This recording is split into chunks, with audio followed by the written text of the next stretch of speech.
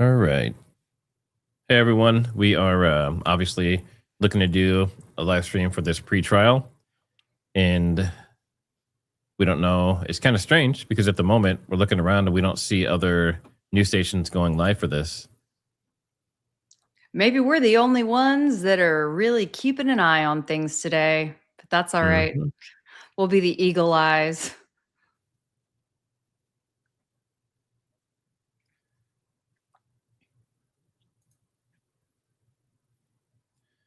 Let's see the version investigation.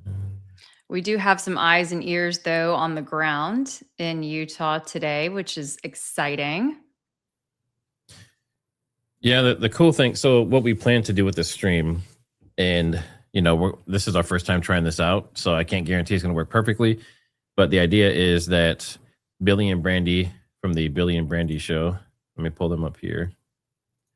I know many of you know who they are by now. They are on the ground. Share my screen.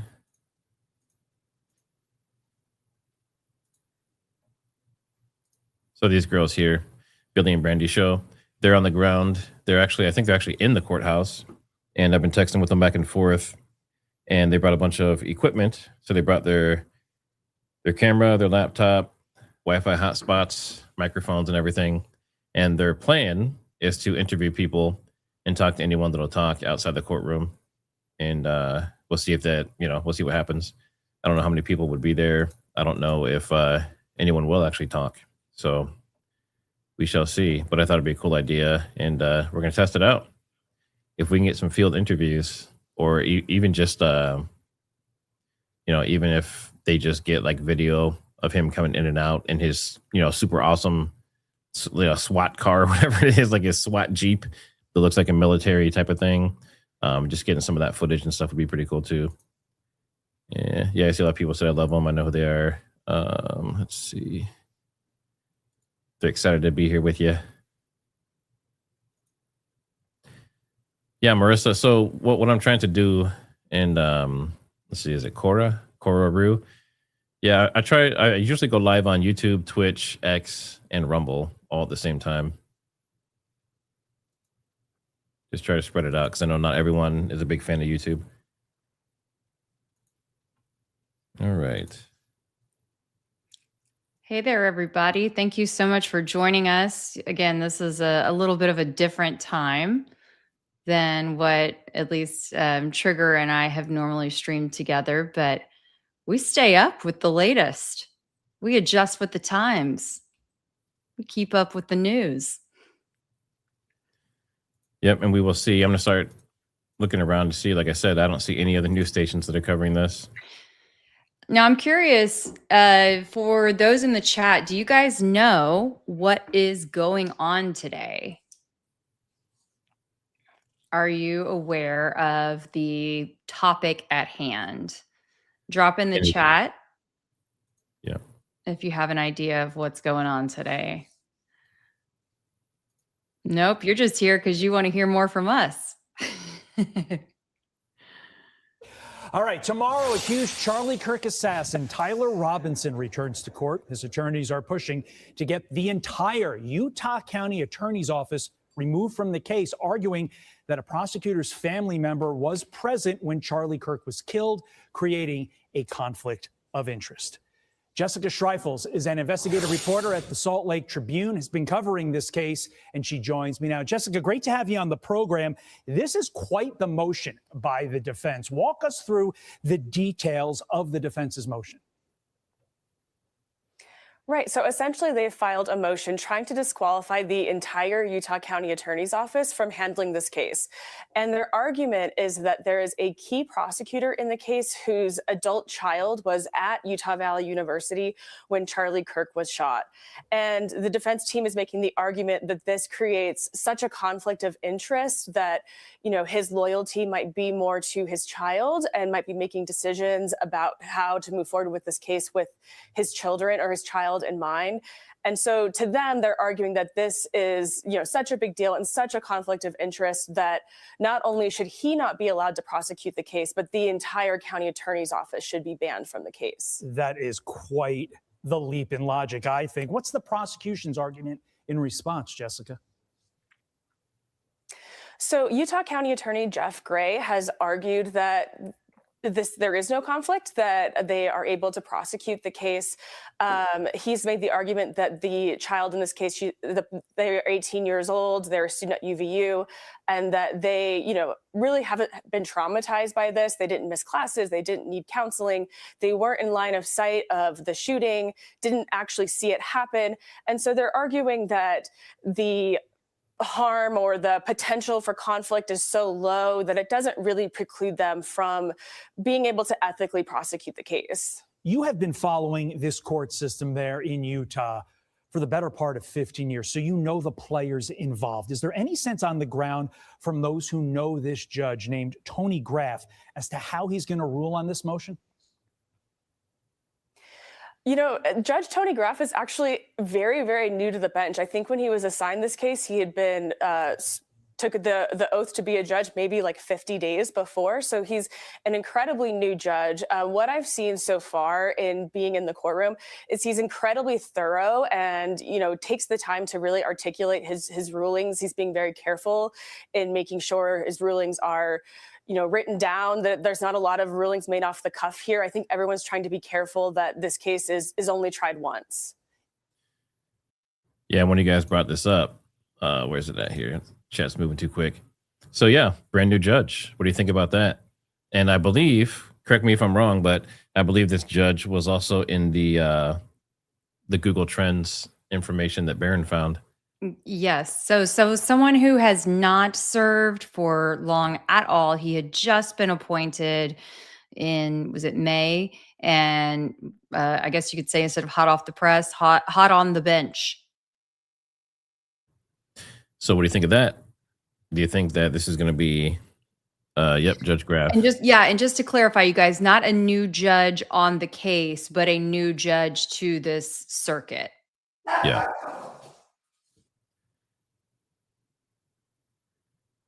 Yeah, and I mean, I don't know anything about this judge.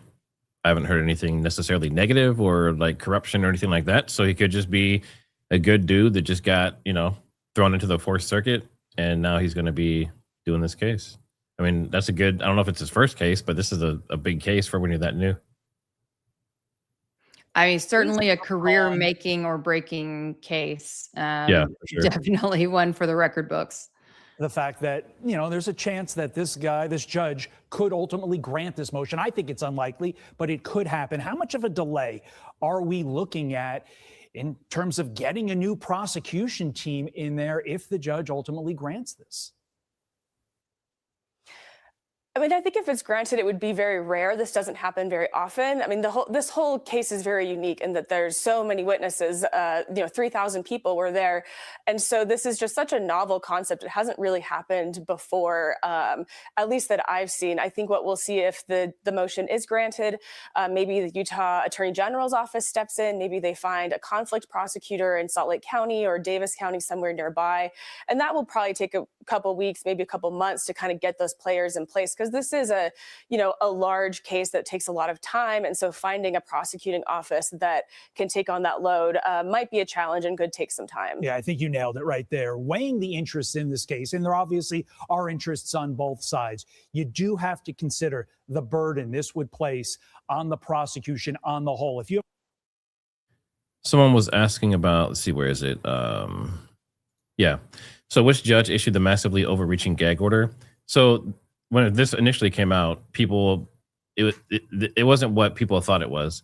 So when I saw it, I thought he was gagging, like, obviously, your prosecutors and that kind of stuff, and people involved in the case directly, but also like everyone in the audience at UVU and their cousin. And, like we thought it was like everyone, but that was never true. The gag order is only for the prosecution and the lawyers that are involved. To remove this entire team that's been working on this case for months, that knows the details. This is going to cause a tremendous delay. and it's going to also cause everybody to have to start from the beginning. And I don't know if the court ultimately wants to do that. Jessica Schreifels, thank you for your insight on this. Very important stuff. Appreciate it. All right, and then we also have this other video here. This is this covers some of the information from yesterday about Lance Twiggs' family member. So I don't know if you've seen this, but I know Barron covered it and a few other people did as well. But this is interesting. The White House is dealing with more than Iran. Don't forget Venezuela. Today in Washington, Venezuelan opposition leader Maria Machado wrapped up a whirlwind day of high-stakes meetings. Swarm has what it takes to run Venezuela, at least not for now. That didn't. This should be the right one. All right, let's try that again. In commercials, make sure you get your color guard. Prescription only. Now, if you're in the chat and you see any of the news stations officially go live, make sure you let us know. After the assassination of Charlie Kirk on a Utah University campus, the questions and conspiracy theories surrounding what happened continue to sprout and sprawl on the internet. That fatal shot rang out in September, and the person who was arrested, Tyler Robinson, is set to appear in court tomorrow. He's charged with Charlie Kirk's murder. So will the trial of Tyler Robinson answer some of the questions, some of the unknowns? One of the hottest subjects of speculation are these bizarre text messages between Tyler Robinson and his partner.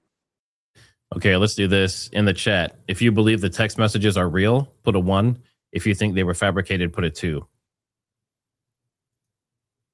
Because they're still using that. Lance Twiggs, which have only added to the case against Robinson. But what did Lance Twiggs know, if anything? And where is Twiggs now? In an exclusive interview with a family member of Lance Twiggs, News Nation senior national correspondent Brian Entin tried to get some answers. Brian joins us now from Utah. Brian, this must have been quite a conversation because Lance Twiggs has been in hiding since Charlie Kirk was killed. He has, Elizabeth, and Lance Twiggs has really been one of the big mysteries of this entire thing. I'm at Utah Valley University right now. This is the courtyard right here where Charlie Kirk was killed.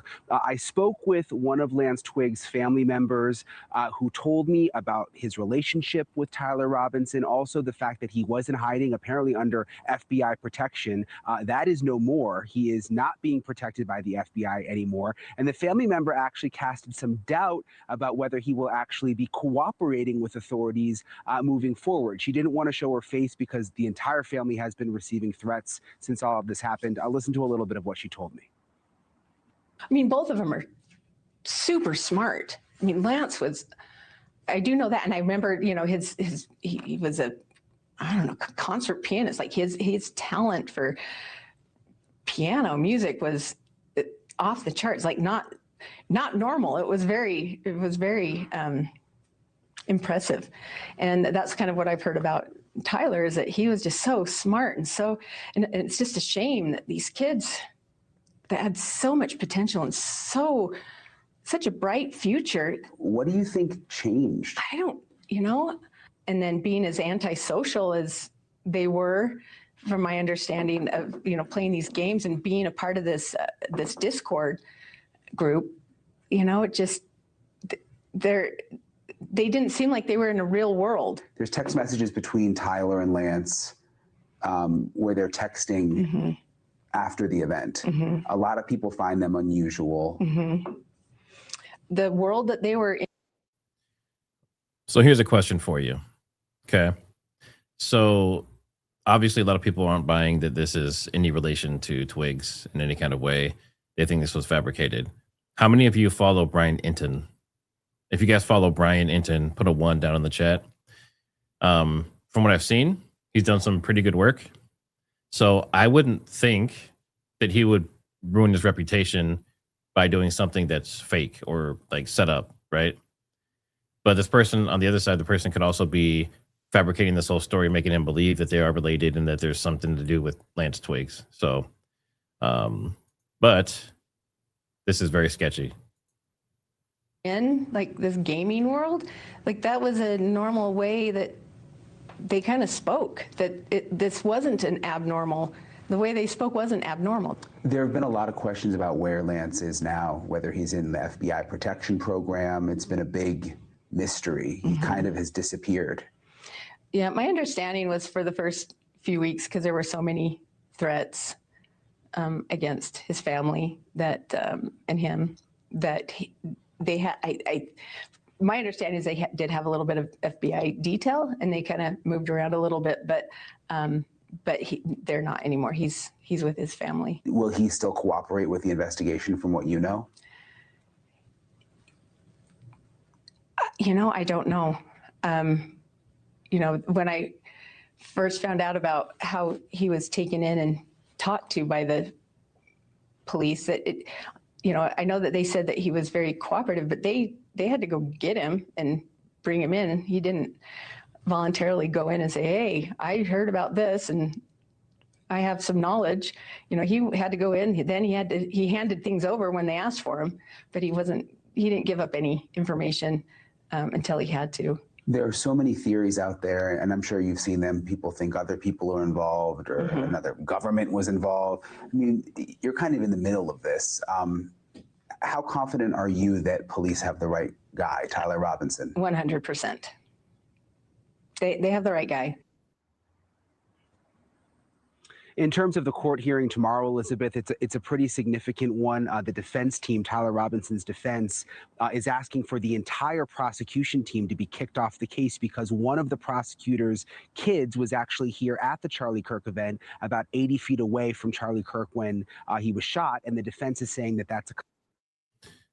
Okay, so now we're hearing conflicting stories. Are you muted, Kelly? I can't tell if you're talking or not. I'm like, I'm ready. I'm chomping at the bit. I'm ready to say something. Go for it. So I want to believe that Brian is a stand-up journalist. I have followed his work for a while.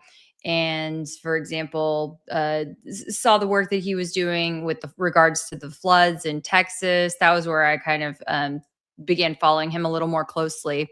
And so I want to believe that he is a stand-up journalist. What I hope, as sad as it is, what I hope maybe happened here, because I am a former TV investigative reporter myself, is that maybe there was pressure from above to do this interview, and that he was pushed into it, and that he just kind of had to do it.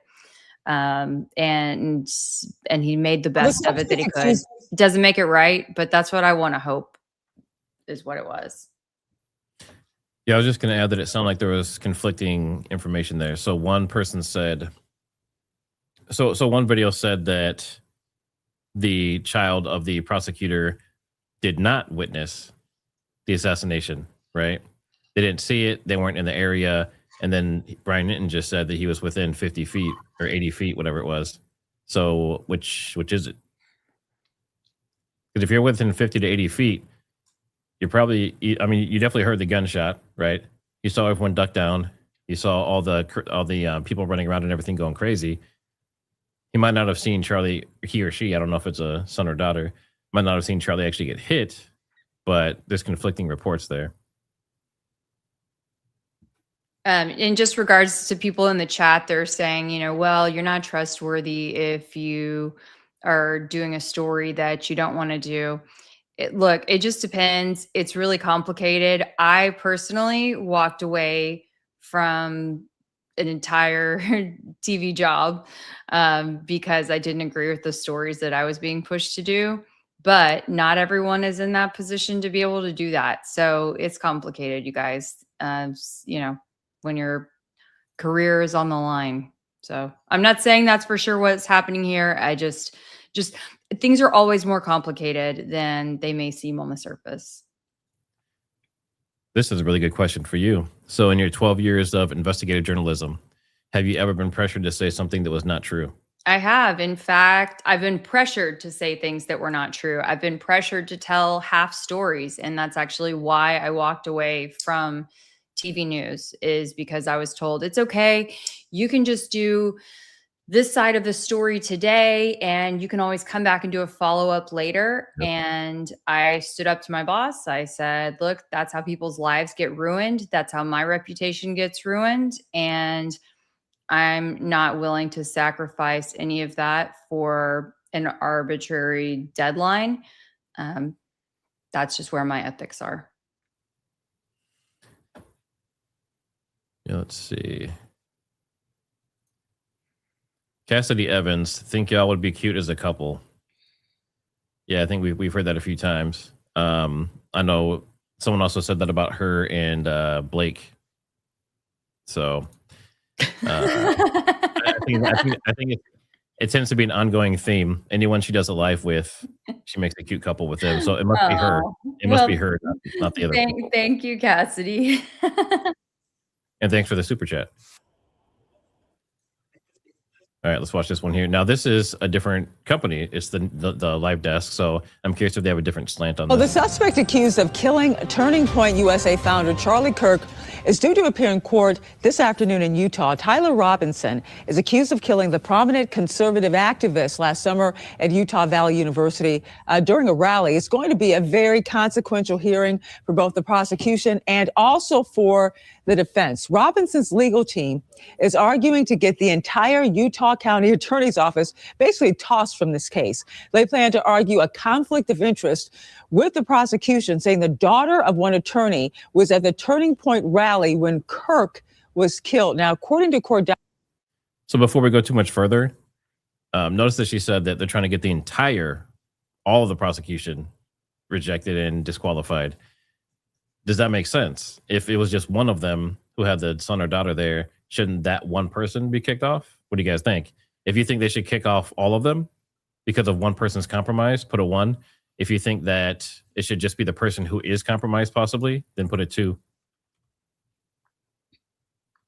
Documents. The daughter is a student at the university and was less than 100 feet away from Kirk when he was killed. We'll see how that all plays out today. If the legal team is removed from the case, a special prosecutor will be appointed. That could further delay some of these court rulings. Now, Robinson's has been charged with aggravated murder, obstruction of justice, and witness tampering, among other things. The state of Utah is trying to pursue the death penalty in this matter. We're also learning this morning that Robinson's romantic partner, who was key in helping authorities track him down, is no longer in FBI protection. The agency says he's not being charged with the crime and has not said why the protection has ended.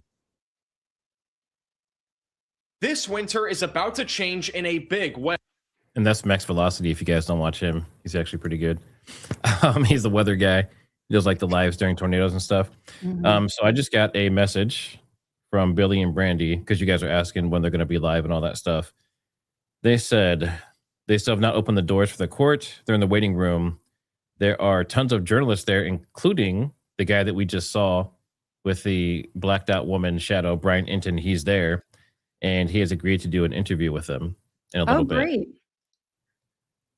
So That's and I'm fantastic. Not sure. You guys will get the exclusive hearing from Brian Inton kind of off of the cuff, right? I'm going to see if they're actually interviewing him live or if they're just going to do an interview to show later on.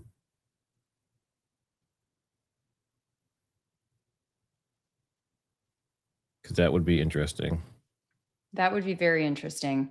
So while you're taking a look at those texts, I'll just kind of chat for a little bit about the situation. So for those who are just coming in, this hearing today is primarily going to focus on the issue of should the state's prosecution, so on the state side, not on Tyler's side, the defense, but on the state side, should they be disqualified because one of the attorneys had a family member who was there, an adult The suspect accused who was at the Charlie Kirk rally and had texted their father, who is a prosecutor, in real time as the shooting unfolded and said, Charlie got shot.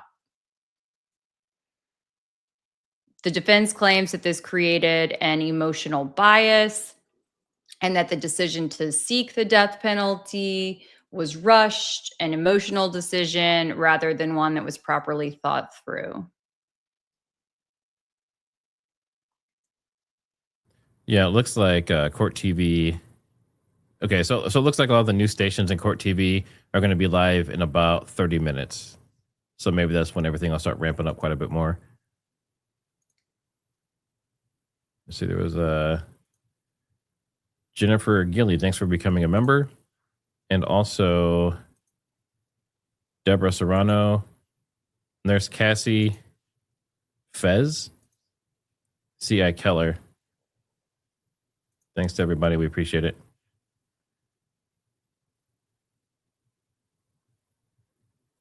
Nice. Zero was that Blake? I'm not sure. Let's see. Are Brandi and Billie doing a live? Let me. I'm not sure if they're actually doing their own live. What they were doing today, as far as I know, is they are going to be patching into this StreamYard. So they're going to be joining us, and they have all the equipment and everything there to do a live. And they're also recording their own footage to do a show later on. So as of right now, as far as I know, they'll just be jumping in with us. They're still waiting to get into the courtroom. So I don't know if they've even had a chance to set all their stuff up, but we'll see here in a minute. Looks like we have about 30-ish minutes until everything kind of gets really started. And I'm also checking because I don't know what this gives me access to, but I actually requested like a media link for a WebEx. Okay. So I don't know what, once that's live, I'm not sure if we get some kind of like special angle or something inside the courtroom that the Utah, courthouse is actually like hosting. You mean the angle like last time that you were able to kind of read the computer of the defense attorneys and to try to read the lips of Tyler Robinson, all those fun things? Yeah. Oh, I think I see a chat coming in from the Brandi and Billie Show. Let's see. Where are they at? At 128.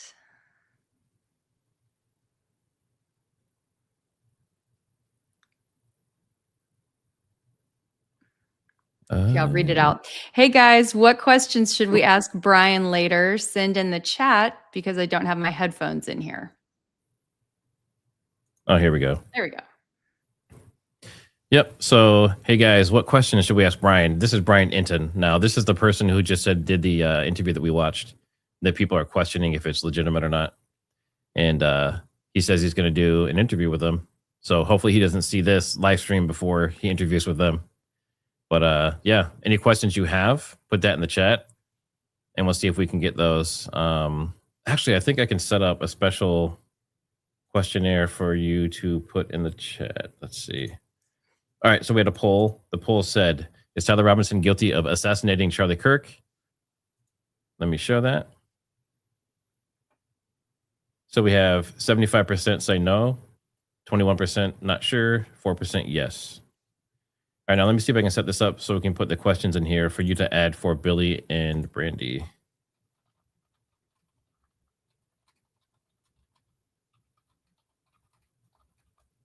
All right, hopefully this works correctly. It should be up now. Okay, so now you'll see that little thing floating that says, what should Billie and Brandi ask Brian Inton? So I think you can add your question directly to that, and then we'll have like a running list.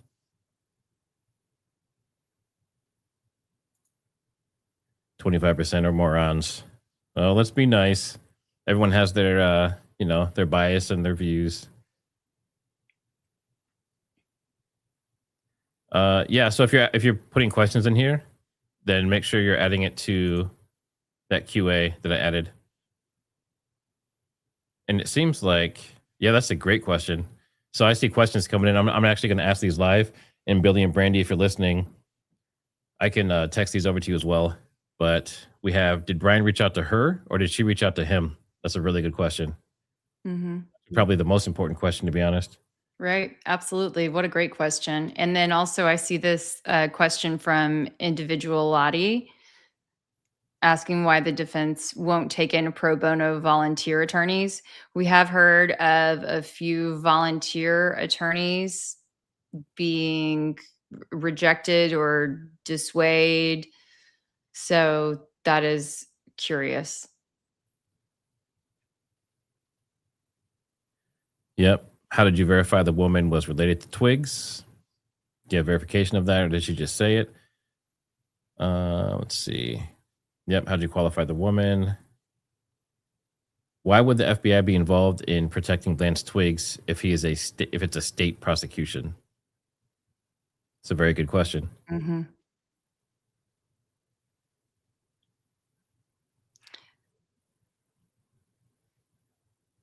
Well, yeah, simple one. Does he believe her?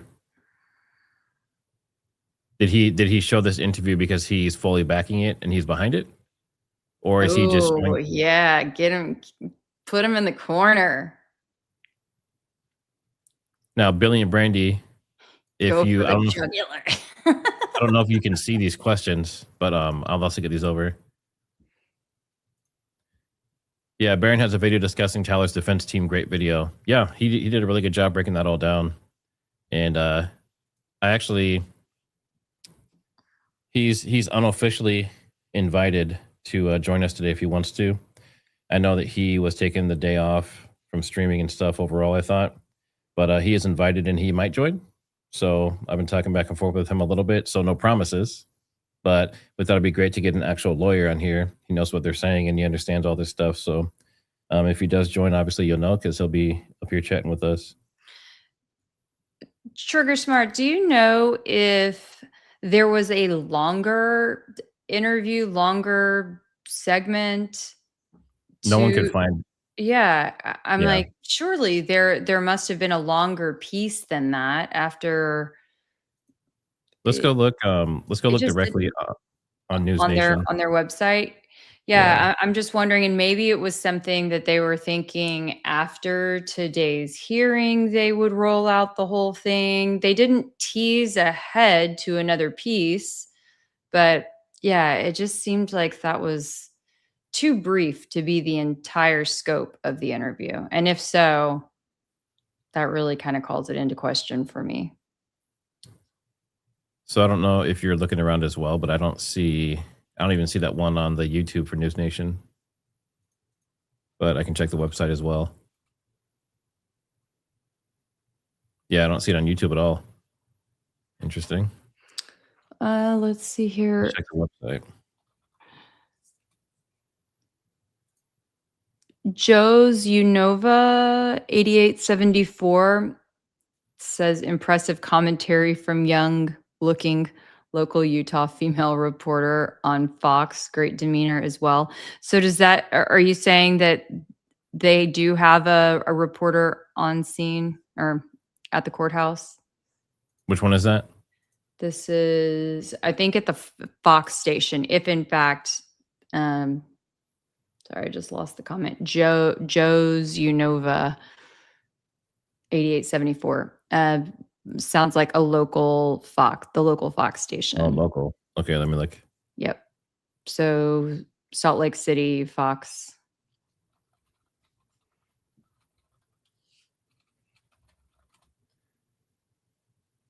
Utah, breaking news.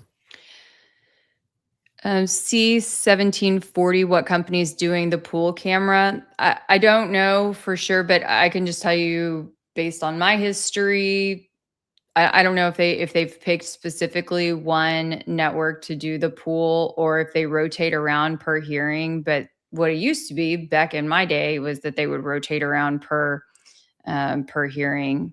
So that way everyone had a chance to be the station in and kind of give it their own little flair. But of course it would be fed out to everyone instantly.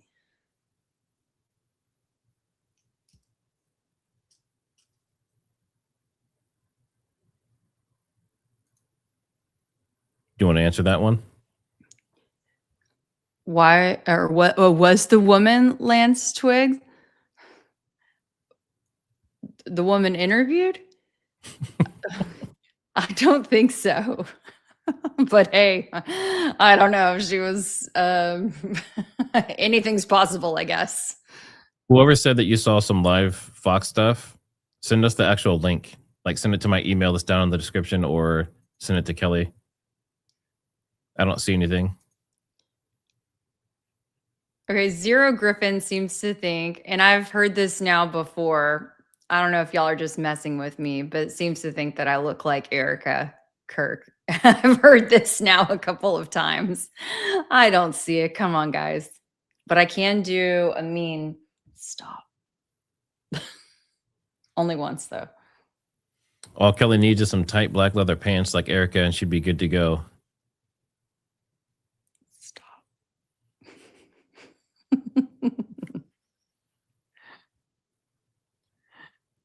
Oh, here we go.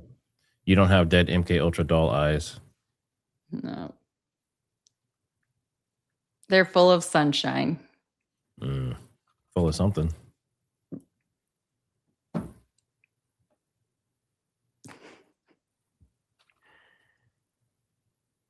Yeah, I'm just going to look here really quick, see if I see anything else. If not, we can start going over some of the documents and articles and stuff that we have while we're waiting. But video is always better, in my opinion. Yeah. Well, let's see. Oh, I see one. So maybe they're starting to queue up a little bit. But it's just this. They're just getting queued up for it. Stand by. Yeah.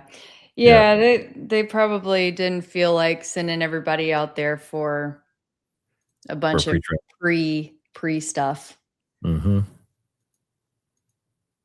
But it's important pre-stuff. Well, I mean, early before the actual hearing starts. That's all.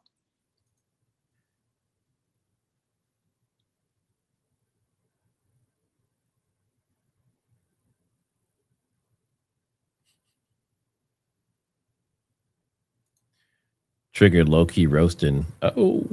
Oh, okay. Wait, hold on. There, the last one, the last comment that you just had up, did it say something about why aren't the podcasters helping him get a better defense? Is that what it said? Okay.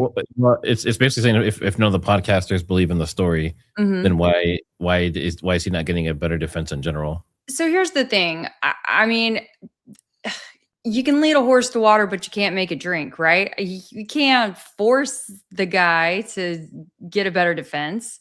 You know, we can reveal problems and issues, but at the end of the day, he gets to choose his own defense. And if he doesn't like his defense, he can request new lawyers. He could request to represent himself if he wanted to. So that's not our job, but I think in bringing out all of these discrepancies and facts, that's what I feel like my job is, not to find him a defense. Yeah, it looks like we have about 20 minutes or so until all the news stations and stuff start to go live in the court. And I'm testing out this link every once in a while to see when they're going to let me in. How do we need to tell him to fire them? You are welcome to write him letters. Anyone can write him a letter. Strongly worded. Yeah. I'm sure he'd love the mail. You can even try calling him if you want. Do they allow that? They do. That doesn't mean he's going to accept it, but you can try. But I'd start with a letter first. Maybe even an email.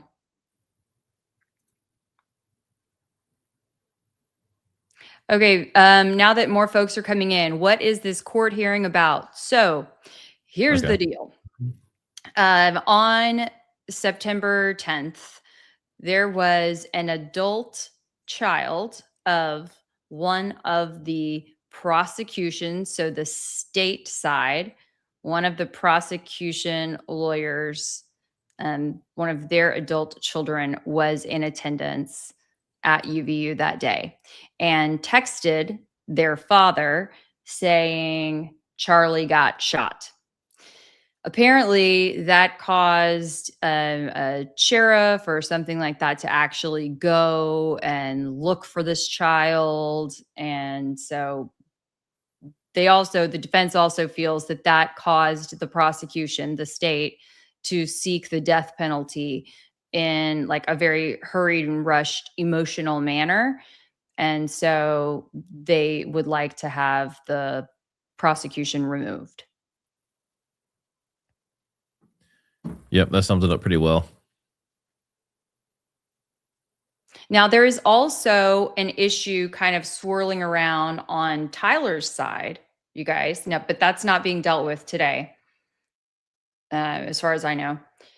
As far as I know, it has not officially even been brought up in court, I don't think. But that someone on Tyler's team is related to Terrell Farnsworth. And Terrell is the one who we see going in. He's the AV contracted AV guy, and he goes and he pulls out the SD card. So that's a little sus. But if you think about it, who's going to ask for that person to be removed? Is Tyler's own team going to ask for that person to be removed? No, probably not. And is the state going to ask for that person to be removed? Well, no, they're not going to ask for that person to be removed because it would be, more beneficial to them. So potentially. Yeah, we have a lot of people saying remove that person 100%. Now, that's another question. Should they remove just that person, or is the entire prosecution team compromised now? That's the question. All right, let's do a poll. Let me check these questions. I have to get these over to Billie and Brandi. A lot of questions. Wow. And they're still rolling in. All right, let me end QA.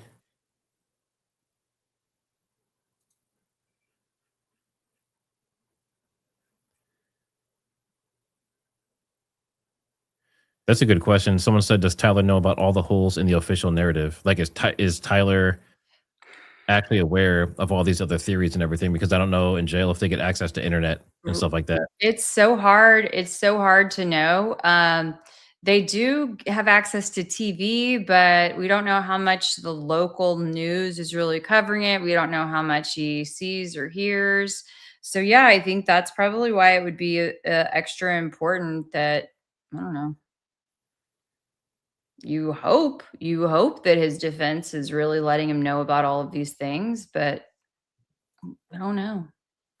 It does make you kind of sad and sick when you think about it like that. All right, I'm gonna How send many this question people are out there over working to- on his behalf? Sending these questions over to Billie and Mandy right now. Or sorry, Billie and Brandi. I don't know why I said Mandy. Billie and Brandi. All right, let's see. Everyone wants to know where Lance Twiggs is. And you guys, your guess is as good as mine and as Matt's. If you believe what the mystery woman in Brian Enton's interview said, he is out of state somewhere, no longer in protective custody, whatever that meant. But he got the heck out of Dodge. Heck out of Utah. Grim Adventures of Billie and Mandy. That was a great show. Very inappropriate show, like most of ours when we were growing up. But yeah.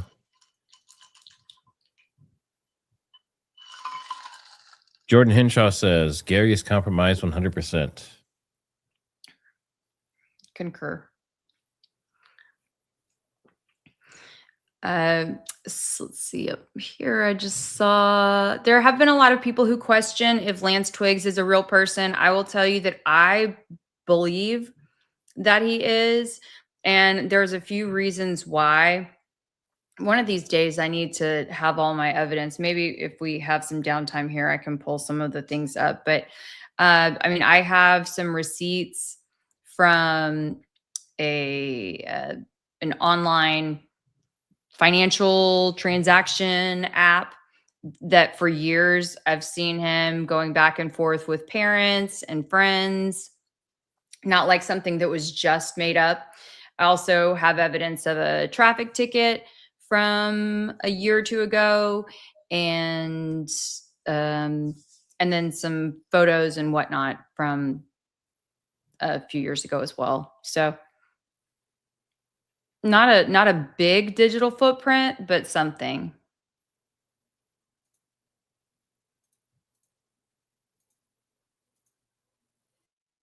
All right. So one thing I wanted to do is obviously this specific case is about the prosecution and whether they should be dismissed or not, since one of their children were in the audience when Charlie got shot. But I wanted to go over the actual charges. So, of course, my friend Grok, that everyone loves so much. So he has a first-degree felony, aggravated murder, felony to discharge a firearm, causing serious bodily injury. Now, this would require that they have video of it, right? Because they would have to assume that he took the shot if they're saying there's DNA on the gun and Charlie got hit, if that's their story. But if they don't have video footage or something or some kind of proof there, that one could be interesting. And then first degree felony discharge of firearm causing serious bodily injury. So he has 2 of those. Second degree obstruction of justice, capital first degree felony conduct. That's interesting. Third degree tampering with a witness. Who would the witness be that he tampered with? Do you know anything about that?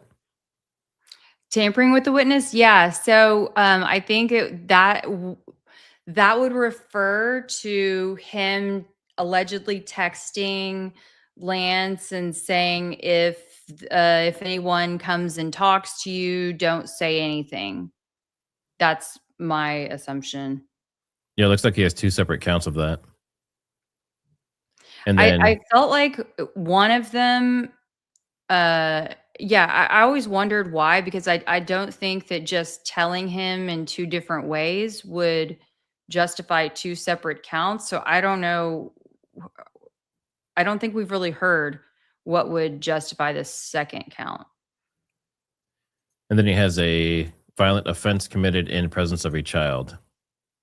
I'm trying to see how many. Does he just have 1 of those? Let's see. The charge occurs when a person commits or attempts a violent criminal offense, obviously in front of a child. It doesn't say how many, but so he has several things against him. He has 2 first-degree felonies, a second and third-degree felony, and then a Class A misdemeanor. So he has quite a bit.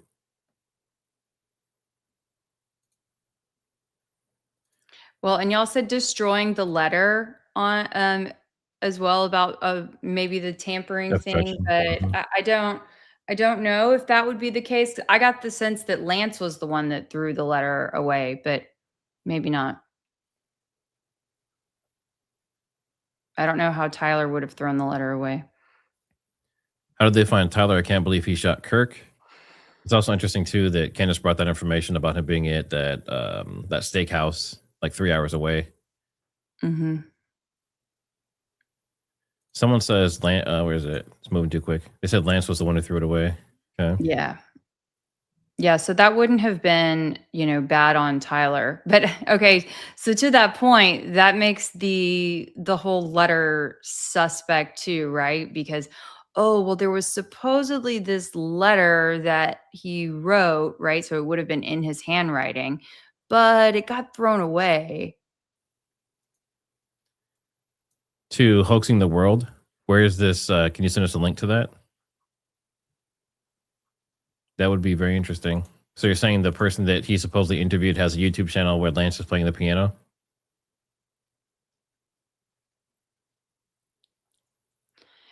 I've seen, maybe I have seen Lance playing the piano. I think I've seen old Hunter Kozak playing the piano and singing.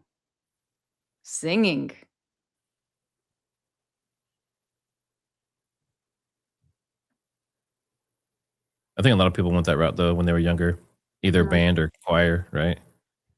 I guess. Yes, it makes no sense that Lance is not on trial. He was made to perform. That's all I know. He was made to perform.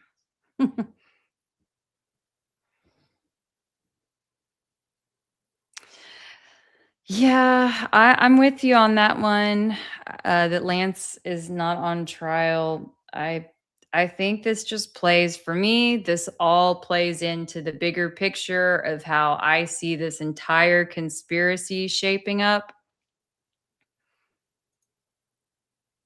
Has there been any discussion on whether or not Tyler has autism? Getting that vibe that would make it easier to manipulate him. No, possibly, yeah.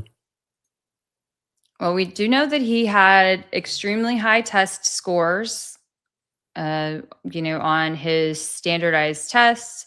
He at one point had, basically like a full scholarship, but then he dropped out, if I recall correctly. Then he ended up going to like a trade school um, for his like electrician's license, and he was doing an apprenticeship, and then had just wrapped that up shortly before September 10th.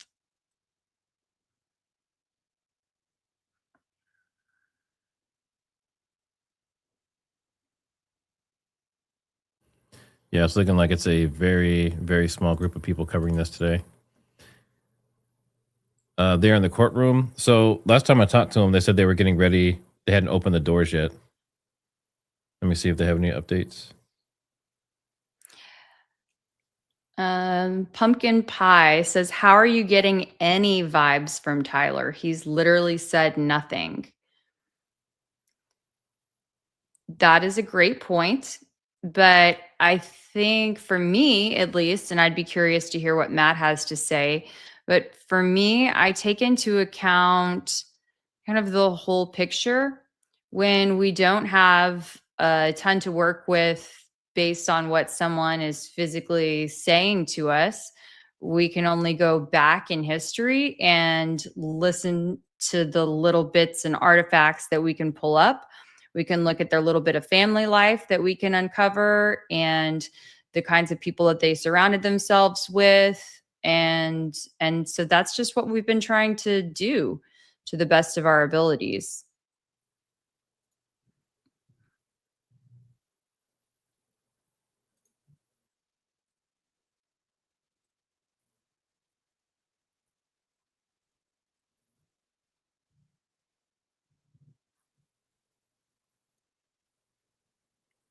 Yeah, now you can see everyone queuing up on YouTube now.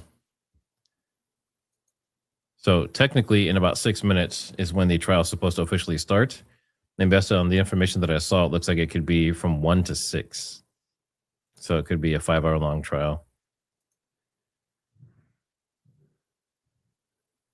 Today's hearing could be 5 hours. It says it's scheduled from 1 to 6. Whew. I'm going to need to go grab that energy drink I have in the fridge. Brandi and Billie said a bunch of people won't make it inside. So that would have to mean there's a decent amount of people there. Lots of news. I think last time that's what happened, is most of them were just sitting outside filming the door, Yeah. kind of waiting for the results.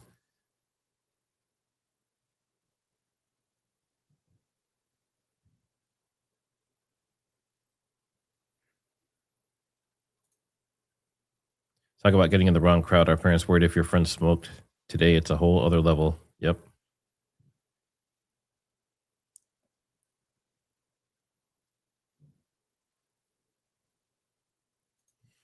TR safety is concerning.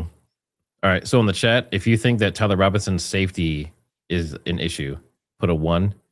If you think, nah, he's fine, he's safe, put a 2. Do you think he's going to end up like Epstein?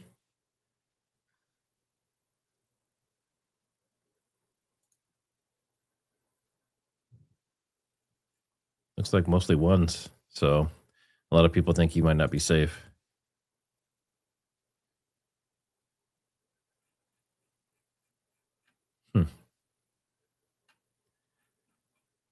Now, a lot of people don't believe Epstein's dead. Mm-hmm. There's tons of videos and theories on that. What, was he like playing pool recently or something? Yeah. No, it's the way his it's his face and the size of his body and all that stuff. The image of him in real life and the image of the like dead body don't match at all. Yes. No, I agree. It was just, that was one of like the photos that was circulating lately, was that he was supposedly out playing pool or something. Living the good life. Yeah. Yeah, we just got about 4 or 5 more minutes here, and hopefully they'll turn on the court TV if they're going to allow it, right? Right. I think what we've been told thus far is that we are expecting to have a stream, and we are expecting to see things. And in case y'all remember the rules of decorum from the previous hearing, the media was given strict instructions to not film Tyler's restraints at all. Okay, so he's been allowed to wear street clothes and not appear in his regular jail garb, but the media is not allowed to film his shackles.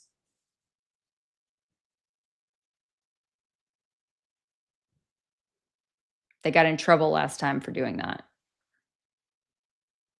So I think a lot of us are hoping that they don't mess it up again this time. Mm-hmm. Because if they do, then, there's a good chance that they could get cameras kicked out completely. And then that's going to really feel like that was rigged this whole time, that they did that on purpose. So just fingers crossed. Someone says, why? What was up with the shackles?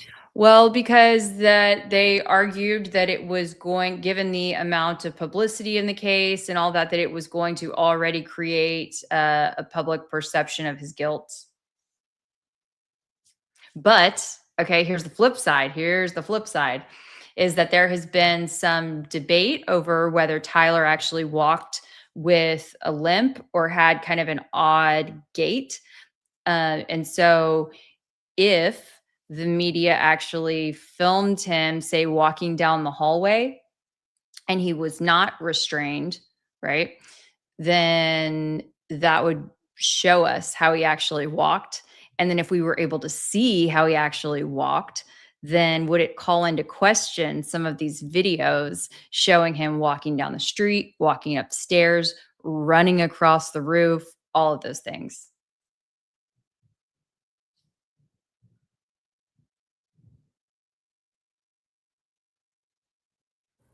I'm just seeing if I can get into that webinar they shared with everyone.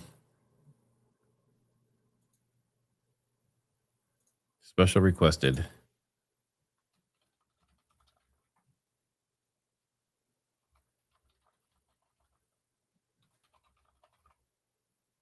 If Kelly would get epidemic sounds, we could play some music in these little breaks.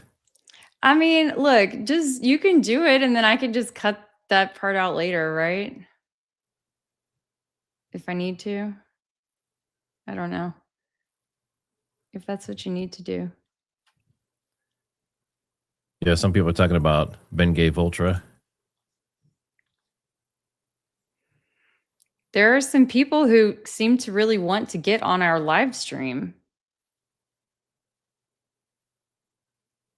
For the right reasons? I don't know. Make your case, folks.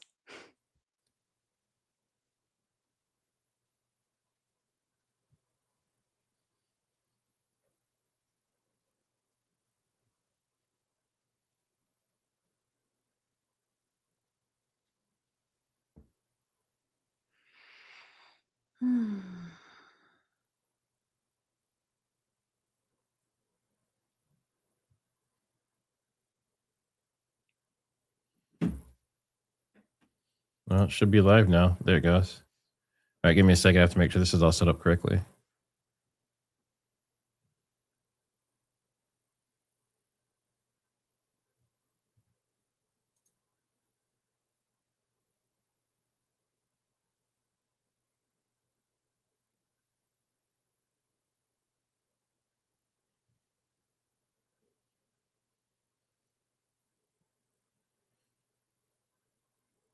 Kelly, did you want to cover some questions while you're waiting? Yeah, I'm actually scanning the chat right now, so I'm trying to look for. There's a lot of comments, but I'm looking for some questions. And I wish I could pull them open. There's no way for you to give me access to be able to pull them. You don't need to. You can just read them. You can just read them over. Okay. Let's see here.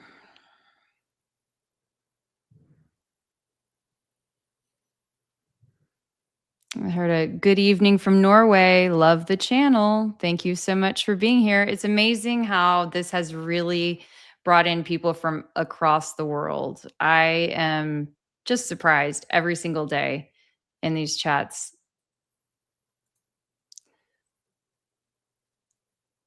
Okay. Can you do a poll to see if Tyler will have a fair trial? I guess define fair, you know? All right, so let's do the first poll. Is there critical information missing? 98% say yes. Now you want to know if it's going to be. Hold on a second.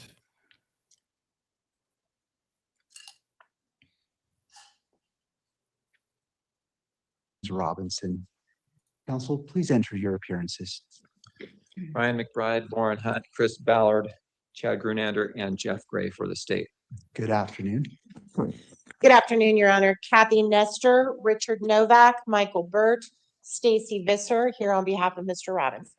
Good afternoon. Good afternoon to you, counsel. Mr. Robinson, good afternoon as well. All right.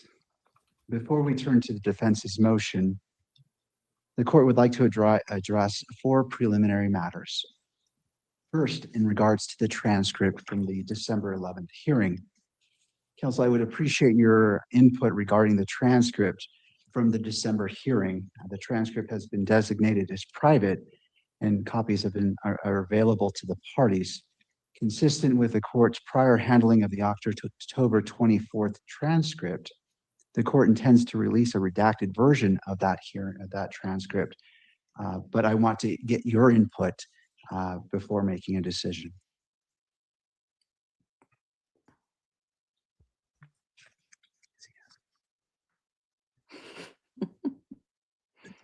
Judge, we intended to do that as well. We haven't stipulated, we haven't come together to stipulate on a version of that transcript that should be redacted. We certainly can do that, and we're happy to do that. Thank you, Mr. McBride. We will meet and confer with Mr. McBride and his colleagues on that.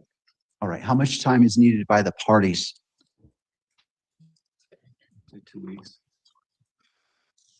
That's fine. A couple weeks. All right. A couple of weeks, and then we can address that. Next, I want to turn to address media coverage and place on the record the potential consequences of any willful violation of the court's December 23rd, 2025 standing decorum order. Under Utah Code Section 78B-6-310, if the court finds a person guilty of contempt, the court may impose a fine of up to $1,000, order incarceration in the county jail for up to 30 days, or both. Any alleged violation will be carefully evaluated, and the court will impose only those sanctions which are appropriate and proportional under the circumstances. The court will make specific findings on the record before imposing any sanction. In addition, the court may impose the following remedial measures if warranted. First, immediate suspension of video transmission A serious of the hearing, with proceedings continuing on audio-only basis for the proceeding where the violation occurred, and disqualification, if necessary, and narrowly tailored of the news organization that filed the request in order for electronic media coverage of court proceedings Was or the the following hearing in which the if violation warranted, occurred. immediate suspension of video Providing full transmission camera of the hearing, operator services with in this proceedings matter. continuing on audio-only Determines that basis such a measure is for required the to proceeding. ensure Are you hearing an echo? Yes.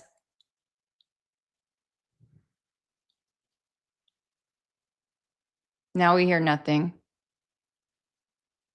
Yeah, I'm just getting some organized over here. There's like 10 things starting at once, all on their I was gonna say, it got louder for a second.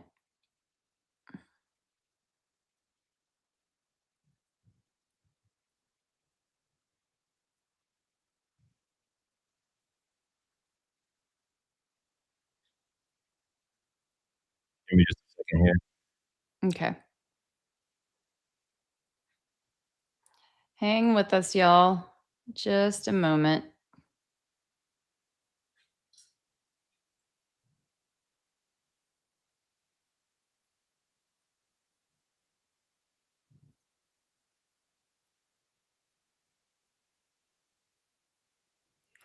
I'm a little behind because there was a major influx of chat comments, but Lead Me to the Bliss had said the guy in Dairy Queen is a Robinson lookalike, I believe, doesn't quite look like Robinson. I agree.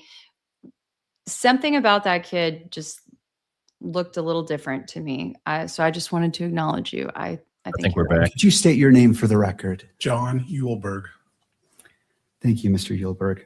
It's not my intention to cause you any embarrassment or discomfort. I simply want to ensure that the guidelines for today's proceedings are clear.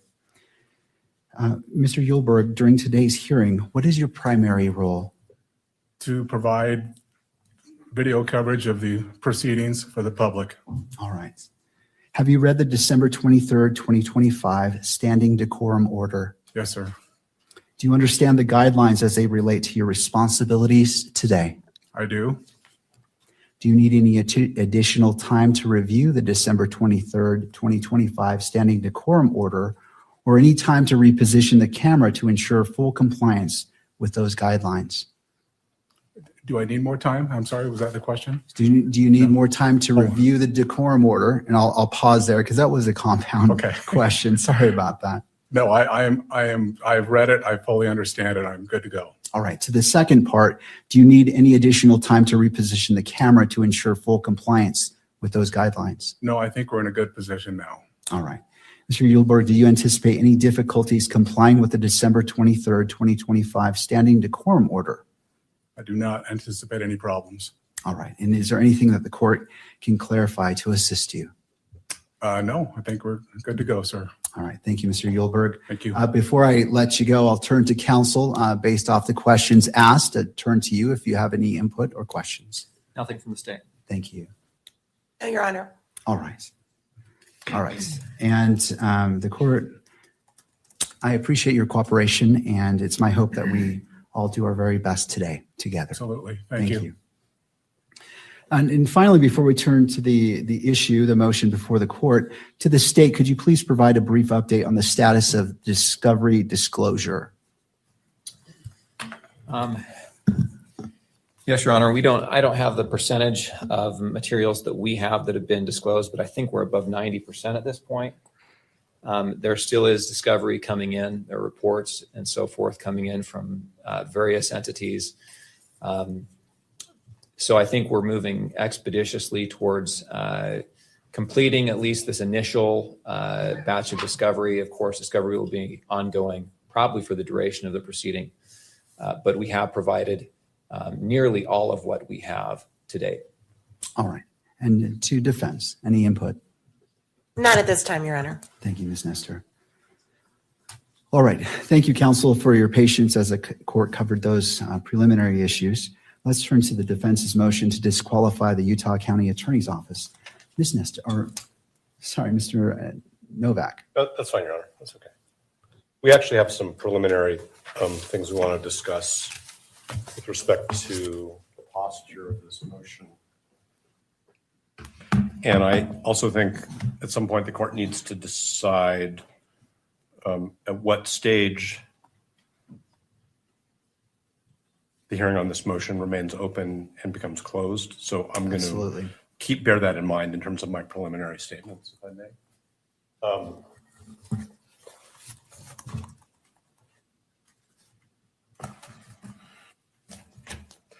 When we filed this motion to disqualify, and when I say we, I mean Mr. Robinson's counsel, we fully expected that what the Utah County attorneys would do is refer the motion to the Attorney General's office so that the Utah County attorneys are not in the position of representing their own interests as potentially conflicted attorneys in a potentially conflicted office and representing the state's interest in the prosecution. We heard informally from the state's attorneys that they were preparing a response and when it would be provided. And then what we received, and again, I'm bearing in mind that we're in an open hearing at the moment, was a brief where I'm going to say the unsworn representations of two attorneys from that office are basically integrated into points and authorities. We don't have affidavits from Mr. Gray or from the other attorney. We have argument. We noted in our reply that we were surprised, that's in footnote 2 at page 4, that the Utah County attorneys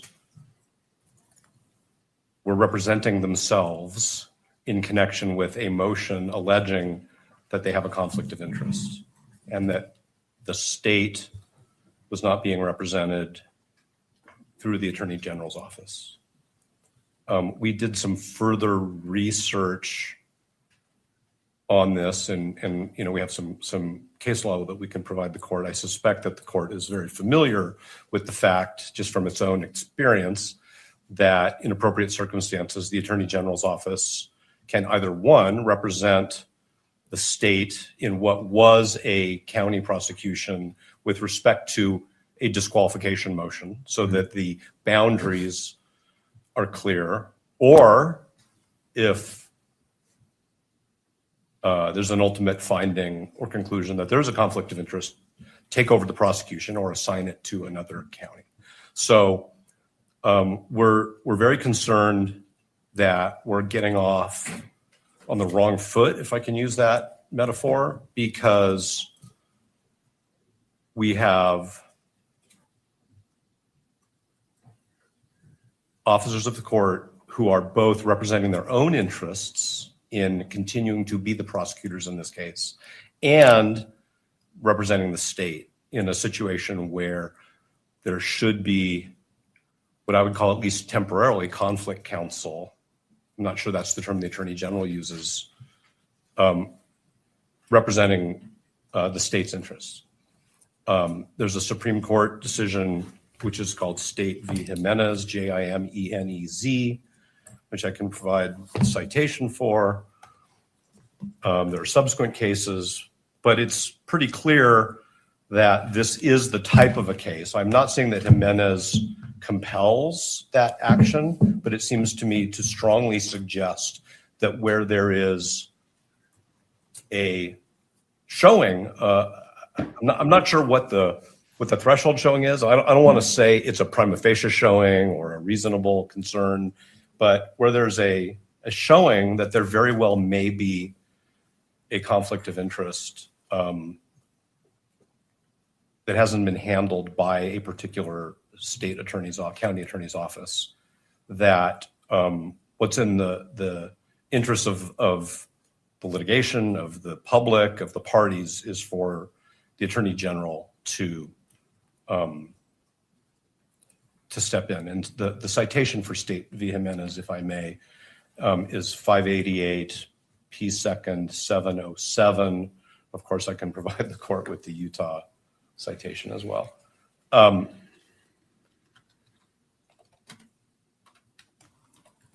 This court actually has the authority under that case, State v. Jimenez, to direct the Attorney General to step in, not for the entire case at this stage, that's not what we're saying is necessary, because that requires a finding of a conflict of interest, but to step in or to designate somebody to step in for the purposes of litigating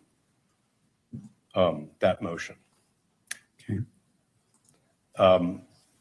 And so we're very concerned that even going forward with an evidentiary hearing where members of the Utah County Attorney's Office are both litigating as representatives of the state in a prosecution and essentially defending their own propriety of proceeding in this prosecution is problematic. As far as being prepared, we're of course prepared to go forward with an evidentiary hearing, but we think that it's improvident. And we think that what the court should do, if the Utah County attorneys have not or don't if given the opportunity, do this on their own, is that the court should designate the Attorney General's office for the purpose of litigating this motion. The court might ask, hypothetically, the question, has the Utah County Attorney's Office conferred with the Attorney General about this particular question? And we are not in the dark because, as Ms. Nestor will tell the court, as an officer of the court, she's spoken with the Attorney General's office and they have not been consulted about this. Okay, so this is a motion to disqualify a county attorney's office based on what we believe is a material, significant conflict of interest that it's clear they haven't even tried to address by way of a screening, which of course is a term of art, because their position is no screening was necessary. We're not even here to discuss whether the way in which a particular attorney was screened off was adequate. Their position as their own advocates is, we've already decided no screening is necessary. So we've been told by the Attorney General's office, Ms. Nestor can represent to the court exactly what she was told, but basically that there has not been consultation. And while that is Mr. Gray's prerogative, we think it's wrong. And we think that this court needs to exercise its authority to intervene and say, in this case, for this kind of a motion, the court needs to hear from a representative of the state who does not even appear to have a conflict of interest. So, so he's kind of saying about a nothing. But for people just coming in, basically one of the prosecutor's children was at the event when Charlie Kirk was assassinated. So the thing is a conflict of interest, and they want to get the prosecution removed. That's what this whole thing is about. So that's where we are before we even get into the litigation of it. And I don't want to be formalistic, and I'm certainly not trying to be confrontational, but I think actually what we think the court should do is the court should strike the Utah County Attorney's response to our motion and direct the Attorney General to take up the responsibility for responding to our motion in whichever way clearly non-conflicted attorneys representing the state think they should, how it should be responded to. And if I've muddled, I always say this, Your Honor, if I've muddled anything or confused anything, please say so, and I'll try to clarify. Thank you. I do have some questions for you as it relates to this. I wish to consider all the authority that you wish to cite to. I mean, obviously you came into this hearing knowing that this is something you're going to present. And this court wants to be efficient with time, but thorough. Yes. And not jumping to conclusions. Can you give me all the authority that you wish for me to consider in considering your request today? Yes, and I think what we could also do, which maybe would be more helpful to the court, is that we could file a short brief on this particular issue, because I will acknowledge that while we were surprised that the brief was filed by the same lawyers who are alleged to have this conflict of interest, it took us a little bit of time and we wanted to get that filed in time for today's hearing because the court set the hearing. It took us a little bit of time to think through these issues. So there are Utah authorities. There are also ABA guidelines on the prosecutorial function, which we think strongly suggest that there should have been what I'll just call a referral to the Attorney General's office for this particular motion. I can stand here and I can give the court case names and numbers and sections from the ABA standards, but it was not our goal to, of course, put the court on the spot and require the court to, like go back into chambers, think about it for, some pressured period of time and come back out and make a decision. So if it would benefit the court for us to file something, and I don't mean in a month, I mean very soon, so that the court has thoughtfully presented points and authorities, we're happy to do that. As far as I know, the only people who've traveled out of town for this hearing are Mr. Burt and myself. So I'm thinking about the convenience of witnesses in the court and counsel. It's important that we do this in a way where the court has the opportunity to make a thoughtful, reasoned decision, as Your Honor always says. So that would be our proposal, is that if the court is open to receiving authorities, that we recess this hearing for, whatever meets the court's schedule, whether it's a week or 2 weeks or a few days, and we can provide the court with something, and we'll come back. But we do think this is a serious issue, because I think the question of who litigates this issue on behalf of the state is in itself wrapped up in this conflict. And we want everybody to get this right. Thank you. Once. My question for you is, knowing this, why didn't you file a motion prior to today's hearing, knowing that the court would be in this position based off your request to prepare the court, prepare opposing parties, and to be efficient in our use of time? I'm trying to understand. I understand what you're saying, and I understand that things evolve, but I'm trying to understand why that wasn't filed in advance of the hearing to put the court on notice at the very minimum, and just to allow the court to do what the court does. I hear what the court's saying, and I think we can take responsibility for not sufficiently presenting the authorities that we think compel what I've just suggested should happen. We noted in our reply brief that the county attorney should not be representing themselves. And that's probably an inadequate message to the court. But we did file a motion to disqualify, and inherent in a motion to disqualify based on the conflict of interest, we anticipated would be that the state attorneys would seek representation from a clearly non-conflicted, appropriate prosecutorial authority, which, as I've done further research, and Mr. Bird and Ms. Visser and Ms. Nestor and I have all done further research literally up until earlier this morning, we think it's pretty clear that this court has the authority to make that, I'm going to call it a referral. I think it's an order referring it to the Attorney General if the Utah County attorneys choose not to do so. And the additional information, which we did receive today, I'll just tell you that, was that there had not been any communication between the county attorneys and the Attorney General's office concerning this issue. So I'll fall on my sword if the court thinks I should be sanctioned for not bringing this up sooner. I hear the court, but we are we're juggling many aspects of this case all at the same time, some of which the court is aware of, some of which the court probably is not aware of, but the court can imagine. No, and I appreciate that. It's not the intent to sanction you. I understand that issues come up and there's a lot going on. And so the court appreciates your candor and representation today. So these items can evolve.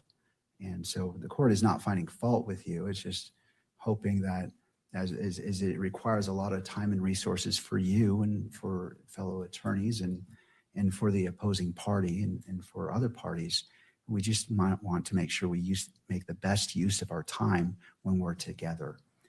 I hear everything the court is saying. I take it to heart. I understand what the court's saying, and we are cognizant of the time that the court devotes to preparation for these hearings. So that's all I can really say. Sure. And also for Mr. Robinson himself and the victim representative, Ms. Kirk as well. We just want to do our best. And I understand, and I'm not finding fault with you, sir, or your team. We've all been in court. We all know what happened. So I understand. I'll turn to the state. Oh, and I'm sorry. Is there anything further that you wish to represent? No, I could provide the court with more citations, but I'm just wondering if that's really the best way to give the court a list of verbal citations. I think with all consideration for, and we probably have, with all consideration for the fact that the court wants to be thorough and careful and we do as well. We don't want to shoot from the hip, but I think that we just decided that this was something that we needed to bring to the court's attention in a much more fulsome way. Once we understood not only the way this was developing, but frankly, the way the Utah Supreme Court, the ABA guidelines, courts of appeals subsequent to State v. Jimenez, and the information that we received today from the Attorney General's office, which isn't a secret. It's just we had a conversation and we learned that there hadn't been any consultation. If there had been consultation and the Attorney General had said, no, we think you're good to go, then that would be different. And that's what we learned this morning. All right. Well, I'll go ahead and take those authorities right now if you'd like to list them. Court is ready. So the second one would be State v. Robertson, and that is also a Utah case 886 P. 2nd 85. There's the ABA prosecution standards. I would refer the court to section 3.1.7 and 3.2.5. And those are, I think, the places to start. Is there any Utah rule on point that addresses this issue? So the case of State v. Jimenez, which I referred to, which is the Supreme Court, does actually cite a statute. Okay. Anything further that you wish for this court to consider at this point in the proceeding as it relates to this issue? No, and depending upon the statements of counsel, we may have some response if the court permits it. Of course. Right. Thank you. Turning to the state, Mr. Gray.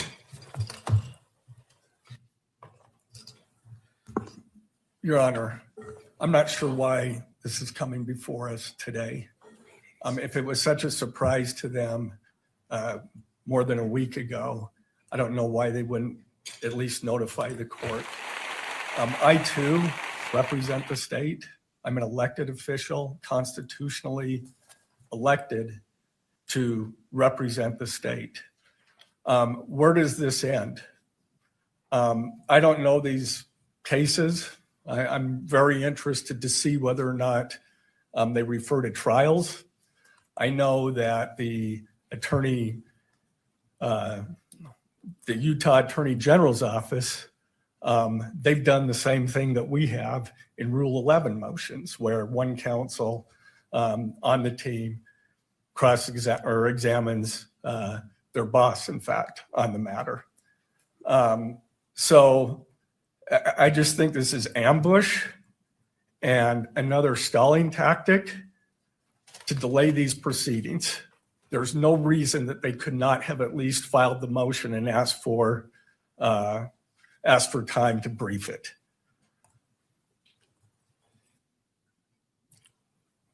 And where does it end? Do we get to respond to their motion to have the Attorney General's office respond, or does the Attorney General's office have to respond to that one too? I'm not, well, anyway, I've stated my, it should have been done far earlier if that was their case, if that was their claim. And if I could just turn the time over. All right. So in the chat, we have this guy, basically he's saying like, you've had plenty of time to do this, right? So why are you doing it just a week before? So if you agree with him, you think this is kind of sketchy, put a 1 in the chat. If you think this is all valuable and that this actually makes sense, put a 2. And Jimenez, which could have been provided to me before this hearing. It looks like those cases don't stand interest cases. They're actually, does the Attorney General's office have authority to prosecute cases that occur within a prosecution district or county attorney's jurisdiction? And the answer is yes. It's not about taking conflicts. From the few minutes I've had to read those cases, I do want to state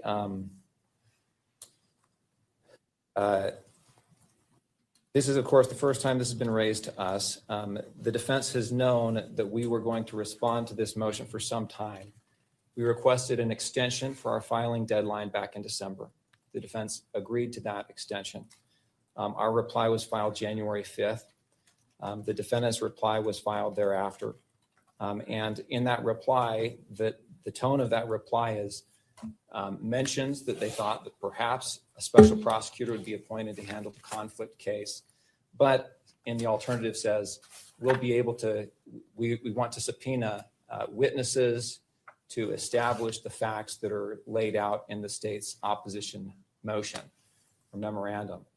And that was what we understood was going to happen today. You have a family member of a prosecutor who has been subpoenaed. An affidavit has been supplied to the court. We believe that affidavit is adequate, but it wasn't adequate from the defense perspective, so they subpoenaed that person. Prosecutors have been subpoenaed for today's hearing. We have 2 investigators that have been subpoenaed for today's hearing. And we are ready to go, Your Honor. I think that the motion or the request the defense has made assumes that a conflict does exist and that there's an inability of the party who has been accused of a conflict to defend themselves. And I just don't think that that's true. If there is a conflict, which is the question that this court is to decide, the case will be referred.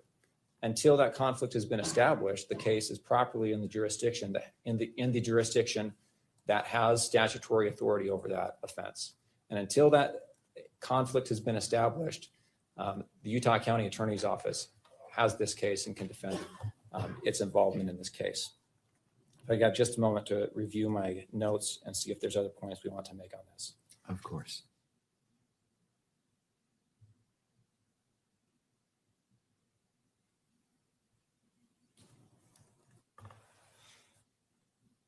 There is one other point I wanted to make, which is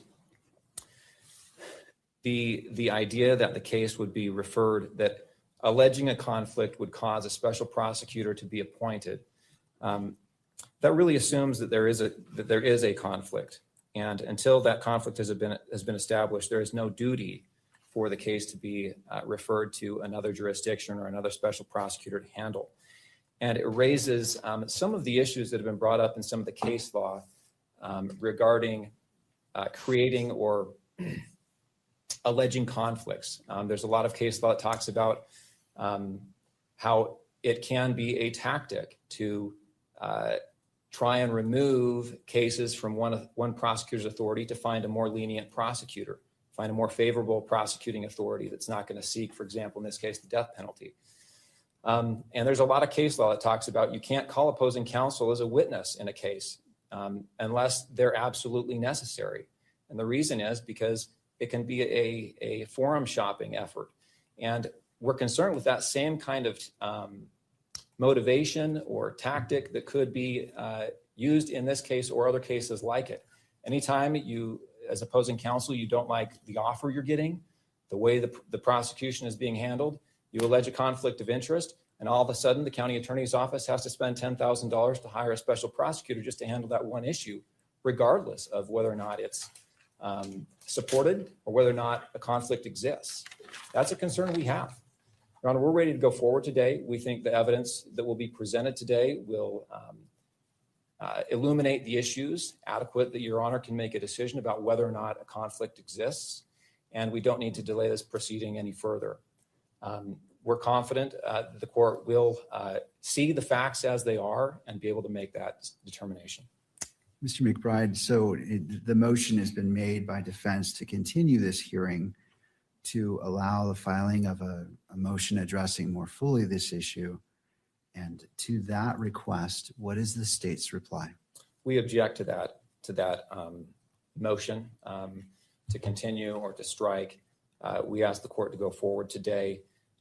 We think the motion is untimely. The court has, or the prosecution has subpoenaed witnesses, and every delay that happens, the witnesses that we have now family members of the prosecution being subpoenaed. These people are ready to move forward and get this out of the way. The longer we delay this, the more anxiety that this procedure has. All right, thank you. Tell me what the name is. To defense, any response? Yes, John, thank you. First, I want to say this is not about seeking a lenient prosecutor. This is not about tactics at all. And it was actually the county attorney's office who informed us back in October that there was a family member of a prosecutor who was present at Utah Valley University at the Charlie Kirk rally and experienced and witnessed certain things. We didn't make this up out of whole cloth. We didn't grab onto some piece of discovery and say, a wedge, a tactic.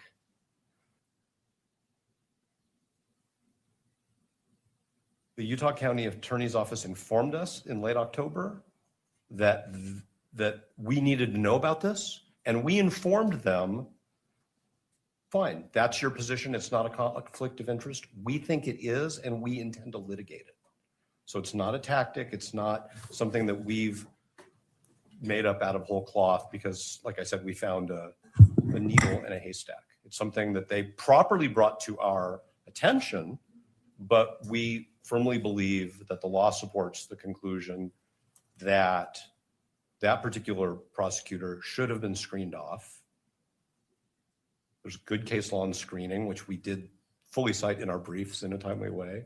And there was no effort to screen off that prosecutor. And that has now created a problem for the whole office. That is not made up out of whole cloth. And like I said, it's not about tactics or lenience or delay. This isn't delaying anything, at least on our part. The other thing that I want to point out is to say that until this court decides there's a conflict of interest, somebody else shouldn't be handling this issue is circular. Because by that point in time, the court would have already allowed the conflicted attorneys to represent the state in a hearing on their potential conflict. So I actually think the way you avoid that circular argument and the sort of harm that arises if the court were to find that there is a conflict is to holy hell, this guy would have made a great politician. The Attorney General's office handle this. Yes, Mr. Gray is an elected official, but that doesn't mean that his office doesn't have a conflict of interest. Conflict of interests arise. A prosecutor decides to become a judicial officer. That's actually where most of the case law comes from. A prosecutor decides to become a judicial officer. That's actually where most of the case law comes from, as Your Honor knows. A defense attorney changes careers and becomes a prosecutor. There has to be a screening. The case law is very clear that the screening has to be adequate. There's been no screening here because Mr. Gray decided we don't think there's a conflict of interest. And what we're saying is it's not a needle in a haystack. It's not a tactic. It's not a fiction. What are they? A thin reed. The evidence that the court has suggests, number one, that there's a very good possibility that as a legal matter, there's a conflict. Because they decided early on, without consulting with anybody, that they didn't have a conflict of interest, didn't put any screening mechanisms in place. And so I understand that they want to defend the decisions that they've made. But the question is, shouldn't the state be represented by somebody else in the course of this court resolving whether those decisions were right? Because to quote the law and to quote the ethics, the Utah County Attorney's Office is now serving two masters. I don't like that word, but that's the word in the doctrine. They're representing themselves and they're representing the state of Utah. And that's why the Attorney General or somebody else designated by the Attorney General should be representing them in this matter. And I do want to say one more thing, if I may, Your Honor, and I appreciate the court's patience. I think that the way we raise this issue in our reply brief is not as accommodating to just letting it go as counsel suggests. What we said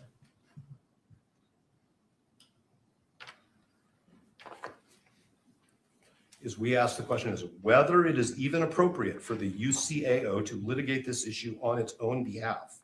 While the UCAO may have provided this court with the information that it has deemed relevant to this issue, the scope of the disclosures and litigation of this motion should have been assigned to another state agency, such as the Attorney General. We didn't suggest that this court should appoint a special prosecutor for all purposes, or that the filing of this motion means that the Utah County Attorney's Office is automatically disqualified from the litigation. That's the point of the motion, is whether they had a conflict of interest, and if they did, whether they handled it. And it's our position correctly, and it's our position that the answer is yes and no. So I understand there are witnesses here, people are ready to go. We think that the court should either accept briefing or agree with us that the referral is appropriate. And I want to cite, if I may, the citation by the Supreme Court in Jimenez. So this is 588 P. 2nd. It's 707, but this is at 708. This is the statute quoted by the Supreme Court. If at any time after investigation by and a finding and a recommendation from the district judge involved that the county attorney in any county is unable to satisfactorily and adequately perform his duties in prosecuting a criminal case without additional legal assistance, the Attorney General shall provide such assistance. That's very broad. What that means in this case is it's inappropriate for the Utah County Attorney's Office to represent itself when it is also representing the state. And that for this motion, this court has the discretion, we would say, respectfully, the obligation to designate the Attorney General to represent the state, the people of the state of Utah, in this motion. And depending upon how the court rules on the motion, then we have to see what happens next. So is it your position that the court has discretion to make that decision? I think that the court has the discretion to say to the Utah County attorneys, you shouldn't be representing yourself in this case at this stage as to this motion only. Continue to do what you do while this motion is pending, and we will resolve this motion. I am not suggesting that they should stop the work that Mr. McBride talked about preparing discovery, having their agents interview witnesses. We want to get this motion resolved in a timely way. It is not a stalling tactic, but I'm not saying, let me be very careful because I don't want to misinterpret the court's question. I'm not saying that whatever this court decides is the right decision because the court has discretion. We believe that the law requires that the county attorney's office be represented by somebody else for this motion. What I'm saying is the legislature gave the court the authority to compel that when the state attorney and the attorney general haven't done anything about that yet. I'm not saying that the court, I mean, I don't know what the standard of review on appeal would be. So I'm not just saying it's an abuse of discretion standard. What I'm saying is the legislature gave this court the authority to direct, refer to the attorney general representation in a criminal case where there's a showing of a potential conflict of interest. And I've been a criminal litigator, although on this side for a long time. So I understand what counsel's talking about is sometimes defendants come up with questionable grounds and move to disqualify.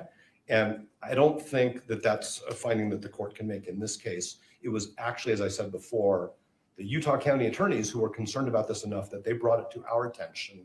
We have profound disagreements about the significance of the conflict and the way it was handled.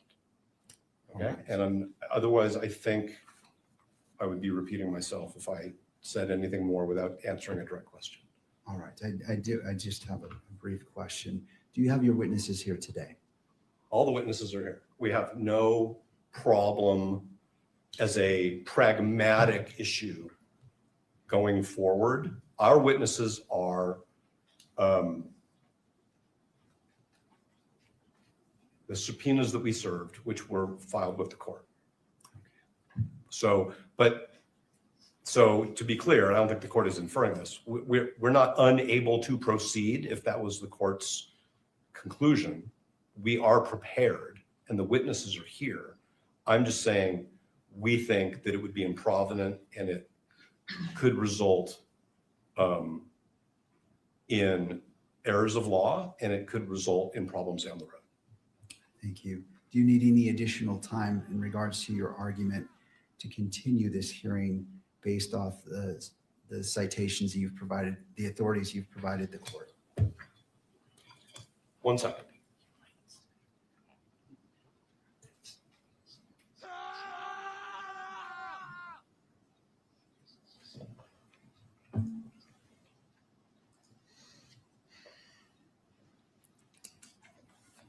No, thank you. All right, thank you. What this court intends to do is, this is an important issue, and I realize the totality of what's been presented. And my question in regards to your witnesses is, it was informatory. I just wanted to see if depending on what the court rules, if the parties, I don't want to disadvantage either party in that. So this is an important issue, and this court wishes to take a brief recess. I want to look at what's been provided and make see where the court needs to go. I want to inform myself, take a moment to look at it, and as opposed to just making a snap decision and taking into consideration all parties and the constitutional rights of all parties as well. With that, we will be in a brief recess. I always hesitate to give the time because sometimes I appreciate you being here. Court is in a brief recess. Thank you. All right.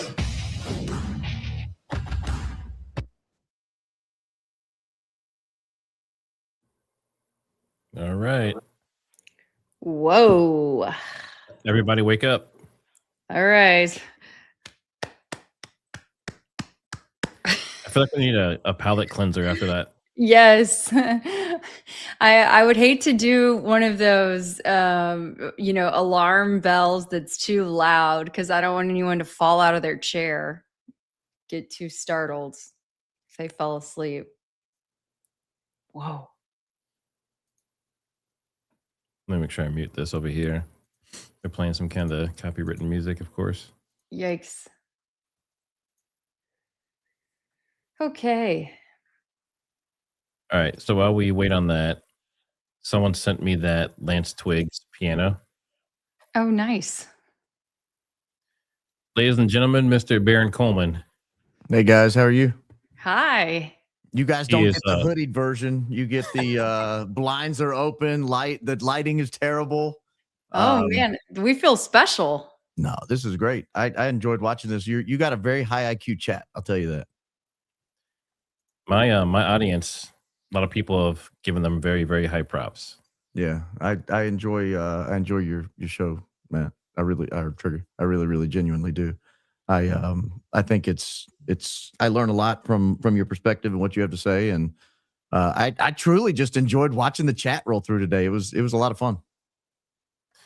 Yeah, I think well, your thoughts, right? Because people are saying, let's hear this from a lawyer. Let's hear some legitimate information instead of just all this people just talking for the last 30 minutes saying absolutely nothing. Yeah, no, I mean, the defense is in a bad spot, right? So they have sorry, I'm on a backup camera here, so I can't tell what you're watching here.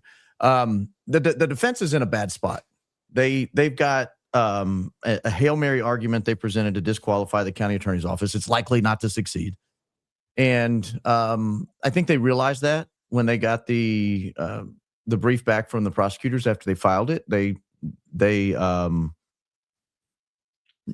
did what look, half of being a defense lawyer is filing a bunch of stuff that's not going to work. That's just the reality of it. And you can't get mad at them for it. Almost always nobody's watching except the family maybe shows up occasionally to some of the hearings.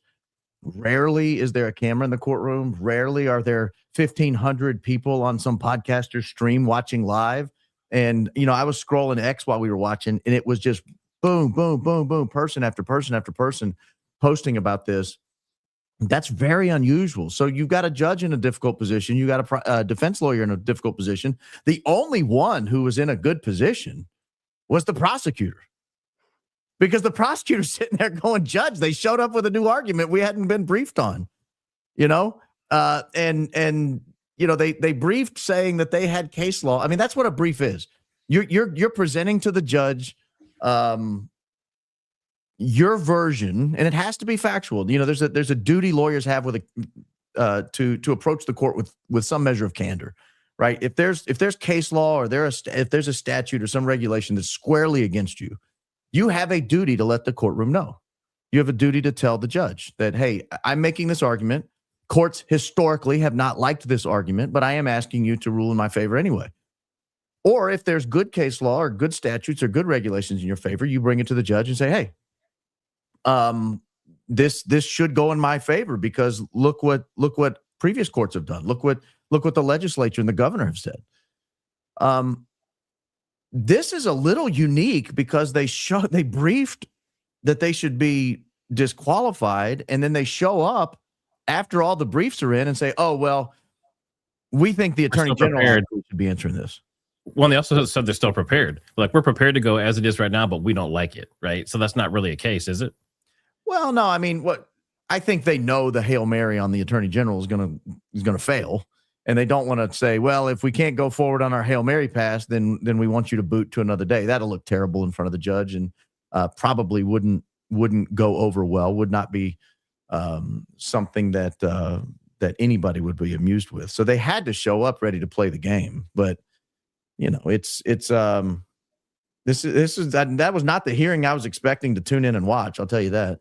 Is it not worth it, Barron, to just take this one on the chin and just concede on this and just say, Your Honor, like, we give in on this? Like, we can just move along? Is that just a bad look? Yeah. Yeah. I mean, if you're going to raise something in front of the court, you better be prepared to fight for it. Yeah. So they raised the issue that they think the attorney general should be the one handling this. I don't know why they didn't raise that in the briefs. There was some sort of briefing schedule. There was some sort of whether it's by Utah law or whether the judge set some special schedule. I don't know, but there was going to be a back and forth. You file, they respond, you reply. Maybe they reply to your reply, and then you take it up in front of the court. And so this was going to happen. They knew that this was going to happen. Why would you show up in court with a brand new argument? I don't understand. Unless somebody just last night was like, hey, I found some case where the attorney general took it up. Why don't we just show up in the morning and ask the judge to make that happen? And if he says no, we'll just go forward with what we had anyway. That's what I think's happening. It just seemed like he really talked in circles for a while. And of course, sometimes lawyers have a reputation for doing that, right? But it just seemed like he talked in circles for quite some time. I mean, I think the chat was certainly feeling that way. Well, all right, so Ben, we have some questions for you. Oh gosh. I can't answer. Right. I don't know that I'll be able to answer all of them, but I'll try. And we also don't know how long he has to do this, right? So everyone, show him some love, some likes. Go make sure you subscribe if you're not already over there on Barron Coleman, the Real Barron podcast. And we're going to go through some questions. But like I said, this is basically his day off. So that's why I look like someone said, where's the hoodie? I'm like, I don't wear a hoodie on my day off. You're getting you're lucky I went and got my real headphones. I was wearing these because I was mixing some stuff down earlier and I needed to hear better than these do. All right. So Monster Mom says, will Tyler Robinson have grounds for appeal later if they do proceed and there was, in fact, a conflict of interest? Someone said they can only see half my face. I don't know what's showing up. Oh, it's because of the you're running mobile. Yeah. Yeah. You've got the moon. Sorry, mobile people. This is what you get. So what was the question? Is it on the screen? No. Yeah, I don't know. I can't put these up for some reason. But okay, let's see. Will Tyler Robinson have grounds for appeal later if they do proceed and there was, in fact, a conflict of interest? Oh, sure. You always can preserve your appeals all the way through. But, judges have really broad discretion on a lot of these early motions. So I I don't anticipate that would be a winning issue. But I don't think the judge wants to get it wrong. I saw some people on X freaking out because the judge was going to take a break before he ruled on it. And I was like, what? I mean, just retire, go to the bathroom, get a cup of coffee, maybe get a bite to, chew on a Snickers bar, have one of your research assistants look up the case they're talking about and see what they did, and that's not unusual at all, that a judge would take 30 minutes or an hour or more to just make sure. You don't want to get it wrong. Nobody's wanting to get this wrong. I don't think Tyler's defense team is wanting to get it wrong. I know there's a lot of suspicion out there that that's happening. Mm-hmm. Next, we said, do you think this is just a stalling tactic for some reason? No, I mean, not a stalling tactic. I think it's a long shot. I think they knew it was a long shot. Can I get Baron Lower's chair? Here you go, guys. You get. So Hey, Trigger, are you able to adjust the setting here? So Baron's not having to. Can you try a different layout? Let me see here. Oh yeah, okay. I see what they're seeing. Yeah, that's not good. That's why I don't offer that backup option. Oh, go back to that one. That one wasn't bad. Where you had us three side by side. Yeah, that's not bad. Except Those three. Yeah, they can only see you. Let's see, can I make it just you? No, don't do that. Nobody wants to see that. It's my day off. Yeah. Well, you get Baron's beard. Well, at least they can focus on your mouth. That's the important part. I used to have a little color in my beard. I mean, I can lower my chair. I just, for those watching on the main screen, I look weird. Now, this is a good question. Are they trying to remove just one person, just the one that had the conflict with the child, or the entire prosecution team? No, they're trying to remove the entire prosecution team by saying the conflict is imputed to the entire team. And I think that's a long shot. I don't think that's going to win the day, but look, you have to raise every issue. There are ethical rules that require you almost to raise issues are going to lose. It's called arguing for a change in authority. And sometimes, like, for example, we have Miranda versus Arizona, right? That's where they read you your Miranda rights. Well, prior to that, police officers did not have to advise you of your right to remain silent. But enough lawyers kept raising the issue, even though court after court after court said there's no rule requiring you to advise somebody of the right to remain silent. It's his fault he didn't know his right. Eventually, some judge was like, you know what? That doesn't sound right. They should advise you of that. And it makes its way to the Supreme Court, and the Supreme Court agrees. And so sometimes you raise an argument that the law is not in your favor. You're arguing in good faith for a change of the law. I did this in a military court. We took it all the way to the CAF, which is the Court of Appeals for the Armed Forces, and we got the law changed on assault because the orders that they were giving were inappropriate. And we had several courts for a while tell us the law is not in your favor on this, denied. And then finally, some court was like, you know what, that doesn't sound right. You're right, that order sucks. And so, they might lose, but they might not. They might win. Here's a good question that goes along with that. Even if they lose, do you think there's a prosecutorial conflict, in your opinion, because of the child? No. I mean, I see why they're raising the issue. I would absolutely raise the issue. I would be pounding on the podium. I would be having an epileptic fit right there in the courtroom. But the reality is I don't believe it. No.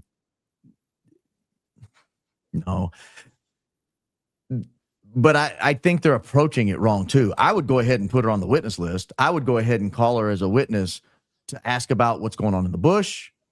She's standing right next to the bush, try to establish perhaps there was a gunshot that came from behind her in the Sorensen Center. She's standing right in line with that. What about the people immediately afterwards that look to be directing traffic? You can see in Adam Bartholomew's Life is Driving video. There's a lot we learned from her affidavit when she put that she was 85 feet off to the left right there. That put her in a really interesting position. Yeah, I'd love to talk about that the white figure on the Sorensen building. I'd love to see what if there's something more to that. Hey, I want to ask about this dope dog, top dog comment. I'm a Republican operative, dirty lawyer who worked for Jews his entire career. I don't know what you're talking about. I mean, I've been a Republican and I did a lot of Republican campaign work, but I don't know about working for Jews my entire. I have worked for Jews. I worked for a great law firm in Boca Raton, Florida, for a little while. With I think I was the only non-Jewish lawyer there. They were phenomenal people.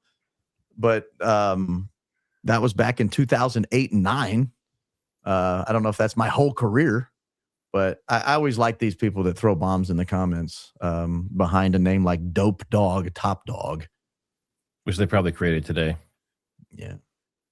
Yeah, I mean, I've been called a CIA agent. I'm FBI. I'm a Fed, apparently, according to my audience. So is Kelly. I put my face and my name out here and a 20+ year legal career behind everything I say, every podcast I do, every episode I do. And if he wants to hide behind Dope Dog, Top Dog, and throw bombs like that, that's his business. Someone says it's Dope Dog, Joe's husband. Dope Dog, I got a book for you, brother. It's right here. It's called Introduction to Logic. It's a great book, Dope Dog. You can go get you some of that.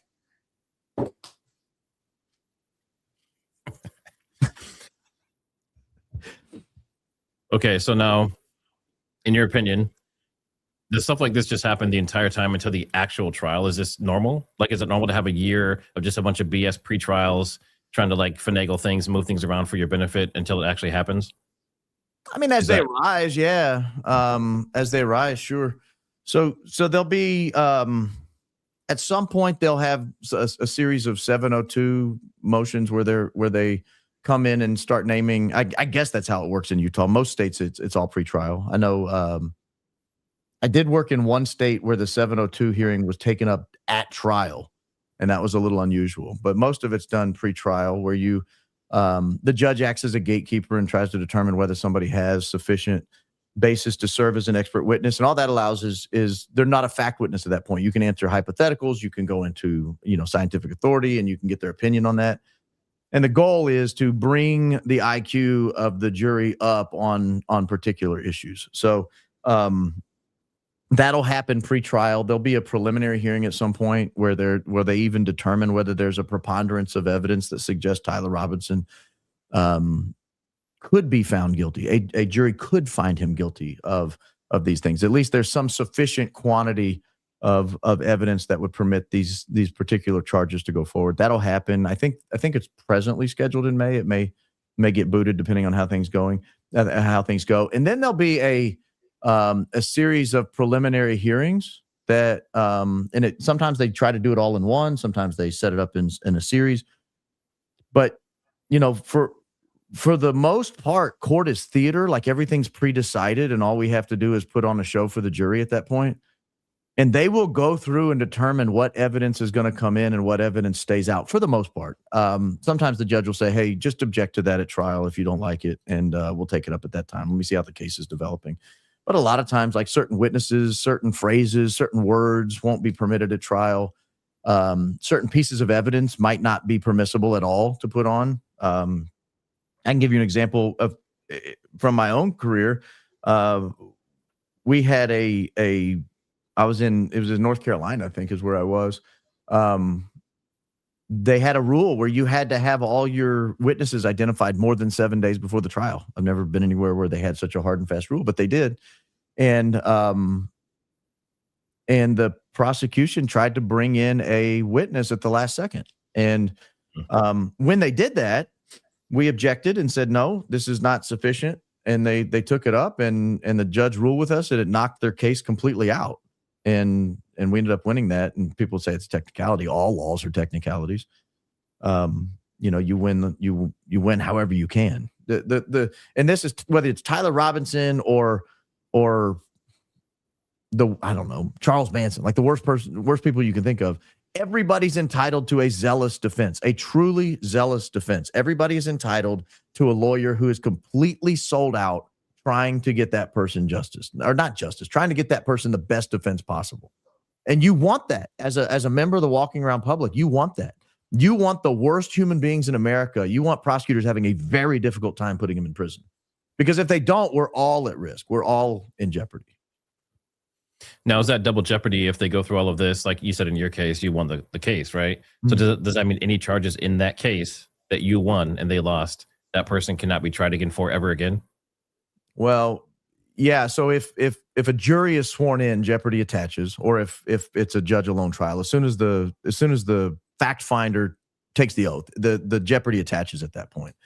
And you cannot be charged for anything. I'll give you an example of this one. I've had a lot of fun cases in my life.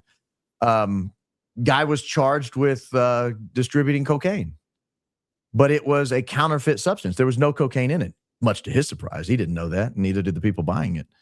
But in Florida, there's an actual charge of counterfeit substance. So he could have been charged with that. But once he's sworn in, they can't add more charges. And they realized when they, they often show up unprepared, they realized, wait a minute, there is no cocaine in this substance he was trafficking. And so jeopardy attaches, case dismissed, and he can never be retried with that again. Not in state court. He could in federal court, but he was not. Now, double jeopardy, is that federal or is that like per state? Is that just at a local jurisdiction? Yeah, it's per jurisdiction. Interesting. So someone says, do you know, are these court appointed lawyers? Mm-hmm. All of them are? Okay. Yeah, I think there might be the out-of-state lawyer, maybe a pro bono lawyer. Bert, I think is his name, the guy from California. But yeah, the Nestor is, I think, the lead court-appointed lawyer. And it's not unusual. I mean, a 20-year-old kid, he can't afford a legal team. Someone said there was an attempt at some point to get Tyler Robinson better counsel, but it wasn't allowed. Do you know anything about that?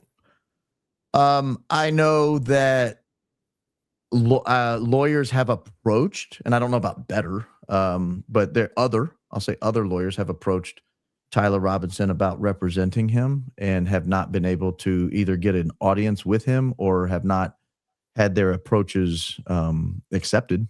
For whatever reason, I don't know why. Well, and the guy from California, he worked on the Menendez case. Mm-hmm. Yeah. Right. Yeah. Yep. Reptilian?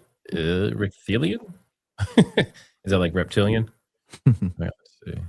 Yeah, we're still on recess. So we're still waiting. Okay, so while we're waiting here, I'm gonna head. Let's see, where is it at? Here it is. All right, now this might be a first. This might be like an exclusive for a lot of you guys. See if I can get this pulled up here. This is Tyler. Tyler Twigs is the name of the channel. I believe this is Lance Twigs playing the piano.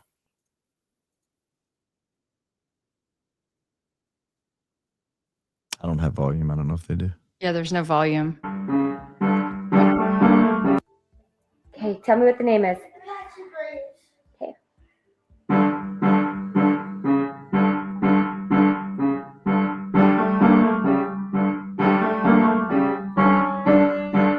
He's good.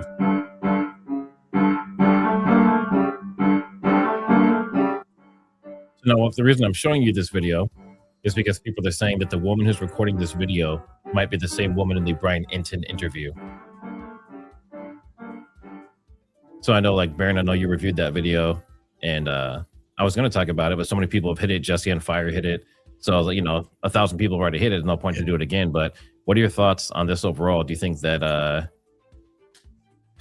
woman's legit, or do you think this was all staged? And if that's the case, Brian Entin is usually pretty well respected by most people as a journalist. News Nation is kind of iffy, right? But what are your thoughts on that now? So if he did stage this, does that ruin his reputation? Is it a one-off? Well, we wouldn't know the circumstances about how it got staged. It's possible it was presented to him as a legitimate witness or a legitimate family member, and he just bought it and went with it because he trusted the people around him. I don't know. I actually have his video pulled up right here. Tyler Robinson's lover, location revealed, family speaks out. Someone sent that to me in the email. It went up 9 hours ago. It's got pretty good views, 90,000, 80,000 views. So, I'm going to watch it. I had it pulled up so I would remember to watch it before I took off with my family tonight. But I don't know. I don't think that woman seemed like she was particularly close with the family. She didn't seem to have firsthand knowledge of anything.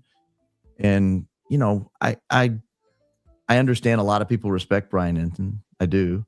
But I just wonder why put that up And why go with that story when all she's saying is, I mean, I'm sure you get a lot of tips in your email or text or whatever, and you've got to kind of wade through them and think, does this person really know what they're talking about? Is this person really someone who I can put out in front of people or follow their lead or whatever? I don't know.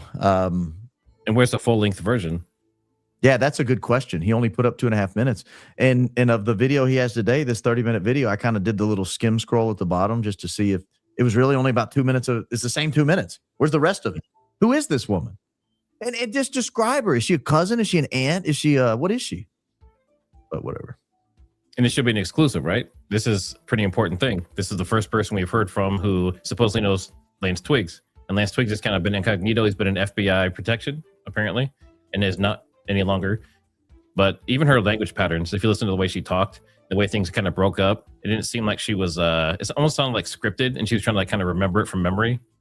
It didn't sound like it was flowing naturally from her. Yeah.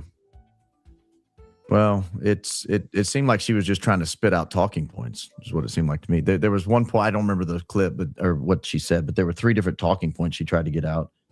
Can't remember what it was. My note just says 3 talking points and has the timestamp, but that's not helpful. That's funny. Someone says, Baron, did you notice that Tyler and his defense team possibly used the same hair tonic oil, the greasy look, as his defense team housed somewhere during the trial? I noticed Tyler looked like he hadn't seen the sun in 6 months. It looks rough. He looked like a vampire. He looked really rough, quite sickly. I mean, I hate judging people by their looks. I really do. And I know jail is hard on you. But man, he looked awful. A lot different from the last time that we saw him, even just, what was that, a month ago? Yeah, I agree. So we covered this. We'll do some super chats while we're waiting. The best and easiest software, StreamYard, etc. Like Baron said earlier, StreamYard is exceptionally easy to use. Yeah. You don't have to install anything on your machine. That's what I would definitely recommend if you're a beginner. Baron, have you tried OBS? Yeah, I don't like it. It's hard to do by yourself, I think. If you're doing any kind of, now granted, if you've watched my shows, I'm not the best screen sharer in the world. People have been known to watch the side of my head while I watch something, a 30-second clip. That happens. But I think it's probably less likely to happen in StreamYard. And I have too many screens. I have 5 screens up at any given time, and it's a lot to keep track of. You have 5 screens? Yeah. Wow. Yeah. I keep stuff pulled up, and I don't know. And so I can never find anything. I've got to get a simpler process. Now, did you want to, is it official that you have a producer yet, or is that still in the works? No, it's still in the works. My sister's going to come work for me. She put in her notice at her job a few days ago, maybe last week. She's going to come work with me full time starting in February. And my last day of my job, I'm officially retired as of yesterday. That was my last day at my job. So that's awesome. Congratulations. Yeah, it has been weird today. I keep like I have a normal Friday call every Friday at 8:45, and I woke up and I was like, I got to get ready for that call. And I was like, ooh, no, I don't. And then I went to the gym at noon while you guys were getting going. And normally I'm hustling to get back to sit down and do a little work in the afternoon. And I thought, all I got to do is go back and watch TriggerSmart and maybe dial in if the hearing's any fun. And if not, I'll just let them take it. I do only have about 15 more minutes. I'm heading to a trampoline park with my kids here in just a little bit. Yeah, it's a good time. Yeah, they'll have fun. So, but I'll have you on in a Bluetooth earpiece, frying my brain and thyroid, but to learn. I'm sacrificing for the cause, guys. Yeah, I heard that thyroid news. I immediately bought all my kids wired ones right after that. Yeah, I have some in here somewhere, wired ones. They're right here. I had to switch to these. Hey, Fuzzy Logic, thanks for the super. It says, hey, Baron, let's get TriggerSmart huge in the Balkans too. Please explain the sham to us common people. Yep, he pretty much did. Thanks for the super. Yeah. And Pitiar, 3 talking points. He was a loner, he was a gamer, and he was on Discord. Yep, that was it. It's like she couldn't spit it. She couldn't find a way to work it in there. And he was like, come on. I don't know. I mean, maybe he wasn't, but somebody was off stage like, hey, come on, hit it. I don't give a dom. Twigs family, let's see. 20 years, refinancing, can't pay bills. Grandson's roommate kills Kirk. 42 days later, mortgage paid off. Where'd the money come from? I had not heard that. I hadn't heard that either. I was charging. Interesting. So within a month and a half, their mortgage is paid off. And he was also, I mean, again, his opinion. I don't want to be accused of asserting facts that aren't true. Yeah, for sure. Let's see. Fuzzy logic. That's to someone else. You paid a super chat to send a chat to someone else you're already talking back and forth with. I mean, we appreciate it, but probably not the best way. Hey, don't look a gift horse in the mouth, Trigger. Okay, Baron, how would you pronounce this? I always say dynamites. Is that what you get from this? I looked at it and saw DNA mites, but that is probably dynamites. You're right. Yeah. Let's see. 2 of my best YouTubers are in this live. Go Max, guys. You talking about Kelly and Trigger? Totally. 2 of mine as well. I'm just here as a fan. Yeah, it looks like we're still in recess. I don't know how long these recesses typically are. Are you playing music in the background? There is coming to my house. Very, very low. It's the stream for the court. I'm going crazy. You know what's funny is this is other deaf people will understand this. When I wear hearing aids when I'm not sitting at a computer, and I run background music all day long through my hearing aids. It's like it's a Spotify playlist called Floating Through Space, and it's this real gentle cello music all day long, and it's just so soothing and calming. And so, is that like that binaural beats, or is that different? No, it's not binaural beats. It's called cello droning. They'll take like an F sharp and they'll just pull on that bad boy for like 2 minutes, and then it'll slowly fade into like A minor. You know, I mean, it's wild. But if you've you know, when you're deaf and you've got your ears ring constantly and you can't hear anyway, you might as well enjoy life. Do you run that through an app? My son wears a hearing aid, so I need to learn a little more about that option. Yeah, so I'll show you real quick. Hold on. And for people asking, Billy and Brandi are still trying to get set up. So on the iPhone, I got too many lights in here. On the iPhone, if you triple click your right button, or maybe I set it up for that triple click. Hold on. You get this option to, let me do this here. If you triple click, I don't know if you can see that, you get this option to hit background sounds, and you click background sounds, you can do like a creak or whatever, or you can just play your Bluetooth as if you're listening to like I listen to a podcast that way and stuff. Yeah. I'll be sitting in a meeting listening to a podcast because I don't care what the meeting's saying. Nice. And but you can set it to soft music and then just pull the volume down to like 20%. And you've got this just gentle cello drone all day long in the background. It's beautiful. Absolutely gorgeous. I'll do it in church. Sit there and just like, probably lowers your blood pressure. Yeah. Does it make it float when you walk? Yeah. People don't believe me when I say I gave up anxiety. I did. I used to have a problem with it, and I don't anymore. Just one day gave it up. I don't give a dom. Thanks for the super. It says I'm a girl. People can't spell Dominique.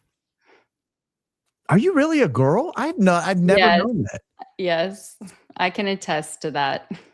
Well, are you on X? Is that where? We've just gotten to know each other a little bit. Okay. I had no idea. I've always assumed that was a male named Dom, like the Italian name Dom. Mm-hmm. Like Dominic. Louise. Yeah, Dominic. Yeah. Let's see. Moon Goddess, thanks for the super. Tyler's defense team is closely related to Joe. Well, let's not be too harsh on them. I mean, technically, they haven't gotten deep into the trial yet. They might be amazing. Let's see. Want to glorify God. Thanks for the super. All three of you are experts in different ways, and it's such a blessing to see you working together. We are truly blessed, and may God bless you. Thank you. All right, everyone in the chat, if you appreciate Baron being here, make sure you guys say thank you. Put a 1 in chat for Baron. Put some hearts. Show him some love. If you don't already subscribe to him, you're going to be here shortly, whether you want to or not, because he's amazing. And we appreciate you being on, man. I mean, just jumping on and on your day off and blessing us with your presence. Yeah, no, I was hoping they would get done before I had to leave. My wife put a kind of a hard 3:30 Central deadline on getting up and getting out of my office. So I worked all morning, got a killer story working for Monday. There's a big surprise coming Monday. Uh-oh. I mean, it's just devastating. So it's going to be a collaborative effort with another creator, and it's going to be really, really good. Is there a sneak peek? Are there any clues you can give without giving it away? No, not that I'd have to think about that. Yeah. So Monday, make sure you tune in. Yeah, it's going to be a really, really good story on Monday. Now, I am not going to be live on my channel. This will be on someone else's channel Monday. I've already committed to not doing my show Monday night. This is someone who goes a little earlier than I do usually. And so I will be on with that person Monday. Sunday, I'll do my normal show, but it won't be the explosive show. It'll be another story I'm working on. So now that you're officially retired and you're doing this full time, do you have are you going to set a schedule kind of in stone, or are you still going to kind of play it by ear? I'm going to commit to 4 days of free streaming, the 2 to 3 hour show. Sometimes it goes 3.5. I try to keep it under 3, and then I will commit to one member show of an hour or so, at least one a week. And the member shows are fun. Like, there's no prep. I'm sitting here like this in a long sleeve t-shirt, just banging away, answering questions, having fun, getting to know them. They get to know me. We just have a good time with it. And then I will. My goal is to go on with other people. I want to start doing some interviews. I used to do interviews and enjoy it quite a bit. I don't do it anymore just because I don't have time. But now I will have time because you have to do the production end of it once you get the interview done. And I just never had time to do that. And I don't like kind of live interviews. So I'd like to travel, do some interviews. I bought some packing gear so I can, pack my equipment up and head other places, throw a couple mics, couple cameras, throw the roadcaster in there and hit the road. So, I don't know. I'm going to have some fun with it. If you're going to retire and dip your toe in the pool, you might as well do a cannonball, right? I'd expect nothing less from you, Baron. Nothing less than a cannonball. I'm just surprised you retired at 35 years old. That's crazy to me. 35, good sir. I'm not 35. I am. I just turned 46. So I've got a 19-year-old. So I'm. Wow. Old. Yeah. So what's your youngest? 5. Oh wow, that's a pretty big spectrum. So he'll be and he just turned 5. He won't be 6 until fall. So in my 19, look, he'll be 59. I'll be 59 when he leaves the house. So when assuming he leaves at 18, some of them have not. Yeah. They're lifers. But it's gonna be a good time, man. I'm really genuinely looking forward to this, to having more time during the day to create, to write. I like to write. I've always liked to write. I used to write a lot of fiction. Are you gonna do a book? That was my next question. Are you gonna write like a Charlie Kirk book or something similar? No, I wouldn't write a book. I wouldn't write a book on that. I don't think so. I've never wanted to write a book. I write articles. I write posts. I write, I just have a good time writing. I enjoy the art of it. I enjoy the challenge of coming up with. I almost always start, like, I know what my opening is going to be Sunday because I was sitting at the breakfast table this morning and I had this thought run through my head and I was like, what a great opening sentence for an opening statement or a monologue, whatever. And so I hear the opening statement, I hear the opening sentence of the opening statement, and then it just sort of starts flowing. And I have to stop and do a lot of research. So they take hours to put together usually, to make sure the facts are right. I don't want to look like an idiot. But I have a general grasp of what I want to say, and it's just double checking a few things. And then I get to go back, and the fun part is going back and touching it up, adding a little alliteration, dropping little Easter eggs in there where the first letter of a few sentences spells something. Mm-hmm. Just little things for me that I don't know that anybody ever picks up on, but I have fun with it. So little gems. Yeah. So I'm trying to see if there's any other supers directly to you. So here's I can't pull your comments up. Somebody said you're going to publish your high IQ outfit monologues.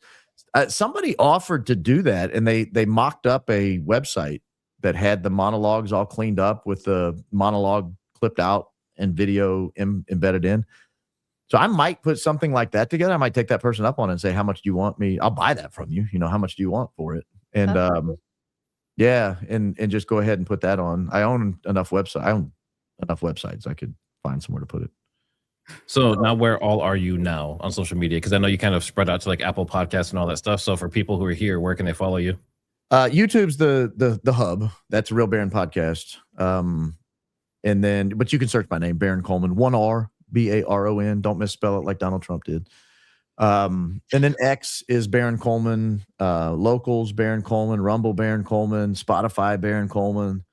I'm not on Apple yet. I'm working on that. I'm working through one platform at a time. I don't want to overcommit, one platform at a time. And that's a lot of extra work too, because obviously like with these, X, Rumble, Twitch, YouTube, you can do all at once from StreamYard, but all the other ones you have to do manually, right?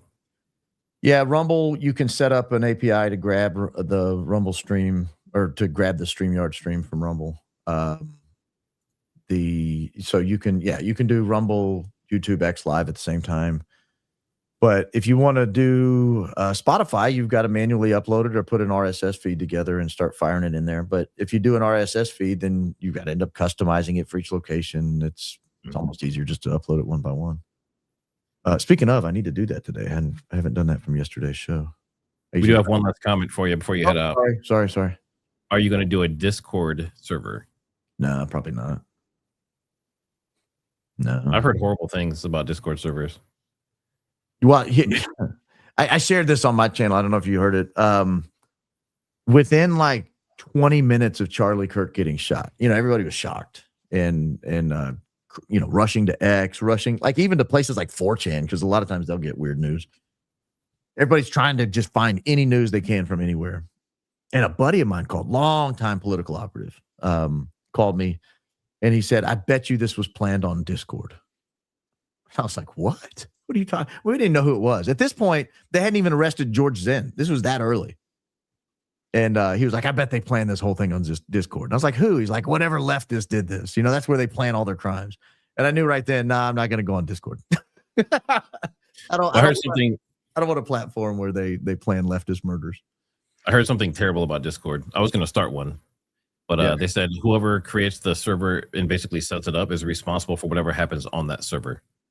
So if someone meets someone else and has inappropriate child-adult relations, or if somebody ends up, unalived from that meeting. No kidding.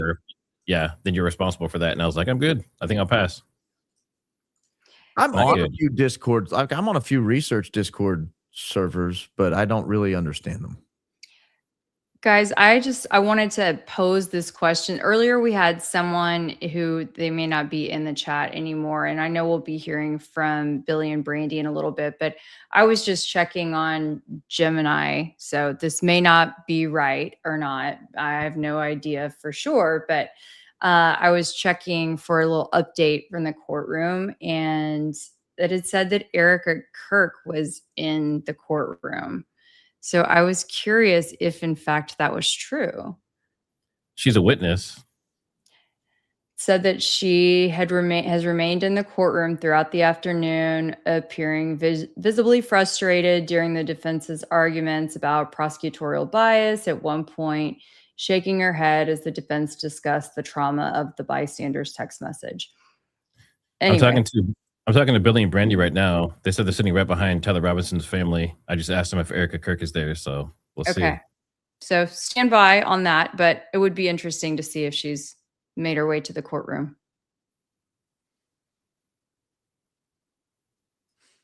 Erica Kirk in court, huh? I'm saying nothing about that.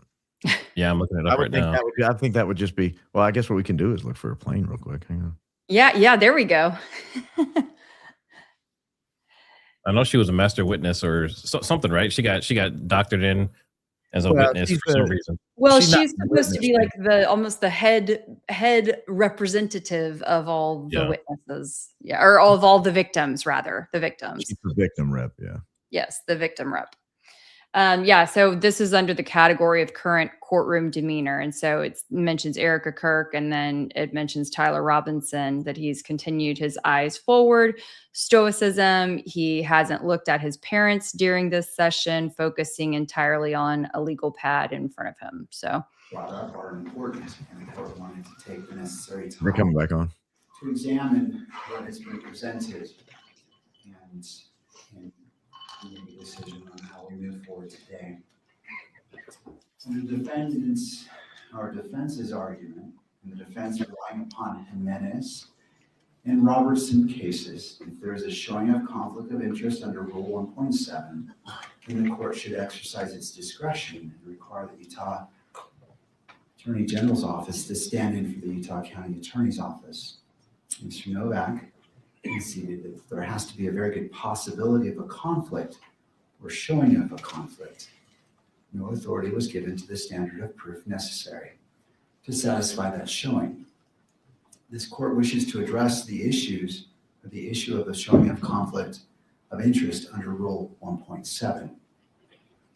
And with regards to the first question, whether the prosecutor has a conflict of interest under Rule 1.7, the defendant asserts the following facts, and I'm drawing from the motion itself and reading from it. One of the prosecutors on the case has a family member who, along with approximately 3,000 others, attending Turning Point USA at UVU on the day Charlie Kirk was shot and killed. The family member texted the prosecutor almost contemporaneously. I can't speak today. Contemporaneously. I'll pretend I said that word right. With the event, and shared that they had heard the gunshot and that they had run with the crowd, and other observations, feelings, and reactions. Thereafter, the prosecutor went to UVU and investigated how far away his family member was to the shooting. The family member had left a backpack when they fled. The prosecutor determined that the family member was approximately 85 feet away from Charlie Kirk when he was shot. In my view, those are the alleged facts that the court must consider to answer the first question. Does the prosecutor, by virtue of his relationship with a family member who witnessed the shooting, have a conflict of interest? Hey everyone, Baron has to run. Make sure you guys say bye and thank him for being here. And Baron will hopefully talk to you soon. Have a good one. Thanks, guys. Appreciate you hosting me. Thank you. Yeah, my notes. I appreciate your patience. And so turning to defense. If I accept the facts as you have alleged in your motion as true, is there any reason to call witnesses to answer the first question before the court?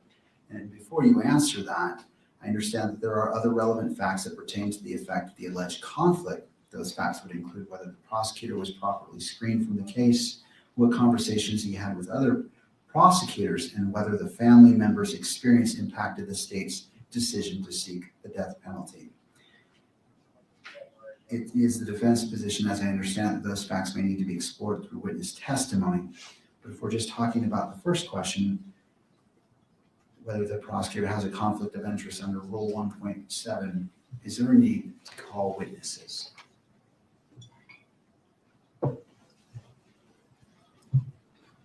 Yes, Your Honor. I understand that the court is trying to get to the threshold question that we have put before it with respect to who should be representing the Utah County Attorney's Office in this motion. But the answer to the court's question is yes, because it's not just the mere transactional event that this, that the offspring witnessed the shooting. It is the evidentiary development will get at, and again, we were only provided with an affidavit, which was very, if I may, narrowly drawn at communications that happened after that between that offspring and their parent, between that offspring and other family members that may have been communicated to the parent. communications between the parent and other people in the office, impact.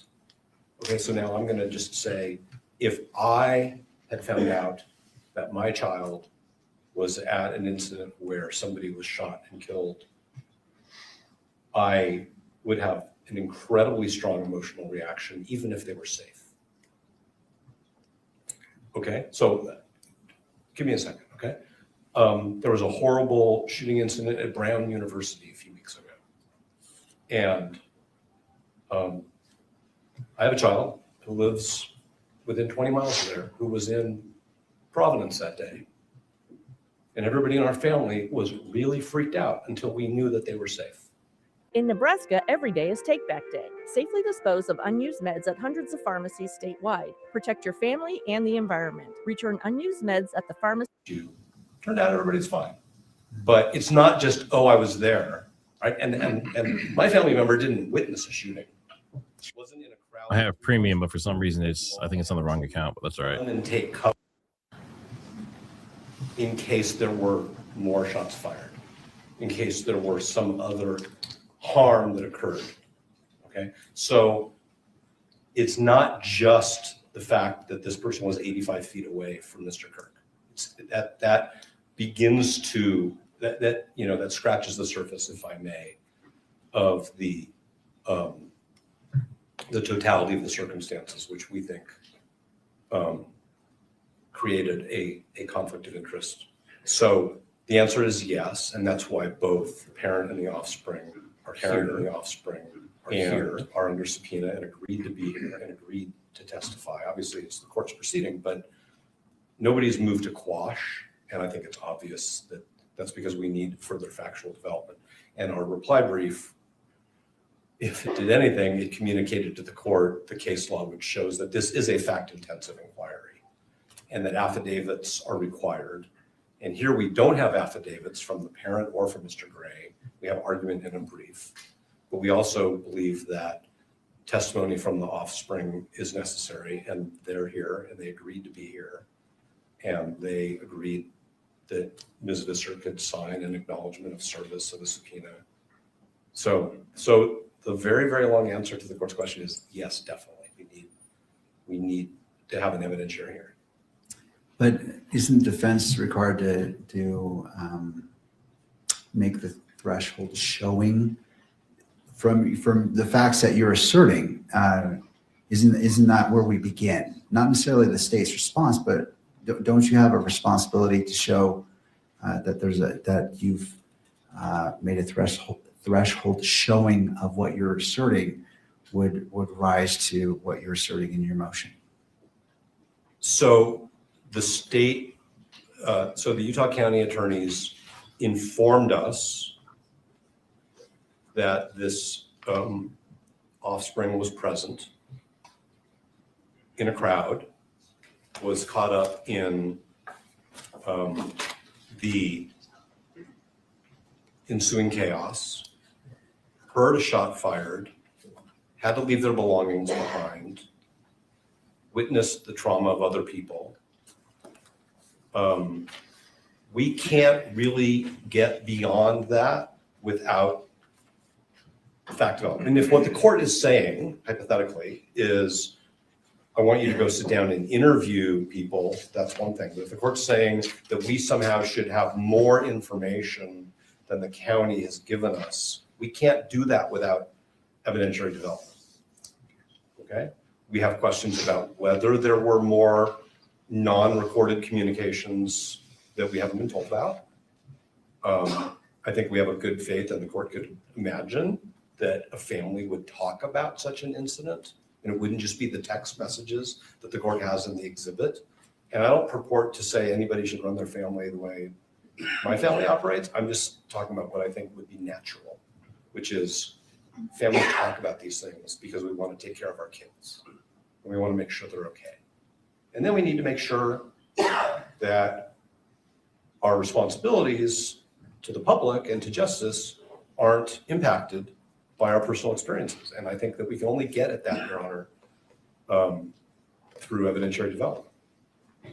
All right. And that's why, and I think that the state would agree with that, because that's why they provided the court with some affidavits and some fact in the course of argument.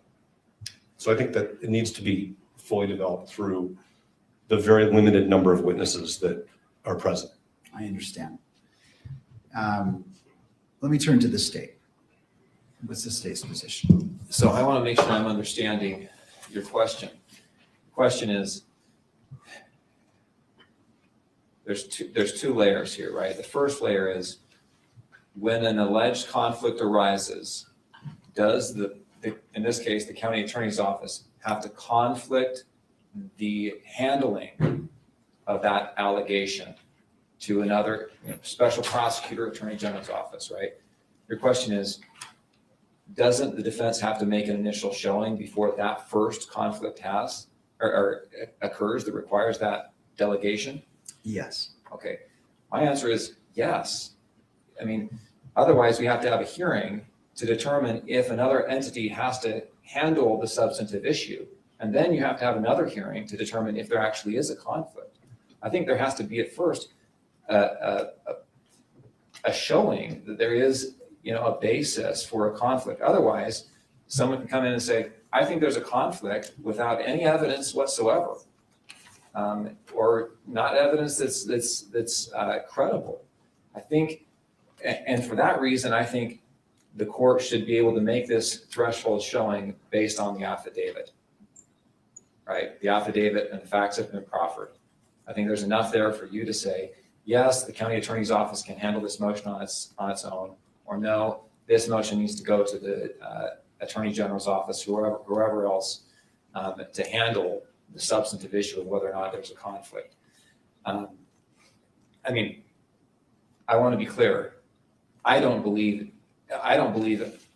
under any of those circumstances that the issue needs to be conflicted out. I believe that until a conflict has been found, the county attorney's office or whatever entity has been accused of conflict can litigate that issue without litigating that issue. All right. Did I make myself clear? I appreciate that, Mr. McBride. A follow-up question in regards, they're proposing calling witnesses to make that threshold showing. What is the state's position? No, I mean, my position is no. I think witnesses should be called one time in this case, and that should be to determine whether or not there's a conflict, not to determine whether or not the issue of whether or not there's a conflict should be conflicted. Okay. I think there may have been a little bit of confusion there, and I'll take responsibility for the question. In regards to the threshold showing about the conflict,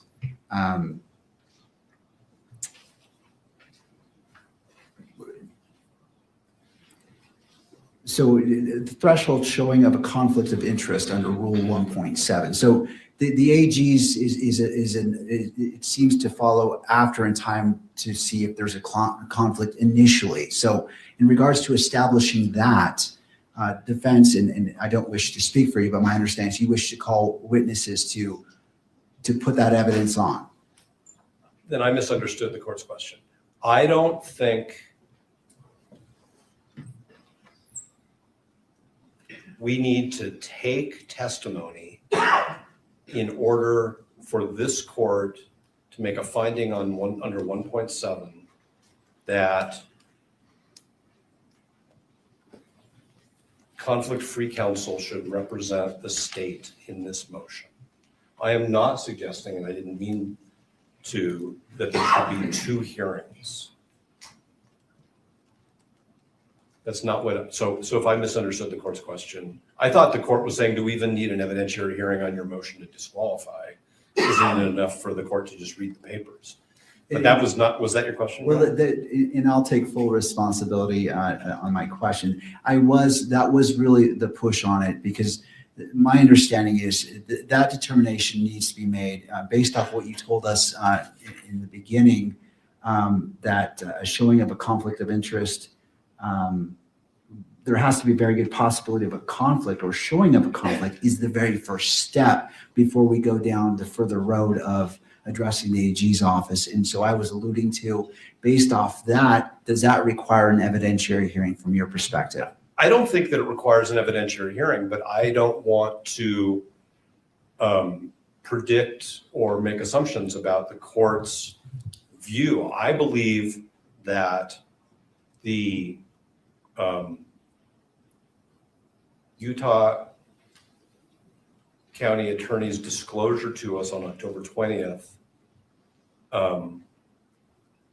of this situation and our assessment that it creates a conflict of interest is not frivolous.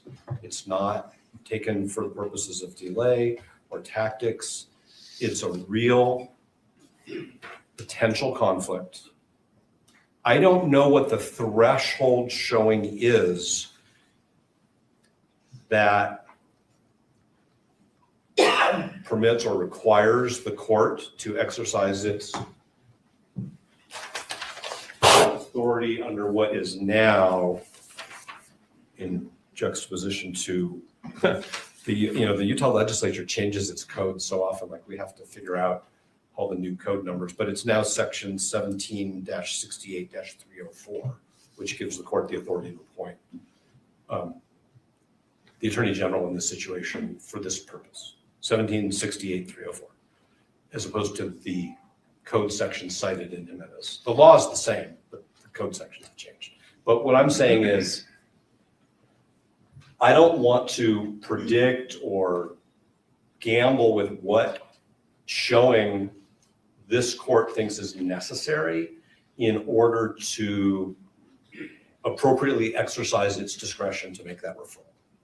And so if the court says, I need more, then we should have an evidentiary hearing, because the important thing is to get it right, not for me to bargain on whether our papers show enough. The only thing that we know that we can show in our papers is what we were told and what we were given. And we were given some text messaging between family members and maybe some other people. I mean, the court has that, it's an exhibit. That's all we really have.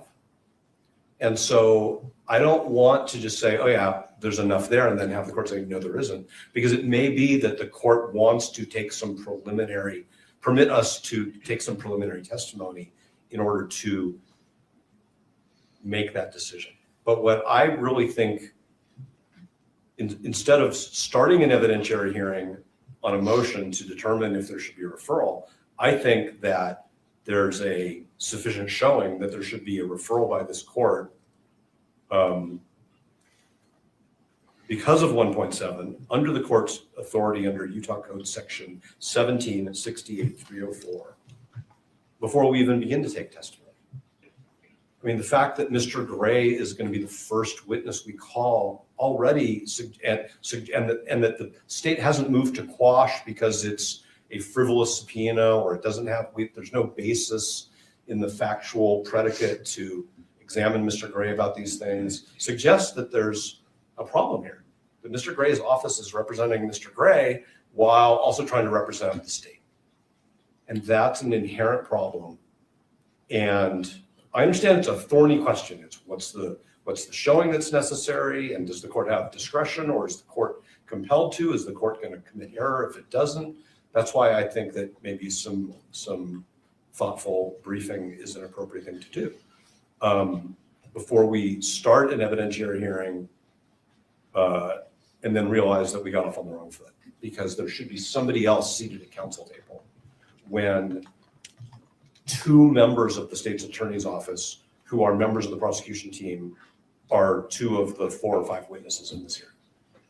So I'm not trying to dance around the court's question. What I'm really saying is, I don't know that we can be stuck with only being able to give a court a showing based on the evidence we've been given, when all we've been given is a memo that says, this person was there, we don't think it's a problem. They were 85 feet away when Mr. Kirk was killed. And so, and I appreciate what you're saying, counsel, but what I'm trying to determine is, in your regard, in your understanding, I want to address this, the sufficiency of the showing. Is it your request for an evidentiary hearing for you to present to the court enough evidence for the court to make that determination, or something else? If the court doesn't believe that the papers themselves sufficiently demonstrate that for purposes of the motion to disqualify, the state should be represented by somebody else, then the answer is yes, we want to have an evidentiary hearing up until the point where the court reaches that conclusion. Because that would be the only way for us to satisfy whatever showing the court deems necessary. So we're not going to waive an evidentiary hearing if the court's saying, well, I don't think you have enough evidence here. Obviously, the answer is yes. What I'm really just saying is, I think that based on the papers, the court can say, yeah, this is a significant problem in a serious case that has really, really serious consequences for Mr. Robinson, for the people of the state of Utah, for the victim's family, and we should do this carefully and correctly. And I think the way to do that is to have the Attorney General of Utah designate somebody in their office to represent the county for this limited purpose until the court determines the scope of the conflict. We think the conflict requires disqualification from the case, but ultimately, obviously, that's going to be a judicial determination. All right. Anything further from the state before the court makes its ruling on this issue? I just want to clarify, you're talking about the need for an evidentiary hearing in order to determine whether or not the states that the county attorney's office can handle the motion to disqualify? No, I'm determining just an initial showing of a conflict that exists here. Like it. Well, for what purpose? To disqualify the office or to have the attorney general's office step in and handle the disqualification motion? To disqualify the office. Can I take a crack at it? If you wouldn't mind, Mr. Gray, just stepping to the lectern, just so the record picks you up. Sometimes these microphones are a little long. If I could take a crack at it. Basically, I think what you're saying is kind of like a Frank's hearing where you have to allege sufficient facts so that based on those facts, if the court takes that as true, then you would need whether or not there would be a legal basis to conflict it out or find a conflict, right?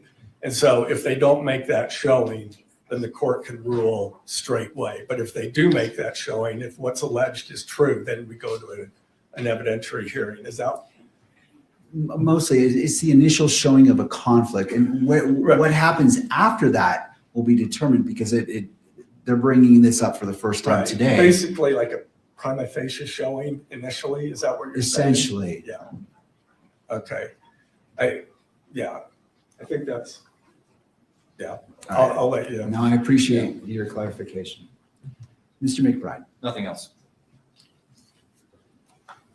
All right. It's the court's, and I've read the briefing by all parties and listened to the argument today, and I don't believe a sufficient showing has been made for the court just relying upon the briefing itself. And so I can't make that finding based off, well, I would find that threshold showing hasn't been met based off the briefing. And turning to Mr. Novak, based off that finding of the court, what is your position?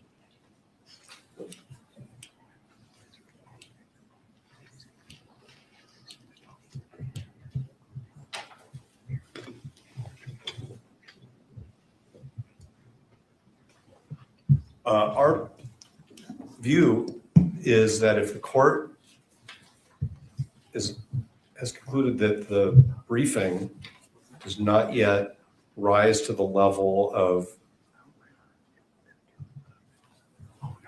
proof that the court should at this time make a referral, then the court should begin to take evidence.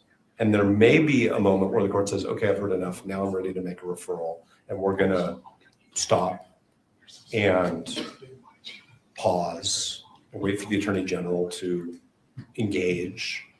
And then we'll have to see where that goes. But it may be that we have to finish the evidentiary hearing. But,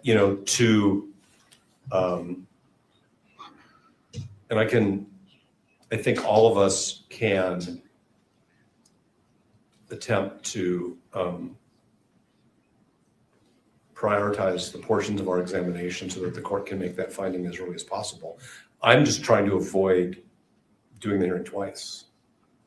I understand. Because right now, it's our view, the state is not being represented by the attorneys who should be representing it. And so if the state's going to come in later and say, well, we want to redo the evidentiary hearing because the state wasn't represented by the right parties, I mean, it just, or by the right lawyers, that's something that we would want to avoid. We want to do this once out of a courtesy to the court and to a couple of the witnesses. No, I appreciate that. And can this be accomplished by proffer?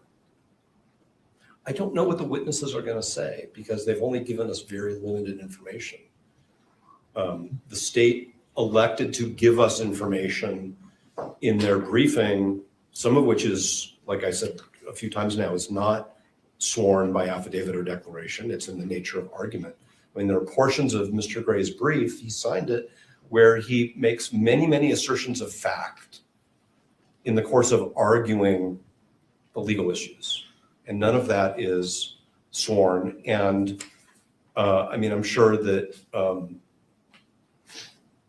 and I think, so I don't think there can be a proffer because I don't know what the proffer is. I know that I have a lot of questions about things that that the court was not told about in the briefing and the affidavits. So the answer respectfully is no, it can't be done by proffer. All right. And which witnesses are you intending to call today?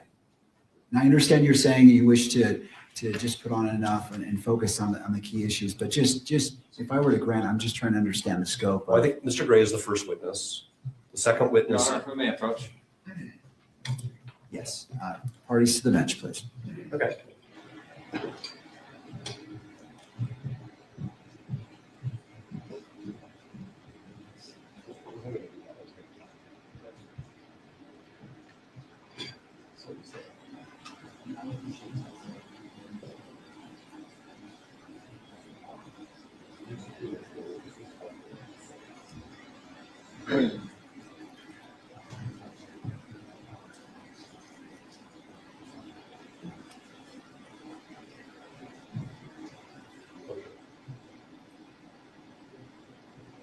Can anyone read lips?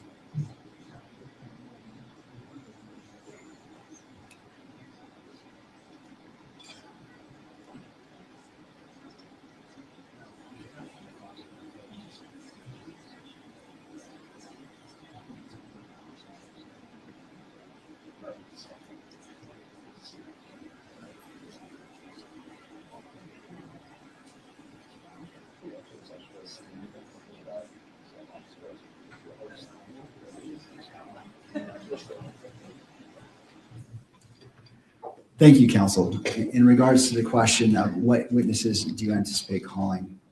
Mr. Gray, I'm going to get his title wrong, but Mr. Christensen is an investigator with the county attorney's office. The prosecutor, who we believe is conflicted off, and their offspring. All right. Any input from the state at this point? No. All right. I'm assuming the next portion that we need to address is your motion in regards to the hearing itself, the evidentiary hearing, whether it's closed or open. Correct? Is the court looking over my shoulder at No, I'm media looking counsel? at you. Okay. Sorry, there is someone behind you, but I was trying to look at you. That monitor's in the way, but I appreciate the clarification. When the county attorneys have informed us of this factual issue, and we told them that we thought that there was a disqualifying conflict, we had an agreement that we would file our motion privately, I think is the correct term, so that certain identities were protected. And that was at the request, and we've continued to accommodate that, and we have no problem with that. So we are not pushing for this hearing to be closed, but we totally understand why it's appropriate to do so. And it is, and Mr. McBride has verbalized this very well in conversations and in council, the record is going to be very, very muddy if we can't have examinations that use names and identities. It's just going to be super, super awkward. And so that's why we are fine with the hearing being closed, which I think it's fair to say we view as an appropriate deference to the requests of the county attorneys. All right. To the state. Given the extreme publicity and the issues that surround this case, we would ask that this portion of the hearing be closed. We've had communications with counsel for the media. We believe that they agree to that after taking a balancing test of the public's right to know and the right to an open proceeding and the privacy interests at issue. All right. One of my concerns that I have, and is there any other parties weighing in? I think there may be, Your Honor, both Your Honor. events and here in person. All right. Well, Your Honor, this is Jeff Hunt. Can you hear me? I sure can, Mr. Hunt. Thank you. Your Honor, thank you for the accommodation and courtesy to allow us to appear remotely. With me is my colleague, David Ryman. We represent the Deseret News, KSL, KUTV, and other news media. We would like to speak briefly to the closure issue, if that's okay. All right. I'll hear from you. We did meet and confer with counsel for the state and counsel for the defendant concerning closure. And counsel has explained that they believe it would be impossible to conduct this hearing or even portions of it in open court without causing prejudice to the privacy and personal safety interests of the family member witness involved. They've told us they believe it would not be feasible or practicable to approach this on a witness by witness basis or an issue by issue basis because they believe the names of the prosecutor and the family member would be used throughout the examination of witnesses. So we have no reason to doubt the statements and representations of counsel, and in reliance on those would not be objecting to closure of the evidentiary hearing on the disqualification and the referral issues unless the court has a different view and believes that we could parse this on a witness by witness or an issue by issue basis. That said, Your Honor, we understand that counsel for the state and the defendant have agreed to review a transcript of any evidentiary hearing and make limited and appropriate redactions so that a public version of the transcript could be released. And with that, there are just a couple other brief points I'd like to make. First, we think that this should be the rare exception to conducting these proceedings in open court. There's a strong constitutional presumption of open and public court proceedings, and of course, enormous public interest in this particular case. That openness and transparency is an institutional value that serves this court, the participants, and the public well. The facts and circumstances of this particular motion, given the fact that it concerns a family relationship of the prosecutor, makes it a very extraordinary and unique situation that we feel, given the representations made, can justify the closure. Although we do believe in most cases, just the fact that a motion implicates a witness will not be grounds for closure. Second, we just wanted to get on the record that we believe that release of a transcript is not an adequate substitute for the ability of the public and the press to attend and view the proceedings themselves. For this particular evidentiary hearing, that may be the only practical mechanism for the public to obtain some information about the case. But again, we would expect this would be the exception and not become a regular practice. And finally, Your Honor, it's our position that any oral argument on the disqualification motion or the referral motion should be conducted in a public hearing. As this hearing itself has shown, a lot can be done and argued without disclosing the names of family members or the witness at issue and jeopardizing those interests. Counsel can refrain from identifying the prosecutor or family member to protect the asserted privacy interests. And we have experienced counsel. They could be mindful of that issue during oral argument, and it's not unduly burdensome for them to take those steps. And any burden would be greatly outweighed by the public interest in learning more about the motion and having at least an open argument. So we do believe that the argument, and I understand the argument will be made at a later date, not today, but that should be done in open court. That's all I have, Your Honor. Thank you, Mr. Hunt. Anything further from the parties? Your Honor, as to the oral argument, it is our request that it be closed, and the reason why is that we're not perfect. Names slip. It's happened in trials. It's happened in arguments before, and I'm concerned of the risk that could have if one of the parties, one of the attorneys, were to slip and identify those who ought to be protected. With that said, a fallback position could be not live streaming the event and requiring any redaction should an inadvertent mention of a name be made. Thank you. Counsel, one of my biggest concerns is I have to make findings of fact that are very specific. I can't redact my findings when I issue an order. And I will have to cite to the relevant facts. And quite honestly, the name of the prosecutor is a relevant fact. I can't simply glaze over that and make an assertion. It's important because it relates to various factors that you may address and which has been brought up in briefing.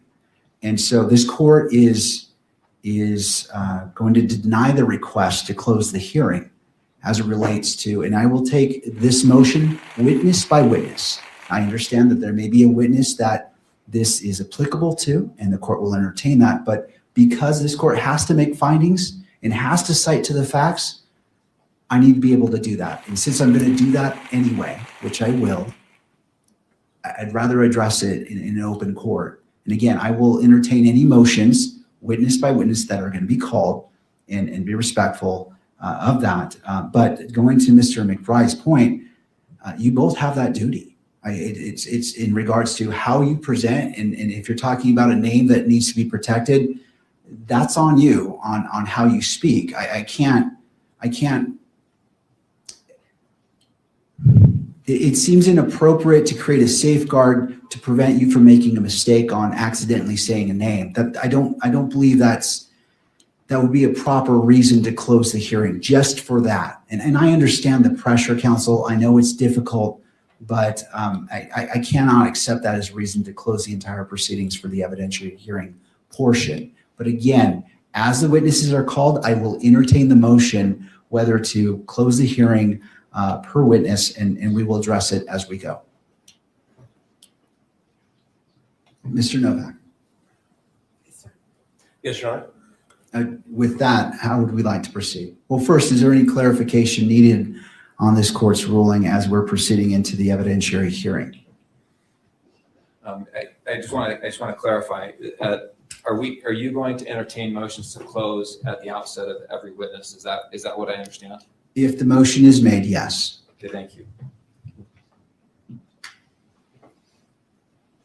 May we have a moment? Yes.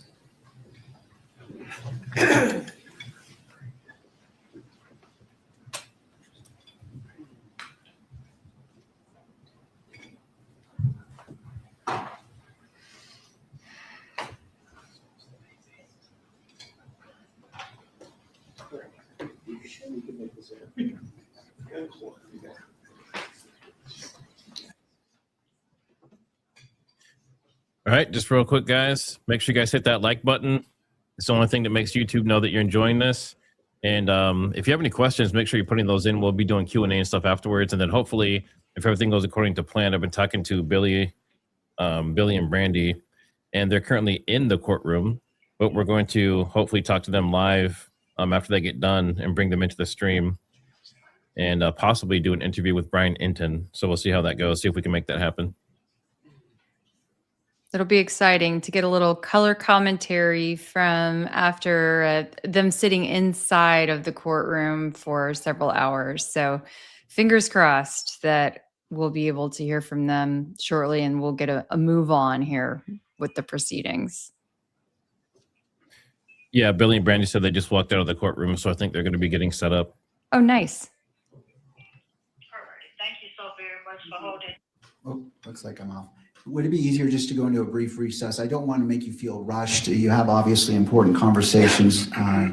So it's the court's intent to enter a brief recess to allow the parties sufficient time to discuss whatever you need to discuss. Your Honor, I think I'm comfortable moving forward, making a offer right now, and asking you to reconsider that motion. And the reason is because courts, the Supreme Court of Utah, appellate courts refer to witnesses by their initials all the time. In our pleadings, we often refer to witnesses by their initials. In Supreme Court of the United States opinions, witnesses are referred to by their initials. And that's because there's a privacy interest. In this case, I don't think a privacy interest could be greater. This case has polarized the nation in many ways. And there have been death threats made against other witnesses. There have been death threats made. My understanding is there's been threats against counsel. Our office has received threats.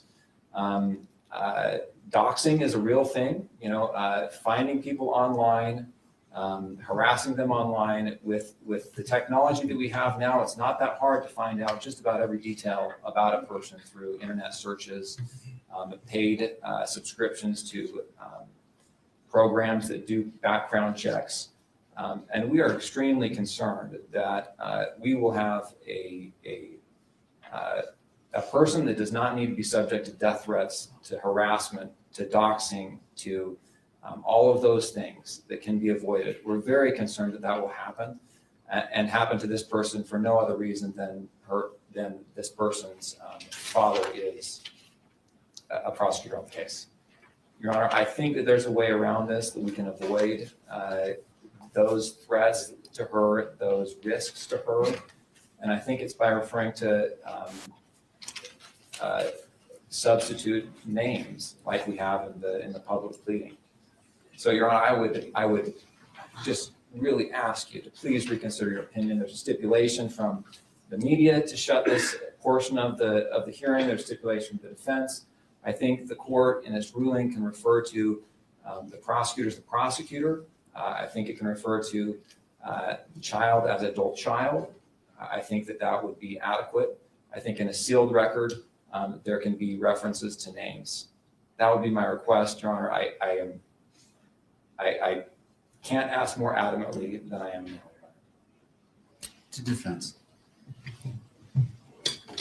We take no issue with anything that counsel has said. That's why we completely deferred to the the county attorney's initial request that all of the briefing, as much as possible, be under seal and then redacted. Thank you. One of the points that when I was considering this as a potential issue is that both parties filed a public version of your motions, and you used a mechanism to convey that same information. And then I understand that that makes it tricky, but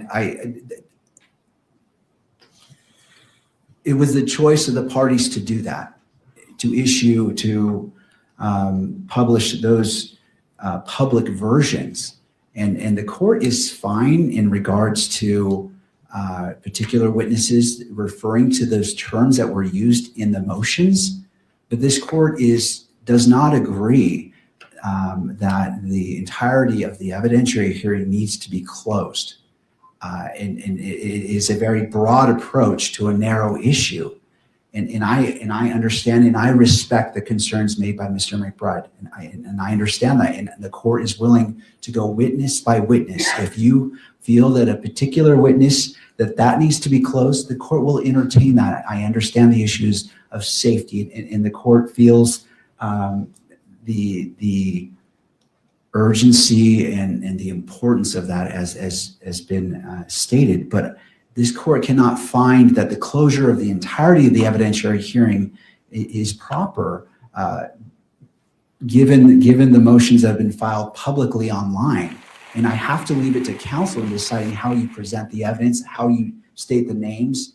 I'm willing to abide by the format used in those public motions, but this court denies the request to close the evidentiary hearing. And again, we'll take witness by witness a motion if that particular witness needs closure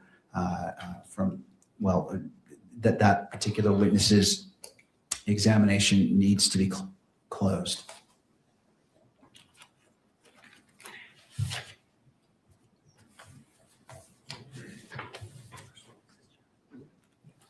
If the court's ready to begin the evidentiary hearing, we would call Jeffrey S. Gray as the first witness. All right. If the court wants to take a little break, we can do that too. The courts can move forward. If parties need a break, I'm happy to give a break. I know we're switching gears here. Yeah, go ahead. In fact, let's go ahead and take a brief break. We need to relocate our court reporter, so this is a natural spot to take a break. We have one moment of sidebar. Absolutely.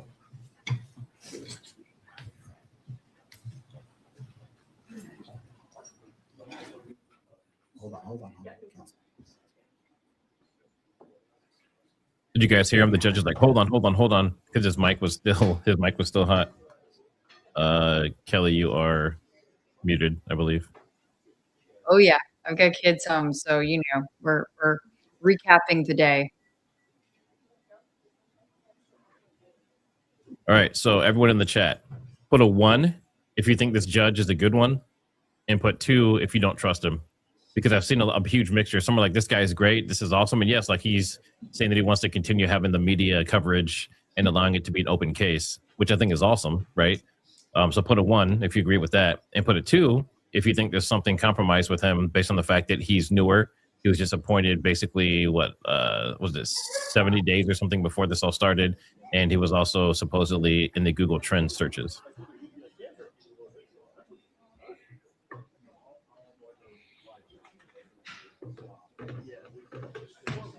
And make sure you guys hit that like. That's like paying YouTube to show us. Make sure you follow Kelly Raybon if you're not already. You can see her information down there. She's on YouTube, X, TikTok, and Instagram. And of course, if you're joining from my side, make sure you're following TriggerSmart. And they haven't been on yet, but they have been giving us information. So even if for whatever reason they can't go live and make it work, they've already been helping us out. But make sure you follow Brandi and Billie as well. It's the Brandi and Billie Show on YouTube. They're also on Instagram and X.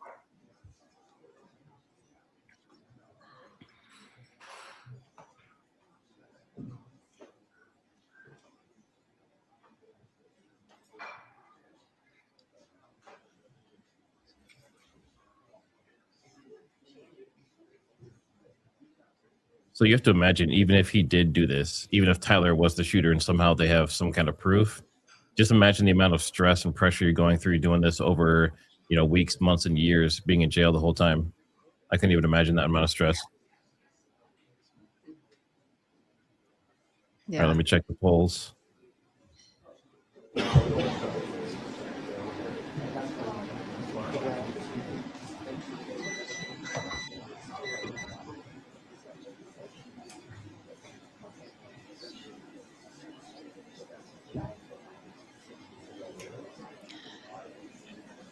I've seen some folks in the comments saying, does he look smug or is he smiling in regards to Tyler?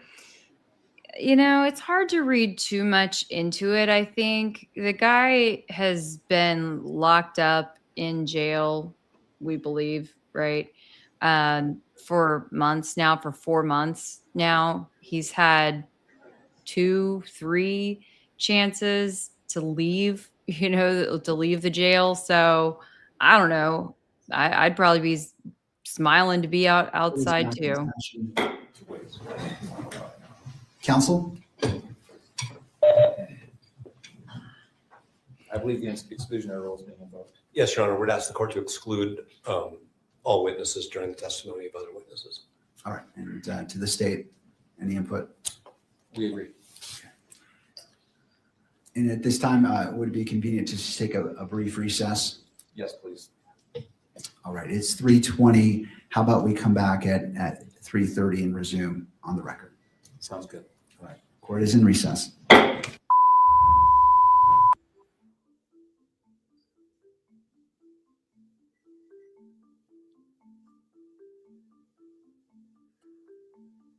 Give me just 1 second here. Just moving stuff Bars and around. tones.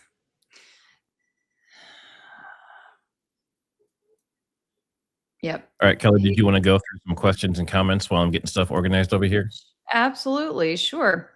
Well, I see unmasked nurse mentioning the coroner's new. There was a new doctor. There's a new judge. The FBI. I don't know about all the FBI agents being all new, but certainly the special agent in charge of the Utah office being new. Lots of newbies running around that scene. That's for sure. Let's see.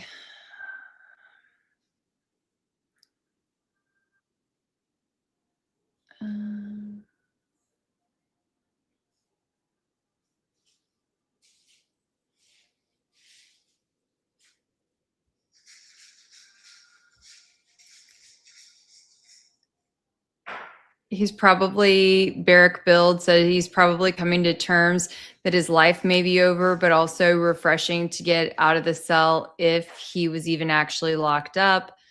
Yeah, I mean, we really don't know. That is a question that a lot of people have been asking, wondering what are his real arrangements, behind the scenes. But it's a very vulnerable position to be in, even if you are the patsy, whether you did it or not.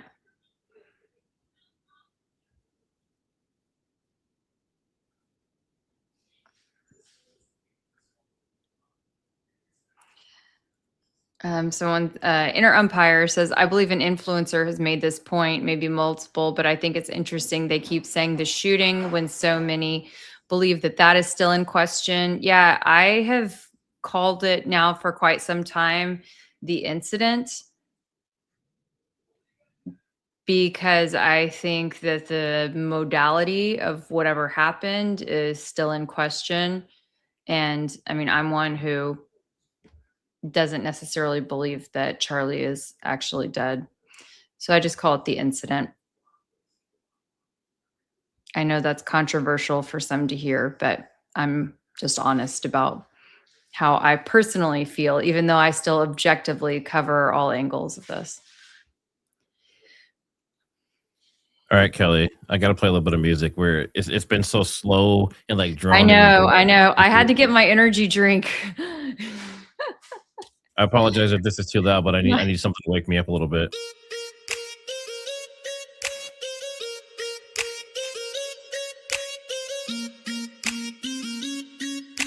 Take a moment, get up and stretch.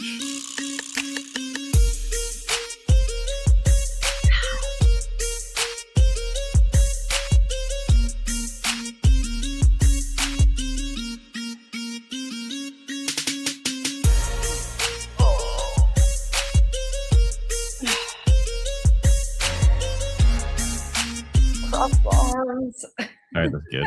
I think you're supposed to like cross arms, cross your legs. I think that's like a crossing on opposite sides of your body is supposed to be good for your brain or something to help wake it up. Oh, okay. So someone's asking for a summary.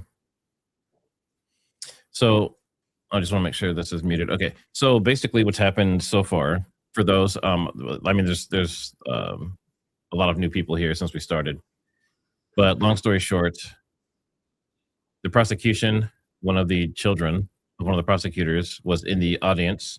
We don't know if they saw him get shot or not. One source says that they didn't. The other one says they did. So the defense wants to remove the prosecution, the whole team, it sounds like, because of that, and thinks they're compromised. The judge has basically said so far, and they also actually asked for media to not be involved. They wanted a closed court. So that was, as far as I can tell, it was denied, right? So based on what we've seen so far, he says no, it will be open. and he's open to listen to more stuff later on. But as of right now, he is going to keep it open, and he is basically, at this point, it sounds like he's against removing the prosecution. So we'll just see. They're getting more stuff together and they're moving on to some other stuff, but it sounds like he's not buying it and he's not biting. So, and they tried different things like saying that people were being doxxed and threatened, and, you know, threats against their life. And maybe the case where, what if one of the prosecution accidentally says someone's name or something similar? And he said, you guys are responsible for what you say. You're responsible for protecting your witnesses and your, you know, the people that you're dealing with. So, so far, I think he, you know, he's probably making a correct decision. You know, I don't know how he's going to turn out long term because this is a new judge, but it sounds like he's not really putting up with the crap. So hopefully things will turn out in a good way to give Tyler the best possible chance.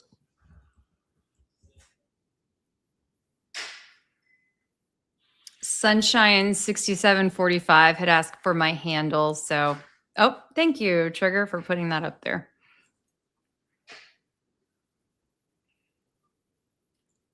Kelly Raybon on X, YouTube, TikTok, and Kelly R on Instagram. That's just one L. Zen Lens, you asked if the daughter was, or if the child was an adult. Yes, I believe they're 18. So it's an adult child. Yep. The Offspring. Yeah. You know what Offspring makes me think of? The band? Yes. You do a poll for that. Was Offspring terrible? Is that the poll? I don't know. I don't know. I feel like it dates me a little bit. Dates us. So they said the daughter's 18 years old and attends Utah University. And then again, one source said that the daughter was within like 50 or 80 feet of the shooting. And then the other source says that she didn't witness it. She never saw it. So we really don't know what's true at this point. Oh, did you see that earlier this week there was someone at Utah University? There was some kind of event, speech, whatever, and one of the guys came up to the microphone and he threatened someone saying he was going to get kirked. Gosh, it's terrible. Let's see. You might hear my dog barking here for a little bit. TK Parks, do we know if the grieving widow is there? Brandi and Billie said she is not, and she typically wouldn't be based on what they've heard. So guys, that is one reason why you cannot rely on AI. And that's why I gave the caveat. I asked it several times. That was Google Gemini.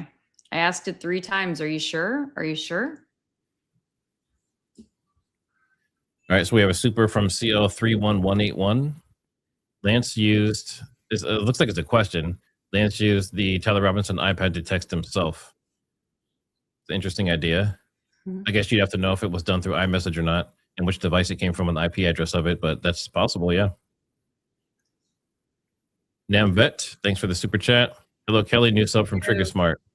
Thank you so much. Thank you for being here. Welcome to the party. Brian Rambles, thanks for the super. Am I here? YouTube acting odd. Are you not getting responses to your messages? Is that what's happening? I'm not quite sure what to do about that one.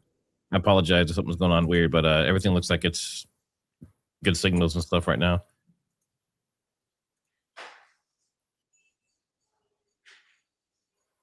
Yeah, and this as well. And the daughter heard that he was shot following the narrative. Interesting. Good eye. Good ears. Yeah, and that's why it's so important, because people, you know, they look to podcasters like us and Baron and Ian and Jesse on Fire and all those guys. They look to all of us for the information, but you don't realize a lot of the information comes from you guys through tips. So keep digging. The more people look into it, you know, they say 2 heads are better than 1. So if we get thousands of heads, imagine what we can do. There you got another one. Offspring's a great band. We just have a few more minutes here until this recess is over, then we'll be right back in. And Brandi and Billie, I believe, are getting set up right now. Oh man, Nova Cloud. Now you're gonna have that song stuck in my head. The first lyrics of the song. Matt could sing it for us. Matt's not singing.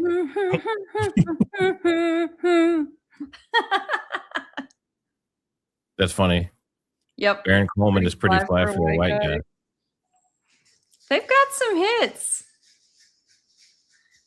What was the biggest one?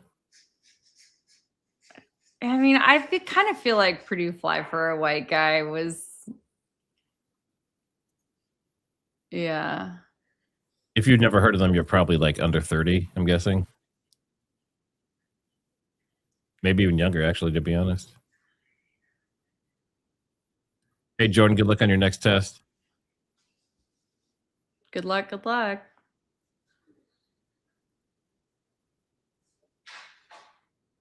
If you guys have not followed Jordan Henshaw, he has been doing incredible work. Every night he goes, or 5 nights of the week, I believe, goes live on his YouTube channel and is really putting in a lot of work to recreate what happened to Charlie with the fake death theory, stage death theory. And air guns and all that. Oh, yeah. Quite elaborate. Let me see. You said tell your dog hi. Kelly, can you continue for a second? Maybe I'll go grab him. Sure no one's ever seen him thing. before. Yep. In the meantime, you can tell my dog hi. Yeah, you go for it. Go tell your dog hi. And Bobby, BE.X, what do you mean? Why am I so boring? Literally zero charisma. I am chock full of charisma. We're going to question your judgment.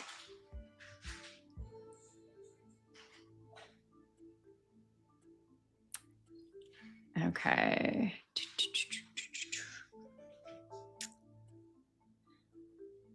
Let's see. Did anyone ever find out if the blonde lawyer was at the Charlie Kirk event when he was taken out, reported by Brandi and Billie? We can ask them that, Elsie Rogers. I know it's something that has been talked about. There's been an image that did look like the woman, but I don't know that it's been officially confirmed. That would definitely be the pot calling the kettle black if that were the case. So I don't know. They better hope not. This is Brownie really quick. I got to hurry because he's super squirmy, but he's our little Dotson. Oh, so cute. Right, but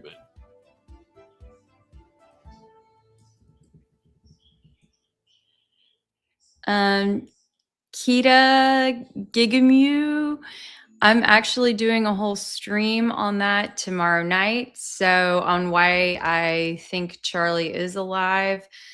So I hope you can subscribe to my channel and tune in tomorrow night for that. It's way too much for me to try to explain right now. It's one of those things you're going to have to sit down with like a snack and a beverage and get comfy because there's a whole lot to unpack.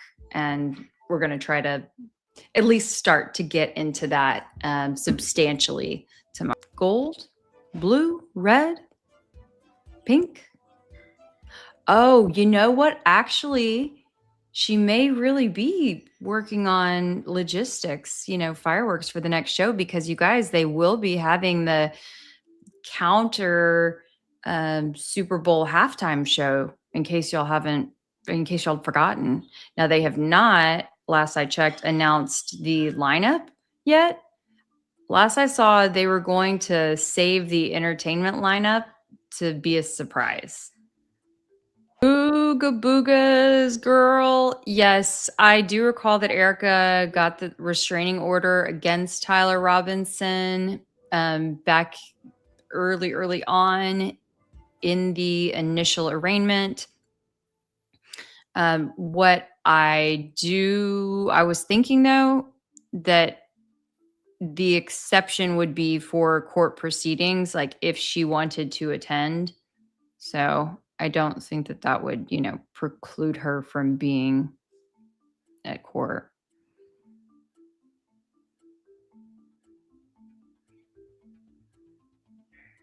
Great question, but didn't she forgive? And there had been, as far as we know, no evidence of him like threatening them or anything like that in the past. Any evidence that he was going after the family. So I don't know.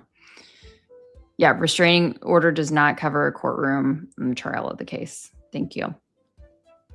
So Elaine Nicotra, 2983. Sorry if I messed your name up. Do you think Tyler Robinson will speak? Ooh, that's a good question. We should do a poll in the chat if we think that Tyler will have a chance, not today, of course, but throughout his, at You some meant point. giving a testimony, like giving his own testimony? Yeah, to testify in his defense. Mm-hmm.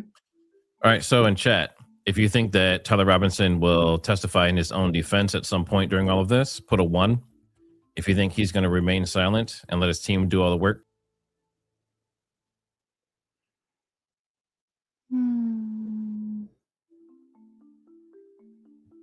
Because one of the prosecutor's daughter, who was 18 years old, supposedly maybe saw or didn't see or whatever, but was at the Charlie Kirk incident when it happened. So the thing is a conflict of interest, and that's where we're at right now. So we're kind of just waiting to see what the official final judgments are. And then we also have Billie and Brandi, who are at the courthouse. I believe they just left, and they're setting up, left the courtroom, and they're supposed to be setting up to do some live. And if everything works out correctly with their equipment, we might actually have them join us in this stream and possibly interview Brian Enton and maybe some other people that want to give a statement. Should be pretty interesting. And if nothing else, maybe we can just get their personal experience sitting in there with Tyler Robinson. They were sitting right behind Tyler's family in the courtroom. If you haven't already, please hit the like button. If you are joining us from X, please reshare the stream. Make sure you've subscribed. All right, we are back in. Okay, let's go. Good afternoon.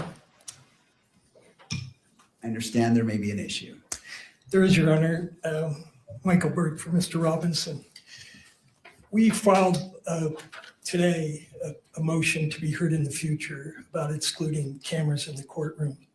And one of the issues that's reviewed in that motion, which of course court hasn't had a chance to look at it yet, is the cameraman's repeated violation of the portion of the decorum order, which requires that the camera not focus in on Mr. Robinson's lips to allow a lip reader to translate confidential communications between counsel and Mr. Robinson. And that order has been violated in the past. It's been used by the media to interpret falsely the content of conversations between Mr. Robinson and his lawyers. And it happened again just while the court was in session. I have the clip, and I'd like the court to look at it to see if I'm correct, because I think the court will see they're zooming in on Mr. Robinson's lips, and it's going to allow the media to offer these same sort of false narratives they have in the past. So with the court's permission, I'd like to present that to the court. Well, Mr. Burt, is it this is the violation, or is there anything else? I want to make sure I hear your argument and view the evidence in its entirety. And so if there's anything else, I want to consider it all at the same time. Yes, and for purposes of the motion I'm going to make to the court now, which is to either exclude the camera for purposes of this hearing, and of course the court will take up the issue with regard to future appearances when the court considers the motion, or in the alternative, to order the cameraman not to focus at all on Mr. Robinson. And so I think for the purposes of that motion, the court needs just to look at the clip that we would proffer to the court as showing that there was. All right. So what do you guys think? Put a 1 if you think that they should not be zooming in or looking at Tyler Robinson at all. Put a 1 if you don't think they should. Put a 2 if you think we should be able to see that. It raises a legitimate concern. I think the court ought to consider the evidence that the defense counsel has. All right. It's very brief. I appreciate We have it on a phone and the court can look at it. And have you shown that to I have. the other parties? I have. Okay, thank you. I appreciate that. Did we not talk about this at the beginning of this whole ordeal? And before we even started. They could almost do it on purpose. They could pay off Right. the camera guy and just say, just keep doing what they tell you not to What is the do. length of the first That video? is exactly what we discussed before we got started today. I said this was going to be one of the things we needed to watch out for because we were already on thin ice after last time.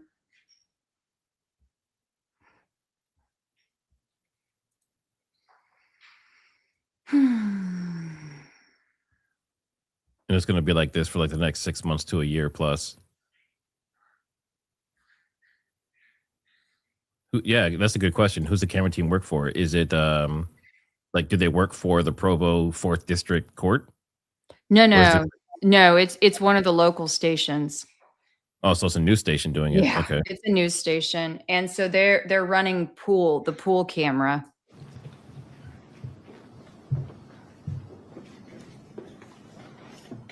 That looks like.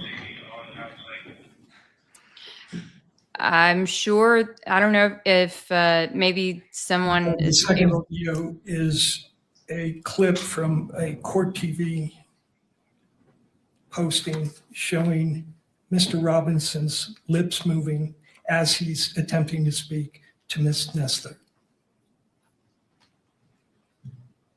I mean, maybe he should just Yeah, wear like one a last thing I'd COVID like to mask. add, if I could, which is, I think the court very correctly and very cautiously admonished the cameraman about December 23rd Great minds. before this hearing began. And he said he understood the order. And I think the order is very clear as to this lip reader provision. And I can elaborate further why it's damaging, but I think it's obvious to the court if the media is allowed to interpret the conversations between counsel and his lawyer, it creates all sorts of problems in terms of Mr. Robinson's right to a fair trial. Thank you, Mr. Burt. Thank you. Cameras are allowed in courtrooms all the time, you know? Got one more question. I apologize. Just for the benefit of the record, from your position, citing to the standing decorum order, the violation itself, so we can connect it all from your arguments. Yes, Your Honor, I forget the paragraph, but there is a paragraph in the court's latest December 23rd decorum order. It's I think it's paragraph 48. 48. And it's been a feature of every decorum order. I think we're on the third one. But from the start, the court has prohibited zoom-ins to allow lip readers to interpret what's being said between counsel and That is so lame. defendant. Now, in all fairness, when they were zooming in, I said, can anyone read those lips? So Yeah. if I was on the defense, I would agree with him, but we'll see. Yes, but also, I mean, That was a like, second hold one something over your mouth. referring to, and I want to make sure I wrote it down right. You're in a public setting. You're in an open courtroom. Not showing Mr. Robinson at all. Like, I want to make sure I understood that request. Sure, the request was either to exclude the cameras for purposes of this hearing in its entirety because of the violation and because we can't be assured that the cameraman's going to comply with the court's order. The second request is if the court is not going to exclude the cameras, then it should, at the very least, order the cameraman not to shoot any footage of Mr. Robinson, that the camera should be focused on the court and the witnesses if the court permits that, but it should not be zooming in on Mr. Robinson. His demeanor, his conversations with his lawyers have nothing to do with the newsworthiness of this case. And what it's allowing is very prejudicial information to be leaked to the public through these lip readers and body language interpreters. And it's creating massive prejudicial publicity for us. So that's the request. Thank you, Mr. Burt. Thank you. I'll hear from other parties if they wish to be heard. Yeah, that's not, I don't think Maybe it's, tease. I'm not sure that that's. I want to take the court back Right, to that would. specific paragraph of the decorum order because I do want to make You're sure we're on the same out page. in the public. It's the second sentence of paragraph 48 of the decorum order that I understand is at issue here. It does say no visual recording is permitted of a person's lips so as to be decipherable by a lip reader during conferences involving counsel, at counsel tables, or bench conferences with the judge. The zoom in language that you have heard referred to previously doesn't fall in that sentence. The zoom in language comes in the next sentence, which says no one may zoom in on anything on counsel's table or the bench to identify any writing. So those are two separate things. The first that we learned about this was during the break. I briefly reviewed the two videos that the court has reviewed. I understand that those were 9 seconds and 5 seconds long. I identified the provision of the decorum order that I believe applied here, spoke to the pool cameraman about that, ensured that the rule about capturing conversations involving counsel at counsel's table or at the bench so that they may be decipherable by lip readers was an important provision in the court's decorum order that it should be followed. I understand that the cameraman understands that rule, that any capture of those conversations was inadvertent. I understand the concerns raised by defense in this case about potential prejudicial effect of something that is intended to capture conversations. I don't believe that that's what occurred in this case. I believe that the court's order should be understood and applied as written and done so strictly. But I don't believe that there's been a violation here. We've been now on the record for 3 hours. I believe that the total length of the two videos that were shown to the court were 14 seconds long. Whether or not either of those conversations rises to the level of capturing the movement of somebody's lips so that it can be decipherable from a lip reader, I'm not in a position to judge. But I can assure the court that the media is aware of that provision, of defense's concern about the potential violation of that order, and that they will take that seriously. That's already been raised, already been discussed. As far as the remedy sought here, I think that excluding all cameras from the courtroom for this important part of this important would be broader than any sort of remedy would be necessary here, as would the direction that the cameras not show Mr. Robinson in any way. I understand that potentially any shot on a still camera, on a video camera of a defendant in a criminal case could potentially be twisted or used by some to try to impute some sort of thought or some sort of idea. But I don't believe there's anything in the court's rules. I don't believe there's anything. They seem really desperate to completely block any media. They keep bringing it up over and over again with different excuses. Mm-hmm. Be kept off camera altogether. The media continues to take this seriously. Before every single hearing, we speak about the decorum order and what it requires. We recognize the importance of doing it and that there can be consequences if that's not kept. The media understands and hears that and do not believe that any further reprimand or any sort of further exclusion is necessary here. Thank you. Well, before I turn to you, I want to turn to the stage.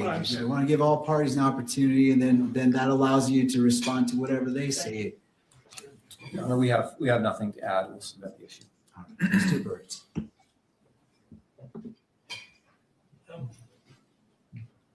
Judge, the problem with that explanation, that's the same thing they said last time on December 11th. And on December 11th, there was a same violation. Lip reader.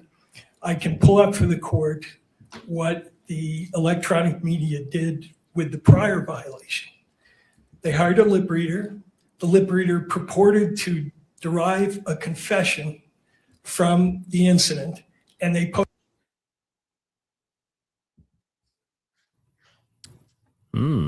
Oh. Let's see if it comes back. Give me a second. They said, we're going to cut the cord. Maybe, yeah, it looks like the feed dropped. Hold on, give me a second. Oh my goodness. Well, yet another charade. All I know is if this is the end of the cameras in the courtroom, this just plays right into the whole idea of this whole thing being a big charade, an easy out for them to do things behind closed doors, and it's not a good look.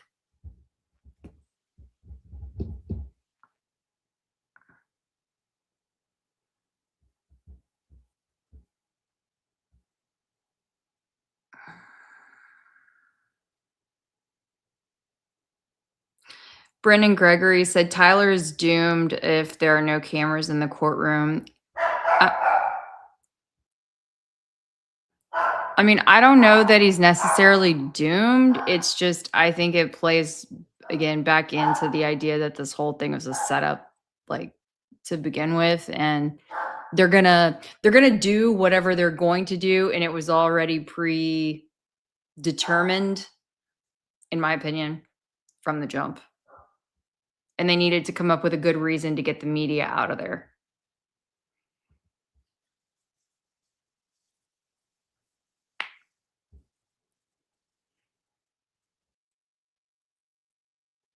I'm looking at other ones, and they seem to be much further behind.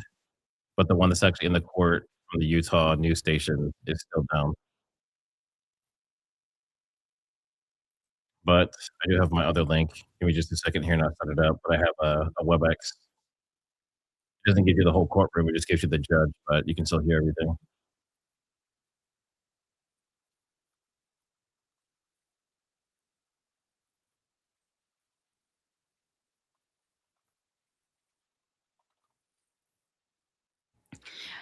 Ivan, thank you for the super chat.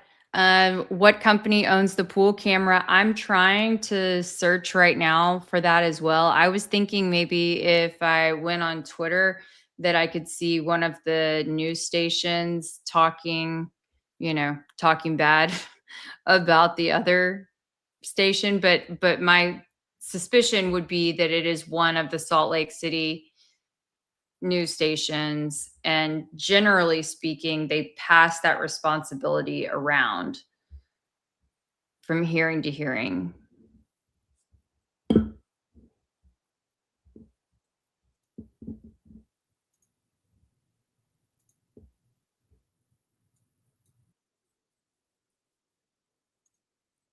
For the first part, well, and I've also had a chance to view the two clips that was presented. It was shown to all parties. The first appeared to show an attorney and Mr. Robinson speaking for about 9 seconds is what my memory tells me and reminds me. Can you guys hear that? The second clip was for about 5 seconds.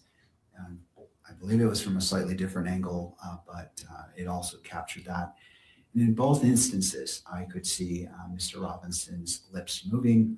And I don't remember about the second clip, but I believe in the first clip, it also showed counsel's lips moving. But notwithstanding, that was in place. I also refer to the statement made by the counsel for the news media, and going to it is paragraph 48, and I will read it in its entirety. No audio recording is permitted of the conference involving counsel at counsel's tables or during bench conferences with the judge. No visual recording is permitted of a person's lips so as to be decipherable by a lip reader during conferences involving counsel at counsel's table or bench conferences with the judge. No one may zoom in on anything on counsel's tables or the bench to identify any writings. Now, in regards to the zooming, I know there was a representation, and it's easy to, as you're reading, to kind of combine it, but I'm not finding that zooming in relates to the lip reader portion, but that's not material. I do find that, and I'm not a lip reader, so I don't know what the standard is for lip reading, but I do note that 9 seconds in that first clip, one could see his lips moving, and it is a significant time as it relates to this particular issue. It wasn't a passing shot. It was focused on these two persons, and so I find that the decorum order, as it relates to paragraph 48, as it relates to no visual recording is permitted of a person's lips so as to be decipherable by a lip reader, I find that that has been violated. In regards to the second clip, 5 seconds, where it shows Mr. Robinson and I believe one of counsel, that I was able to view Mr. Robinson's lips moving. It wasn't a passing shot that it just so happened to capture. It was focused on them.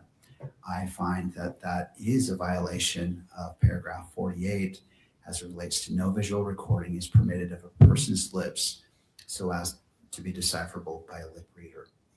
Turning to the next section, finding that the violations have been shown as the court has reviewed the purported evidence of these 2 violations, I turn to the sanctions. Previously, I stated that under Utah Code Section 78B-6-310, if the court finds a person guilty of contempt, the court may impose a fine of up to $1,000, order incarceration in the county jail for up to 30 days, or both. I find that applying this sanction would be disproportionate to what the conduct was in those 2 clips. And the court notes that it is the court's discretion on whether to apply it or not. I find that the court will not issue this sanction. In addition, the other sanctions the court stated earlier today, in addition, the court may impose the following remedial measures if warranted. Immediate suspension of video transmission of the hearing, with proceedings continue only on an audio-only basis for this proceeding where the violation occurred, and disqualification, if necessary and narrowly tailored, of the news organization that filed the request in order for the electronic media coverage of the court proceedings for the hearing in which the violation occurred from providing pool camera operator services in this matter, where the court determines such a measure is required to ensure compliance with the standing decorum order and protect the rights of the parties. The court also stated that before making a decision, it would allow counsel to make argument or statements, in which the court has done, and that the court's actions are not intended to have a chilling effect on the open and transparent courts or on responsible news gathering, and that the court is fully committed to the presumption of open proceedings under the applicable rules. That being stated, and as the court was listening, Mr. Burt has suggested that one of the potential sanctions is that for the camera for the remainder of the hearing, and not to show Mr. Robinson at all as a sanction for the remainder of today's hearing. And so the court considered that as well. This court does not wish to make a disproportionate decision on the actions, and it does note and it does not minimize the violation. Therefore, this court will take up the suggestion by Mr. Burt that during the remainder of this hearing, that the camera shall not photograph Mr. Robinson at all. At Vistaprint, we print signs so people can see your brand up close, but we also print signs so that people can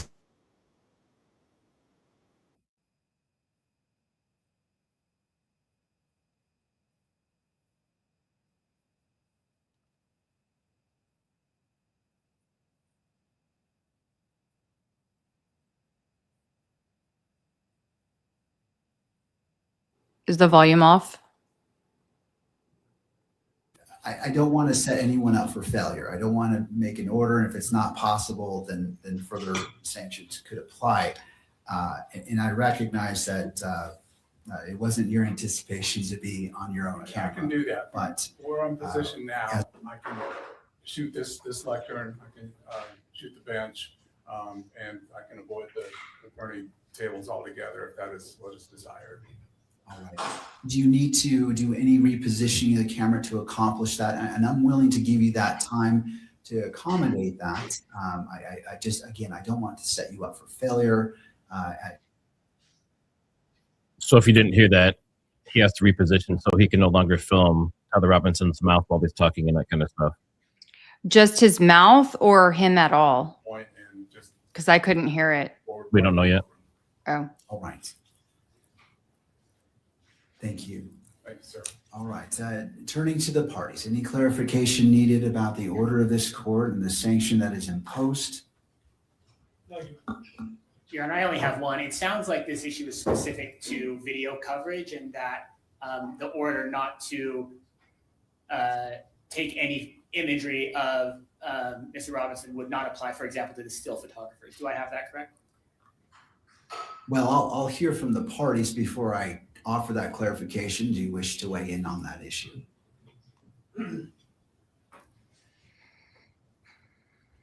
Just to indicate to the court that one of the problems is not just with the audio, with the video coverage, but most of the coverage is not covering the proceedings so much as close-ups of Mr. Robinson and comments about his demeanor. So if they catch him in a moment speaking civilly to his attorneys and he happens to smile, that then is twisted into evidence that he's some sort of a remorseless killer. So that applies to the still photography as much as what's going on with the video. So we'd ask the court not to permit still photography, at least for purposes of today. And I think after the court sees the motion, we'd be in a position to talk about the future. But I think for now, that's our request. Thank you, Mr. Burns. Thank you. To the state. Nothing further, Your Honor. And any other inputs? All right. This court narrowly tailors its decision as to the violation. And the violation comes from the camera, the pool camera providing live feed. It doesn't come from the photographer. The photographer is the still, I don't know what the exact term is, and this moment is eluding me, but the person who's operating the camera to take still shots is under the same requirements for this decorum order. I am not going to sanction them because what was before me with the 9-second clip and the 5-second clip doesn't apply to them. And so I'm going to limit. So basically what they're doing is they're setting a precedent that at any point they wind enough, they can have the video and audio cut off so that it's a closed trial. And by him granting this, we're heading that direction. Thank you, counsel. I appreciate you bringing this to the court's attention and the seriousness and professionalism that you presented this to the court. So thank you to all parties. And again, to the camera operator, do you need time to test out to ensure that there is any inadvertent capturing? I'm willing to do that. I just want to make it clear as day that Mr. Robinson is not to be captured in a sweeping shot in any form for the remainder of this hearing. Understood, Your Honor. All right. All right, counsel. With that in mind, how would you like to proceed?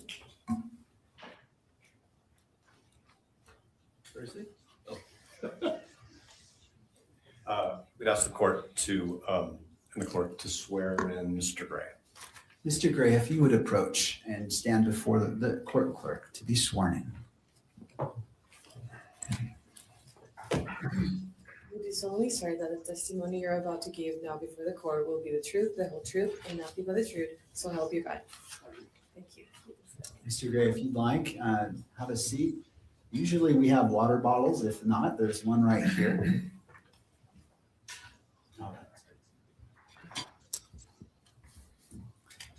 And Mr. Gray, I'm sure you've heard this before, but if you could position the microphones close to you, just to ensure that the record picks up your testimony today. Thank you. Mr. Novak. May I proceed? Yes. Thank you.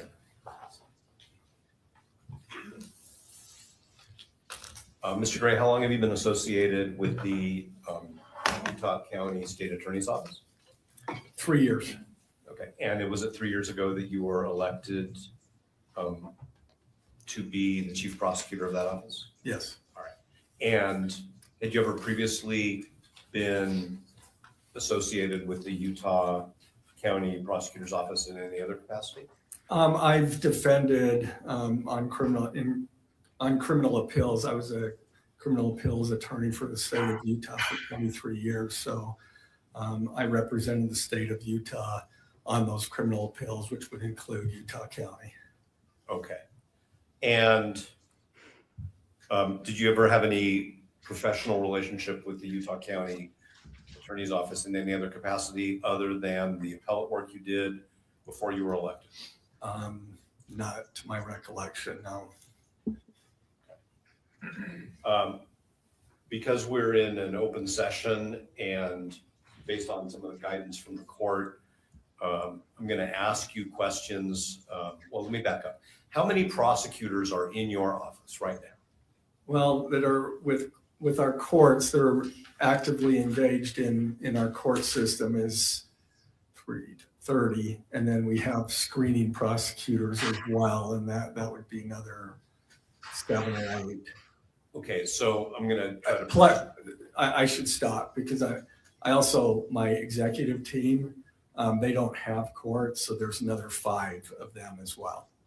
Okay, so let me ask a better question. How many prosecutors in your office represent the state in felony matters? Well, all of them that I just described. 30? I mean, even the screeners. Yes, the screeners, my executive team, they are assigned to special cases. Usually my executive team, for example, aggravated murder cases, some homicide cases. So they also are prosecuting and represent the state in trials. Can you explain what you mean by the executive team?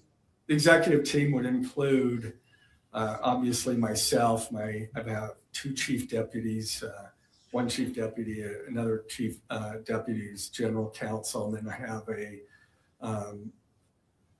I have a division chief over major crimes and a division chief over general crimes. So is it fair to say that there are at least 24 prosecutors in your office who have substantial experience prosecuting serious offenses? 24. I don't know that I'd go as far as 24. Okay. Certainly all my SVU attorneys have that experience. Most of my violent felony attorneys have that experience too, but not all. Okay. And do you know how many attorneys in your office have actually participated in homicide litigation? I don't know the exact number, but I would say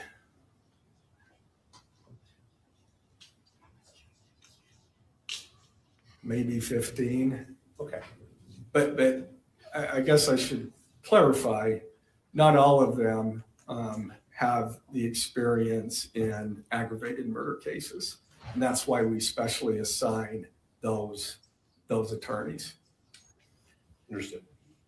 And how many do you believe have experience in aggravated homicide cases?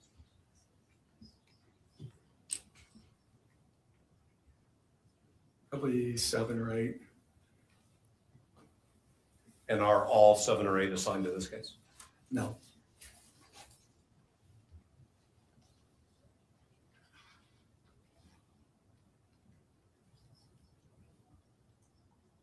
Are the 5 other than you who are assigned to this case experienced in aggravated felony cases? 4, well, either 3 or 4. Of the 5? Yeah. Okay. All right, now I'm going to ask you some questions about a specific member of your office. And because the court may or may not ultimately order that attorney's identity remain sealed, you know what I mean by the word sealed, right? Yes. I'm going to refer to that person as Prosecutor A. Okay? You right with that? Sure. Okay. So how long have you known Prosecutor A? About 3 years. In your work as appellate counsel for the state, did you have any contact with Prosecutor A? I may have. I don't recall. We generally send something out to, when we get an appeal, we generally send, the AG's office, we send something out to the prosecutor, ask them to fill out anything that we should know. More often than not, they never send us anything. And because it's an appeal, I mean, we're bound by the record. So there's not usually an occasion, but sometimes there is. But I couldn't say for sure that I've never talked. I certainly don't remember ever talking to him, though I could have. Okay. Is Prosecutor A member of your executive team? Yes, And did you select Prosecutor A to be a member of your executive team? yes, And that was at the beginning of your yes, tenure as the Utah County Attorney? yes, All right. And so you've had close working contact with Prosecutor A, who's a member of your executive team for the past 3 years? yes, And that, unless you're out of the office traveling or on vacation, that's basically every work day of the month, correct? yes. All right. And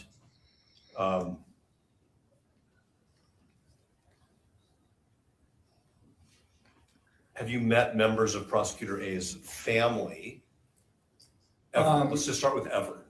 What's that? Ever. Have you ever met members of Prosecutor A's family? I have met his wife. Okay. I don't know if I've met his kids.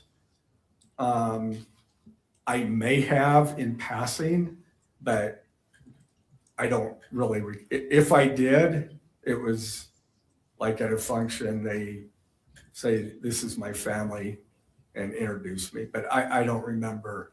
Have you socialized with Prosecutor A and his wife? I think we went out to dinner once after a conference in St. George with some other prosecutors and their wives. Okay. Have you ever been to Prosecutor A's home? No. Has Prosecutor A ever been to your home? No.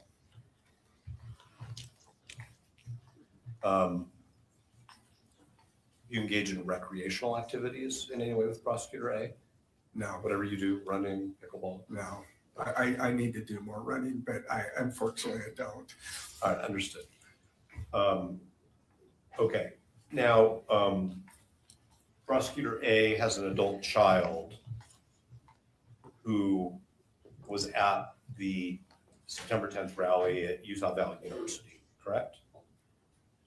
That is what I mean, I don't have personal knowledge of that other than what they have told me. So like, I never saw that adult child, but I'm assuming, yes, that's true. Okay, but on September 10th, 2025, at the moment that Mr. Kirk was shot and ultimately died from that shooting at Utah Valley University, you were in Davis County, right? Yes, I indicated in the motion that it was Ogden, but it was actually Layton. So it was Layton. Layton. Yes. Okay. And I think that's Davis County. All right. That's what I thought. And Prosecutor A was with you? Yes. Okay. And isn't it true that while you and Prosecutor A were in Davis County, you learned from Prosecutor A that one of his adult children was at the rally and was texting him about their experience? Yes. I mean, we had just broken for lunch and he showed me the text, Charlie Kirk got shot. And that was a text that he showed you was from one of his children, right? Yes. And you knew at the time that it was a text from. What did he say? Hello, can you guys hear us okay? Yeah, we can hear you. Look at what my child just showed me. And that's about it. And then he said, you know, I should be getting down to UVU. Okay. And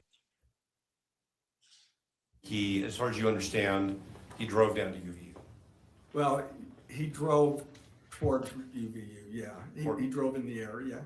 Okay. Ultimately, I met him and then we drove together to UVU. Okay, so you, according to the pleading that you authored the pleading that was filed. Yes, I did. Okay, so that, for the court's benefit, that's the state's opposition to the motion to disqualify. You Yes. authored that, correct? Yes. All right.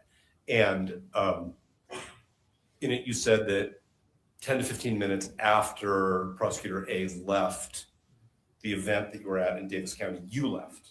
Yes, Did you also head in the direction of UVU? Yes. Okay, and then you and Prosecutor A met up somewhere. Yes. And then traveled to UVU Yes. together in your vehicle or in Prosecutor A's? I guess there's a third alternative, which is you met somebody else and traveled. with No. them. I don't remember whose vehicle it was. All right, did you talk to Prosecutor A? It was my vehicle, I'm pretty sure. So. And was that just about logistical convenience, like let's just go in one car, or was there some specific reason? Yes, no, that was no other reason. Okay. And on your way to that, what I'll call the meeting point, did you have any conversations by telephone with Prosecutor A? Well, yeah, because we needed to meet. He left. I thought I would get some lunch first before I went to the command post. I got about halfway through that and said my mind was not on it. I needed to go to there. And so then we called. I believe I called him or he called. I'm not sure who called who, but then we met. We hadn't arranged that when he left. Understood. But did he convey to you any more information about his child's experience in those conversations? No. Okay. And did you inquire, like, how's your kid or anything like that? I did not. Okay. And so you met up and then you went to the command post, which was established near the university, correct? It was at the university. Okay. Was it inside one of the buildings? What's that? It was inside one of the academic buildings. Yes. And did you see Prosecutor A's child there when you were there? No. Were you introduced to that person? No. Okay. Did you have any conversations with Prosecutor A about whether they should stick around and wait? No. My understanding my understanding was that everybody had left. We were told that most of the students had left. They had not, or attendees. So. Okay, so as far as you know, Prosecutor A's adult child had left the university before you. As far as I know, my understanding was that, most of the students had fled. That first they went into buildings or whatever, and then they made their way out.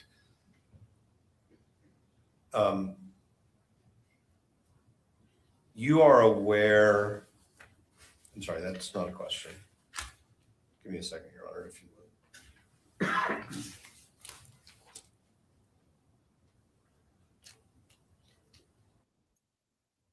So really quick while they're doing this, make sure you guys go over and follow Billy and Brandi. Okay. They're doing a ton of work here. With Prosecutor A. Basically right now they're just asking this guy if he knows these people personally and if they're hanging out and stuff. So, but you can see Brandi and Billy there in the upper right. Wait, hey Matt. Hey, how's it going? Has it just been super repetitive the entire time still? Oh, you've missed nothing. You're probably better off for not hearing it. We were waiting inside of that room for so long, hoping that something would happen, and they keep working up like they're about to come to a conclusion, they're about to come to a decision. Is this how this is my first time in a court hearing. Is this how they all go? I believe so. And I think this one's actually more exciting because there's like a big, high level case connected to it, but typically it is this boring or worse. Yeah, there was a lot of back and forth between the prosecution and the defense team on how they wanted to go, which is settling this one issue. Now, since you left, I believe that he has officially said that they cannot film his lips. So they did can't what? They can't film Tyler Robinson's lips anymore with the camera. So they can't Or even zoom in. his face. Really? Mm-hmm. It was pretty crazy seeing him in person, and we were sitting right behind his family. And so when he walked in the room, he looked over at them, and so we saw him. He was kind of scanning the crowd, and I thought that I had made eye contact with him, and then I realized that his entire family was sitting directly in front of us. So maybe I didn't, but it was a very chilling experience. Yeah. Not because of any, just someone that's been accused of so much to make direct eye contact, possibly. I was like, whoa. Yeah. Billy, can you spin your mic around so the title is facing you? And then try Yeah. again. There Is that we go. better? Much Can you better. guys hear us fine too? Oh, yeah. Much now we better. can. Thank you. Okay. Can you see Yeah. me even though my face is in the sun? We have You're fine. students walking in right now. Oh yeah. I don't know if you can see that very well. Taco Bell. Taco Bell. And then over here we have the setup that's over here. Can you see that? Off in the distance. Yep. That's Brian over there. Very nice. We spoke with him for a little bit as well. Yeah.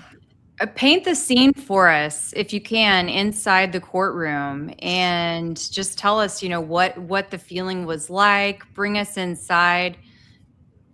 So they were only letting 75 media people in, and so we all had to line up. They counted us out, so only 75 of us got in. But they didn't confirm whether people were media even. Yeah, because we didn't have badges or anything. We just Yeah. had our matching sweatshirts, and they didn't even ask us who we were with or anything like that. And we did not realize that they were only going to let 75 people in, so we're very, very lucky that we got in line right away. Yeah. We were there with Charles McClintock Wilson, the photographer who we first interviewed that was at the UVU event. And I think we sat in the second row of pews right behind Tyler's family, which we didn't know at the time. Yeah. Do you want to give a rundown of the conversation that we had with one of his family members? Yes. So the guy we were just briefly talking to, he definitely thinks that Tyler was the shooter, and he was talking a little loud, I would say. We were trying to whisper. And this was during recess. Yeah, during a recess, not during the actual court hearing. And so we were having a little debate, I guess you could say, back and forth, and saying that we think that there's more to the story than what's being told by the mainstream media and the government. And I'm not going to say who out of Tyler's family, but one of his family members turned around to us and was very, very kind, but just kind of said, hey, can you guys, keep it down a little bit? This is Tyler's family. And we were like, oh, okay. And she looked at our shirts and she was just like, oh, you guys are cute. And like, we were like, yes, we think that there's more to the story. We think that it's possible he didn't do it. Yeah. And she said, all I'm going to say is that about 2% of what the media is saying is maybe possibly even true, but what the mainstream media is saying overall is not true. And she does not think that he was capable of doing something like that. And this is coming from a direct family member. Yeah, she said, I know him and I don't think he was capable of that. And I said, well, why haven't you reached out to Candace Owens or anybody to get this out there?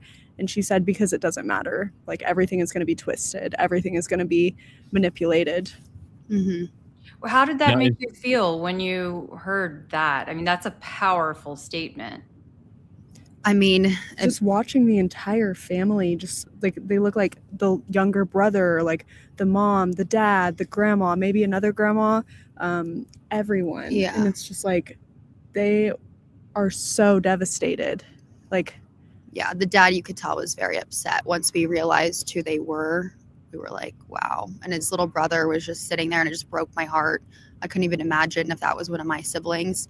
But to hear her say those things was not surprising because, we obviously have our opinions, but it definitely doesn't go along with the narrative that Tyler's family turned him in.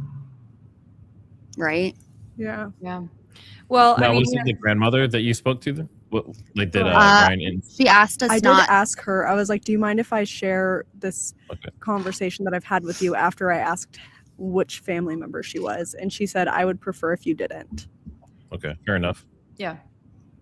I just think that there have been a lot of people out there who have wondered, why have we not heard from anyone on Tyler's side? And so this is one of the first or only chances, really, that we're kind of anecdotally hearing anything. Yeah. Has anyone spoken out to the media at all in Tyler's family? I don't think so. No. I will say, like, they seem like a very normal family, and the person that did speak with us was so kind. Very, very kind. We were apologetic. I'm so sorry, we didn't know. And she was like, no. Like, she grabbed my hand. She was like, it's okay. Yeah. And she said, I appreciate what you guys are doing, because we told her we have a podcast. We're talking about the other possible theories. And yeah, we became pretty friendly with her that when we were leaving, I like tapped her on the shoulder and said bye. Do you think they have any idea that there are so many people out there who are digging into the case? Do they have any idea what all, people have uncovered, the inconsistencies? I would assume so, because I if that kinda was my figured. family, I would be listening to everyone's theories. Yeah, I didn't even consider the fact that they weren't aware, because that's why I said, why haven't you reached out to Candace? I didn't say there's this reporter named Candace Owens who's been covering this in depth. I just said, hey, why haven't you reached out to Candace? And she didn't look confused when I said that. She didn't.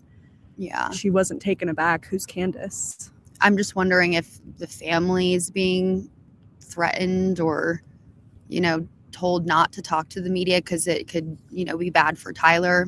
Who knows? And I wish we had more time to speak with her, but they were going into a recess and we wanted to come out here. So Just really quick, obviously make sure you guys hit that like. Make sure you subscribe to Kelly Raybon and Brandi and Billie Show. They're on YouTube and X and Instagram and TikTok. I don't know if there's other places, but make sure you check them out.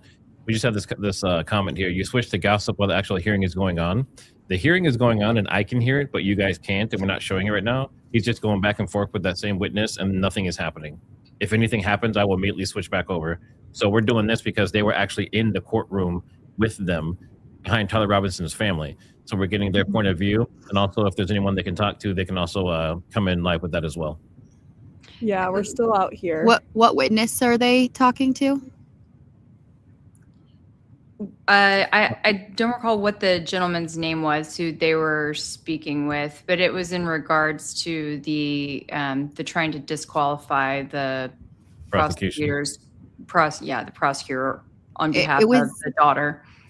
It was interesting because in the courtroom, Novak on the defense team kept referring to them as the prosecutor and the offspring, not Yes, trying to offspring. give the sex of either.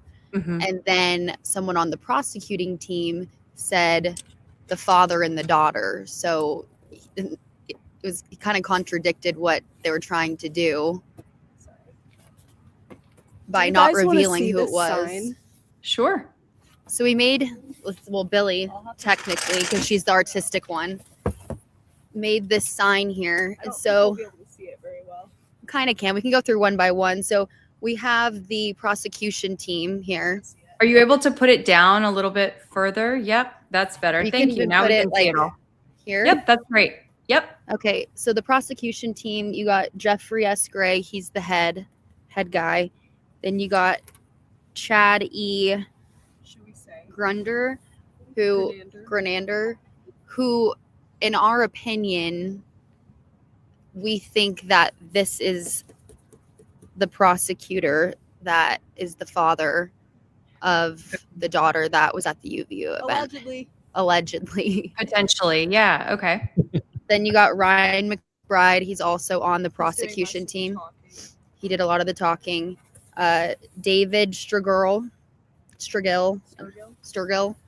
Lauren Hunt, also on the prosecuting team, and then Christopher Ballard.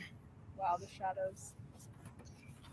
Then if you want to switch over here, you got Judge Tony Graff, and then you have the defense team. This is Stacy Visser, and then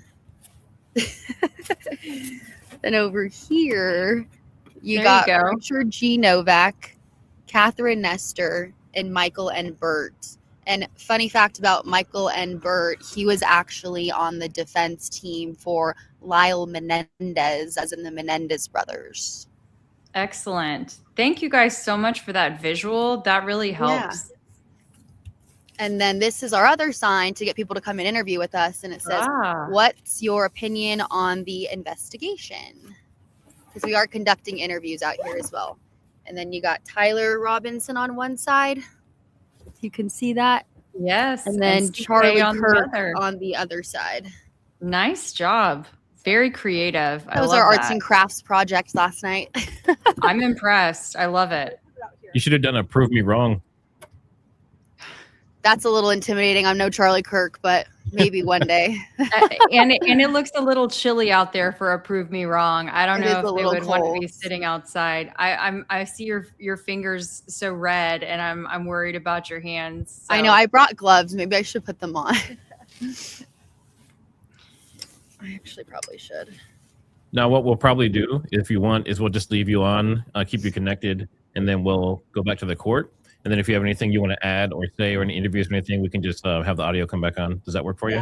We'll flag you Perfect. down if we get someone. Yeah. Should we just All right, keep that perfect. poster in the background for them for now? Make sure you stay warm out there. You both look freezing. Yeah, y'all Okay. look We're pretty gonna Will put some do. gloves on. Thanks, Matt. Thank you.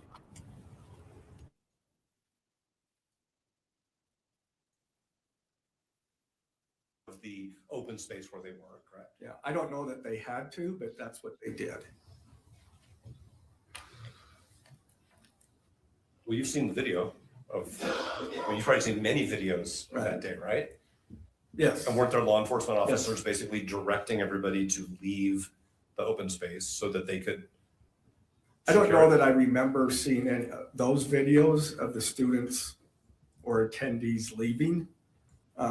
I mean, I know that they left. I know that they ran away. What we learned later is that the shooter left immediately after the shot. So, Right, but at the time of a shooting, you don't know Sure. how many shooters there Absolutely. are, if there's going to be Absolutely. follow-up, Right. if there are explosive devices, like all those things, right? Sure. Okay, so let me ask you these questions about, well, instead of giving you a headline, I'll just ask the question. Once you had all of the information about Prosecutor A's child's experience, okay? What they saw, what they heard, what happened to them, the fact that they were separated from their personal property, all those things, okay? What I'm hearing you say is you never really discussed that with Prosecutor A and his family. No, I mean, I did discuss, I don't know if it was day 2 or day 3. Law enforcement was there on the day of the shooting, the next day, and I think into Thursday or Friday. I don't remember exactly which day. And at some point, I was told that Prosecutor A's child left the back there. Okay.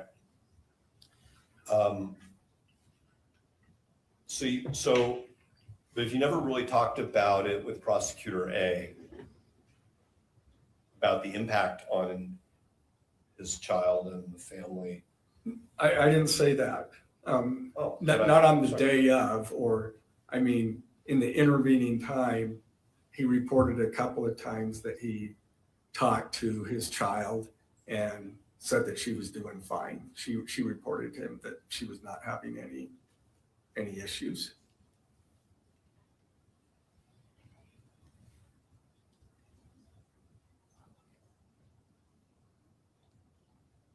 Did you ever ask him, well, what about you? I mean, your kid was at this. I didn't. Not that I recall. Did you ever consult with anybody in the Attorney General's office concerning whether Prosecutor A's child's experience raised a potential conflict of interest for your office? No, that's what I did for 23 years with prosecutors, is consult on that. And so I didn't feel a need to go to those folks. I mean, I know how to try to figure that out. So when one of your responsibilities in the Attorney General's office was to consult about ethical issues? Different matters. Different I mean, it could be a variety of things. Okay. And I mean, if you're talking about ethical issues in particular, I don't know that the Criminal Appeals Division was the right folks to consult, but I'm not even sure of who from the Attorney General's office would. So. Okay, but you worked in the Attorney General's office for a couple decades, right? Yeah. And what you're saying is that in your role as an appellate lawyer for the state, you would talk to prosecutors, I guess it's somewhat more informally, about ethical issues. Yeah, every once in a while, yeah. Sure. And so my question is whether you reached out to anybody in the Attorney General's office about this particular issue? No. Okay. Did you, and when I say you, I really mean you or anybody in your office on your behalf? Okay. Okay? Because you're the chief prosecutor, right? Yeah. So when I say you, I mean you and people who work for you. What about the Utah State Bar? No. I mean, they give ethics guidance to attorneys on all kinds of issues, right? Yes. Okay. But no reach out. Other county attorneys in Utah, in other words, your colleagues who are elected chief prosecutors in their counties, did you discuss this with any of them? No. Are you a member of organizations of what I'll call chief prosecutors? I'm a member of the Utah County and District Attorneys Association. Okay. UCDAA. I'm actually the president of that organization. I'm a member of SWAP, which is the statewide association of public attorneys and prosecutors. I'm actually the president-elect of that organization. That's a lobbying organization. Okay. And do these associations have any mechanism for providing ethical guidance to their members? No. I mean, when we have questions, we may shoot out an email and ask about things. Did you do that in this No. situation? I consulted no one other than my team. Okay. I'm going to ask you 3 more categories just to be clear. Okay. Did you reach out to any law professors who No. report to be ethics experts? No. Did you speak with any judicial officers No. about it? Court reporter, get the question and the answer. Oh, there you go. Well, I just said that I have talked to no one other than my team, so. Okay.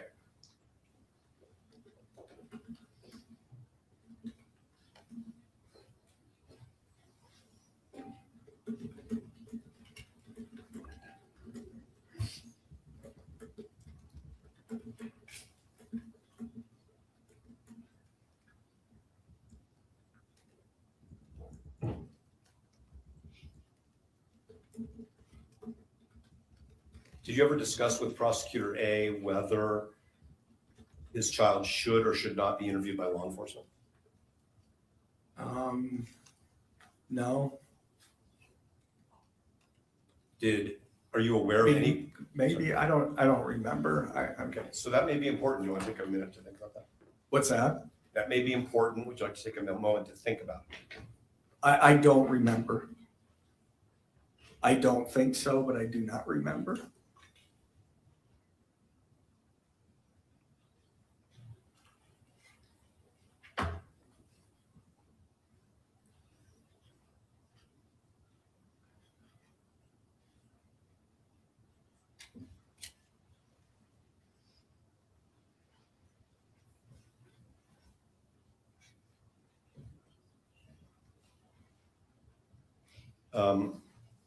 The brief that you filed on behalf of the state, I'm sorry, the opposition to the motion has a couple affidavits attached to it, right? Yes. Okay. And one of those is the affidavit of Cole Christensen.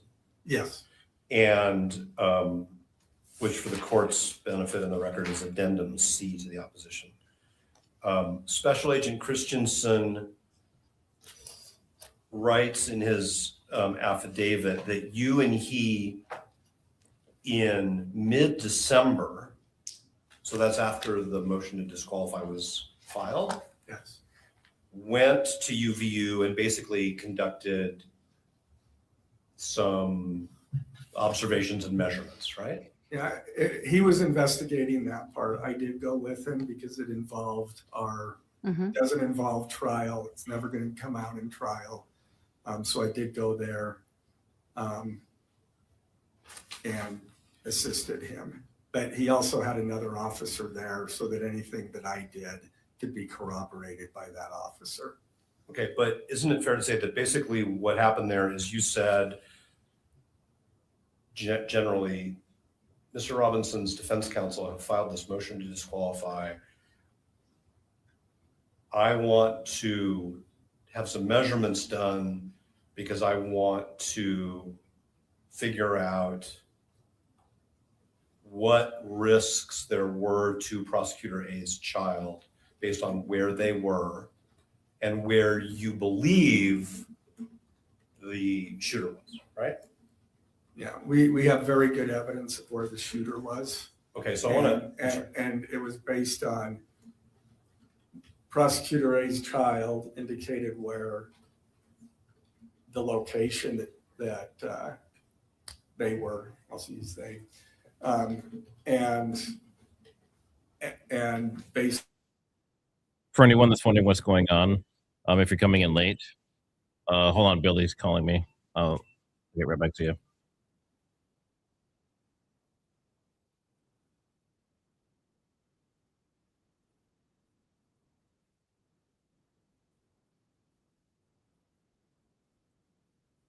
Yeah, but yeah. I didn't. I thought you like left to go get a cup of coffee, so I was trying to call you to tell you.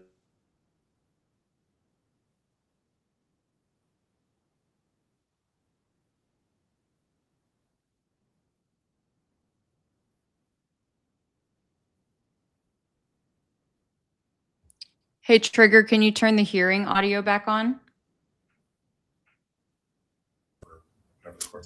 We'll be taking a break shortly, but I appreciate that. And if any of the parties do need a break, please indicate it as well. I want to be respectful to all parties.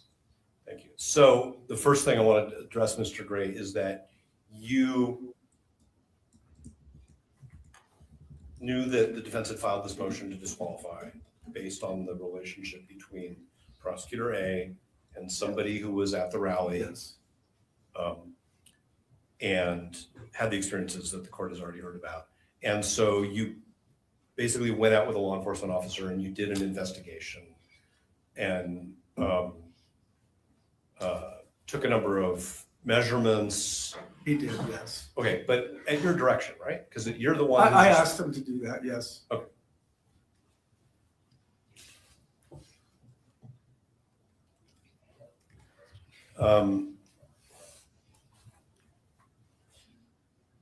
You say in connection with that there are some uncontested issues in this case. Yes. That's a term you used in your brief, right? I'm sure that you will tell me where they're not not contested, but well, every issue is contested, right? I mean, so is it okay? Go ahead. I'm not trying to have a argument because the court reporter doesn't. I stopped, so I'm not. And I'm bad at that too, and I have been for a very long time. But your measurements, as documented in Mr. Christensen's affidavit, Special Agent Christensen's affidavit, are of things that you say are uncontested, but I just want to make sure. So can I clarify that? I never said that the measurements were not contested.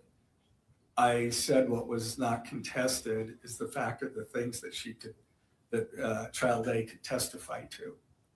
That's what I was referring to as what's not contested. Child A, as demonstrated in the affidavit, can testify that Child A was there, that her Child A's location, and what the crowd did, what she did, and then what she ran in. That's what's uncontested. But aren't these also uncontested things which you contested issues which you seem to suggest to the court are uncontested, and that is that the shooter was on the roof? No, I didn't say that was uncontested. Hey, Matt. I said what she could testify to is uncontested. And if there was something Can you hear me? than that, that's certainly what I meant. I understand that all those other. Yeah, sorry. I muted myself again, but I have Travis here, and he actually was at the event the day of the shooting, and he has been keeping up with all of the hearings and trying to attend all of it, and he may be called as a witness in the future, so they asked him to step out of this one. Brandi and I, we didn't have to step out, but we chose to just to join this live stream, whereas Travis was asked to. Well, you were. I talked to the prosecutor and he said I should. Yeah, Should you leave. were. He was advised to leave. But so you were saying that you were pretty close to Charlie that day. Yeah, I was standing 50 feet to his right, just south of him. Yeah, and I know it affected you pretty deeply. Travis was pretty upset. We saw him in the courtroom, and this has been really hard for him. But you were considering maybe even asking Charlie a question that day, and you were trying to find the line. Is that right? Yeah, I was trying to find the line, and it was really difficult. There was a lot of confusion as to where it started. And so I made my way as close as you could possibly get where the barricade was. And one of Charlie's staff came to me and she told me I needed to back off a little bit because that was a private area. So I did. And I told her I couldn't find the line. And she said Charlie's team would come find me and help me find it. But then they never did. And that was when the first question was being asked? Yeah. Okay. You guys can hear Travis all right? Yes. Okay. So when the first question was being asked, you were trying to find the line. You got up to the barricade. They said, "Hey, you can't be this close. You need to back up." And you're like, "I'm just trying to find the line." And she, instead of directing you to the line, she then said, "Don't worry about it. We'll come find you later." Yeah. That's okay.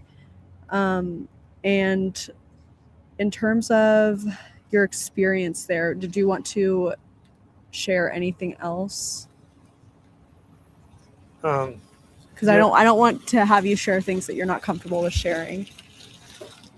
Yeah. I just got he got part way into this. That's the second question or second debate. And I decided to stop filming, which I'm glad I did. And I just stared at Charlie when he's being asked about transgender mass shooters. And then he started to answer. And then I heard a snap, like a crack, like a firecracker. And then a split second later, I saw him go limp and lean over to the left. And everybody froze and crouched. And it took a second to register that what I was seeing was real. I'm sorry. I know you said you don't like being hugged. But... And I tried to get out of there as fast as I could. And there was a woman with her baby in the stroller. She was trying to get out as well. And then when I got inside, I called 911 and I couldn't get through. And so then I hung up and then dispatch called me back and they couldn't hear me, but I could hear them. And then I hung up and then they called me back a third time. And then that's when I told them and they said officers were on the way. So you are one of the people that called 911. Yeah. The reason that you're here, so I am assuming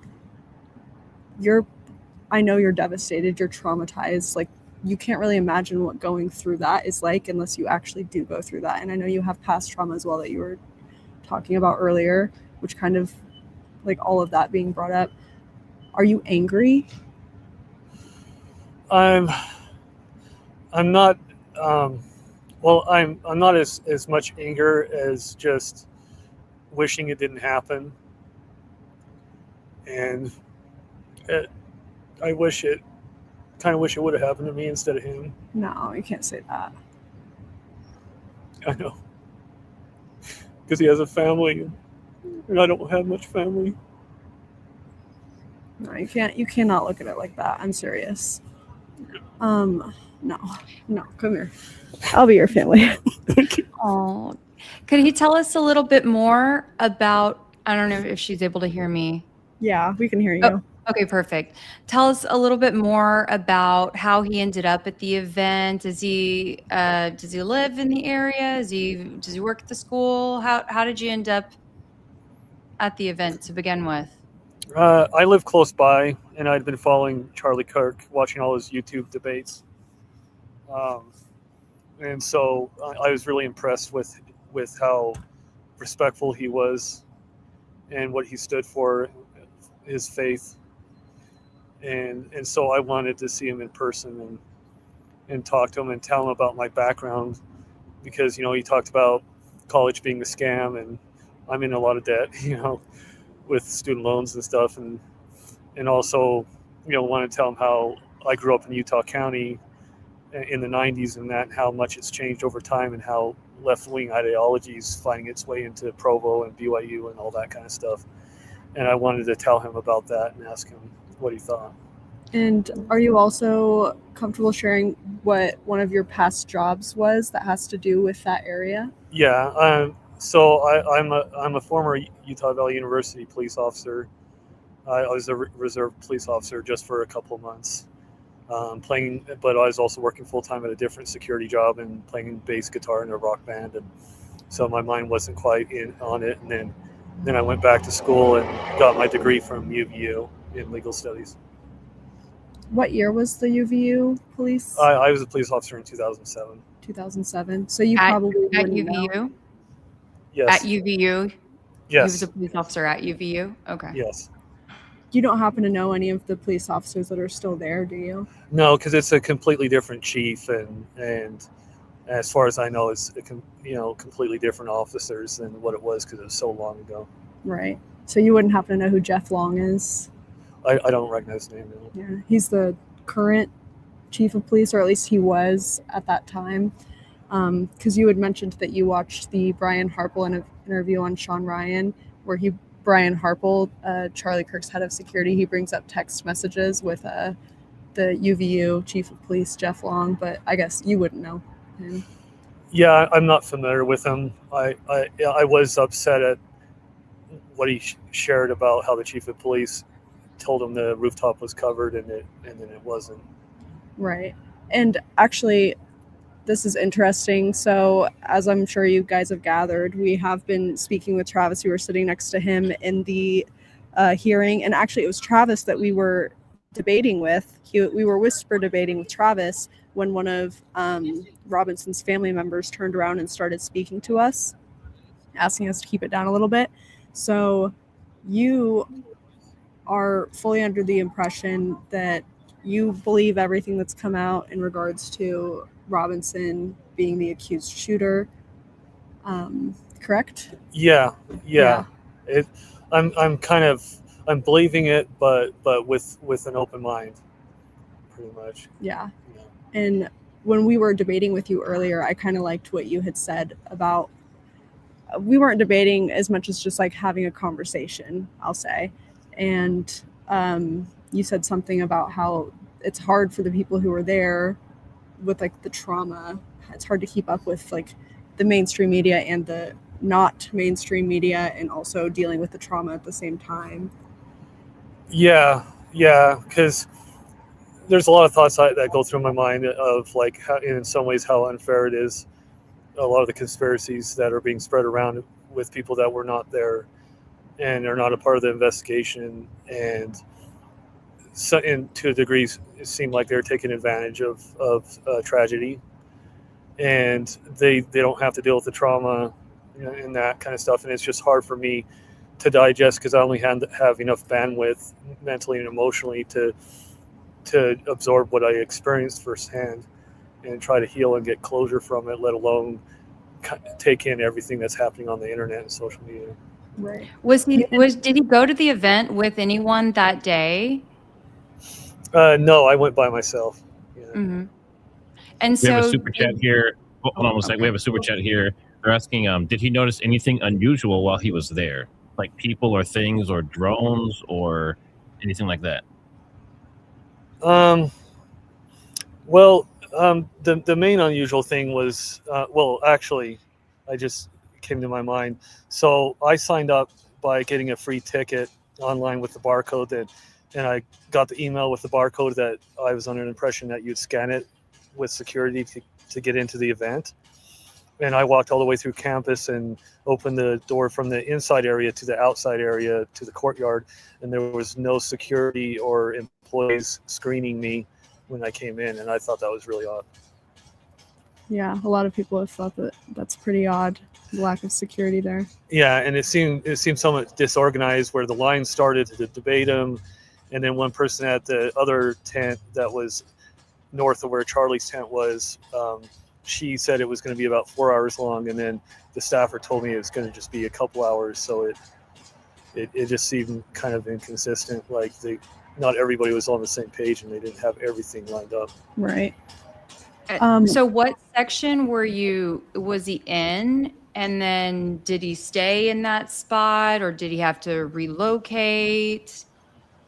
Well, at first I was in front of Charlie's tent on the ledge, because there's different levels that went down to his tent, and I was on like the highest level. To his right or left? Well, directly in front of him at Oh. first, and then I kept walking around to Charlie's right, and then I went down the different levels closer to where the actual barricade, as close as you could physically get to Charlie to his right.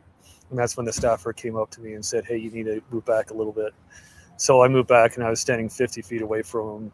Did they give you a reason why? I'm surprised that it seemed like it was just kind of a free-for-all there. Yeah, because the section, if I remember correctly, there was the barricades immediately surrounding Charlie's tent, but then there was a grassy area with another barricade, but it had an opening, and I went around the opening because there was no signs or nothing indicating that I wasn't allowed to go in there. And there was nobody screening me or saying, "Hey, don't go there." So I went as close as you physically could get. And then that's when the staffer came up to me and said, "I need to move that." I was in a private area. She gave me the impression it was reserved for, I don't know, VIP or people that were maybe new Turning Point or anything like that. So that's when I moved further back and listened to her. She actually walked with me, and where I finally stood 50 feet away, and then that's when she told me Charlie's team was going to get back to me and find me and help me find the line to debate him. So have you been following any of the alternative ideas of what may have happened to Charlie besides the official FBI narrative?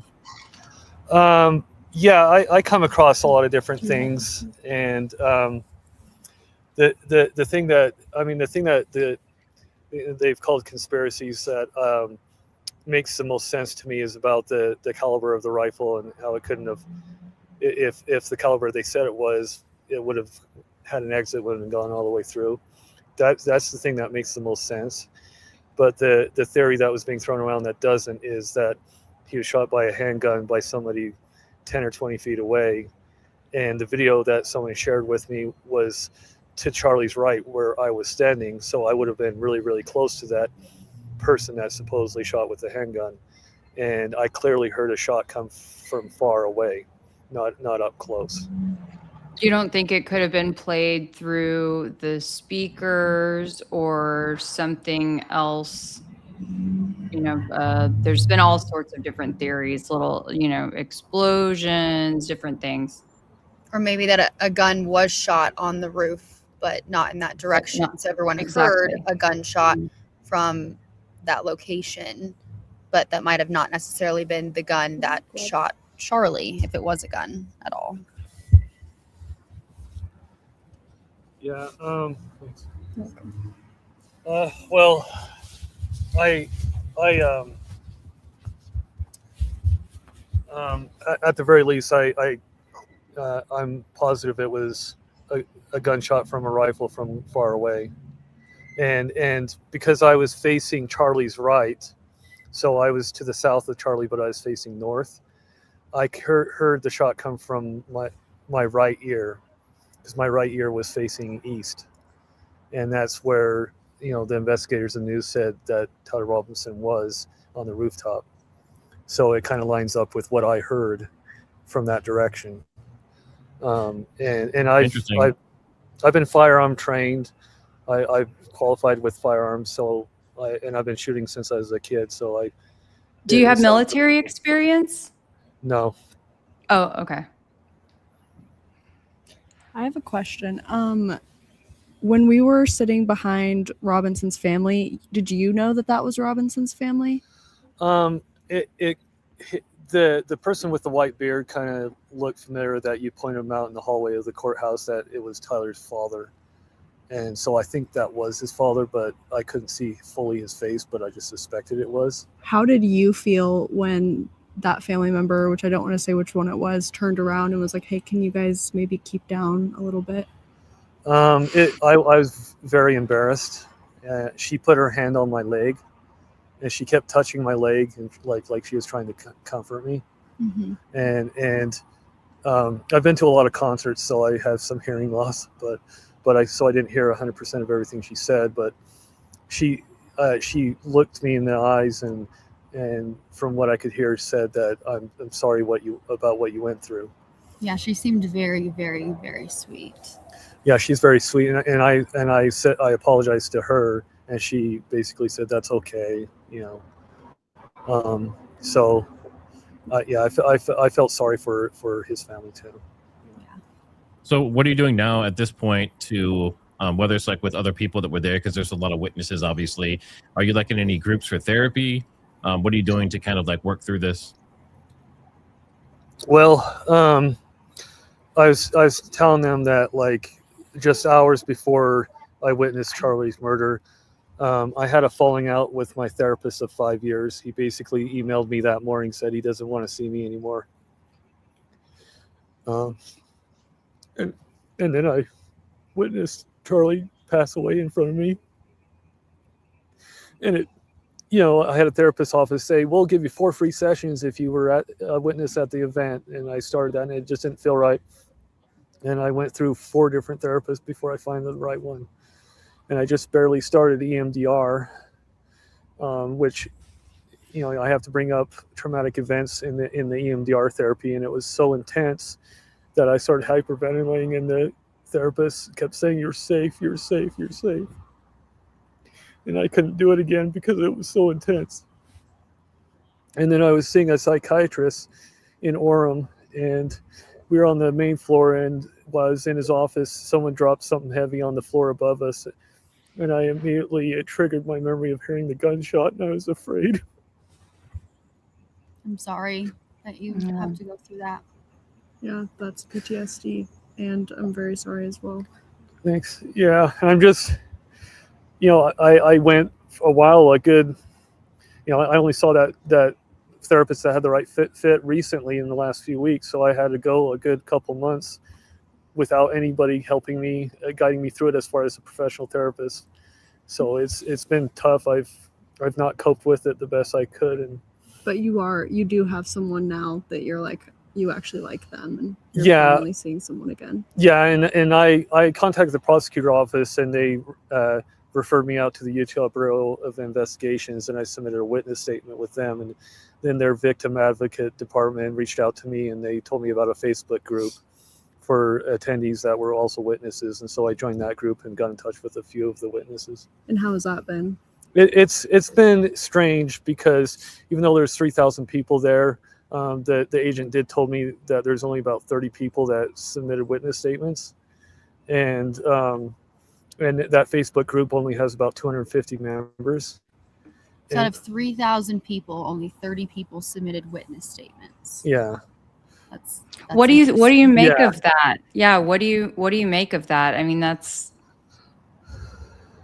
Yeah, so it's hard. I guess they were like, it's strange. I don't know why. The agent did tell me that most of those people were the people that were the closest.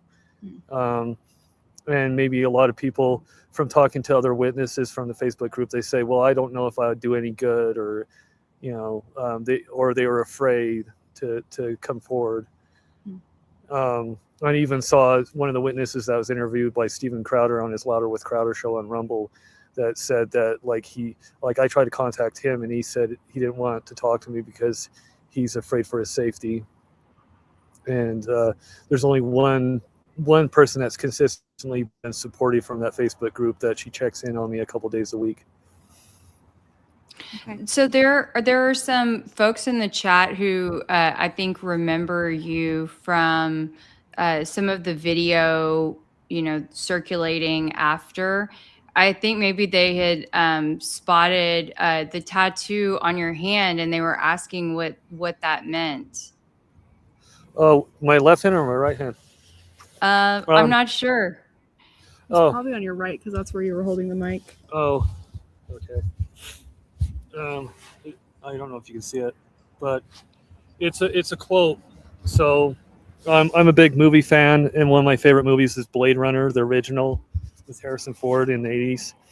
And there's a scene where the bad guy at the end, he passes away because he's like a humanoid like person, and he witnessed a lot of like amazing things, but he's been through a lot of hard times. And he says those moments, he talked about all these beautiful moments that are lost like tears in rain, and then he passes away.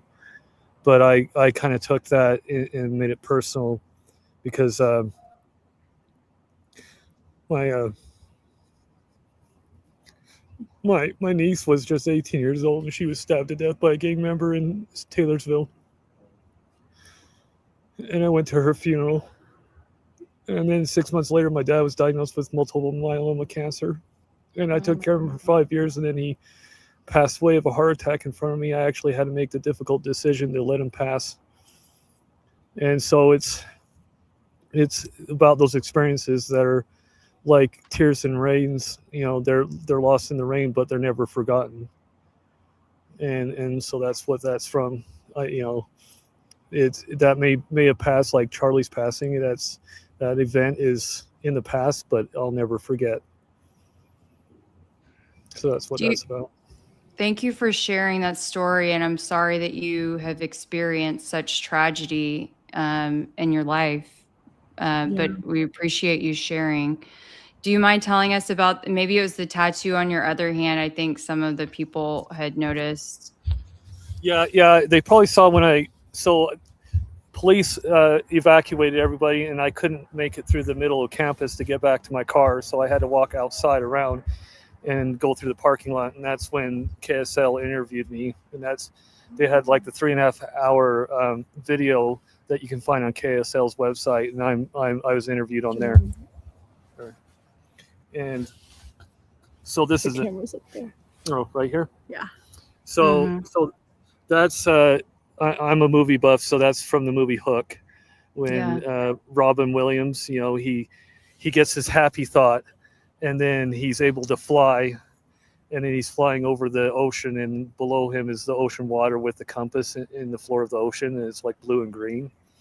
So that's what that's from. I like Peter Pan. Well, they say it's a beautiful way to express yourself, and tattoos tell a story. So thank you for sharing that with us. Yeah, you're welcome. Thank you so much, and Travis. thank you for your time. We really appreciate it. You're welcome for sure. Yeah. I do believe it's getting a little dark, so we may try to have you guys. Is the hearing back up now? Are we off of recess?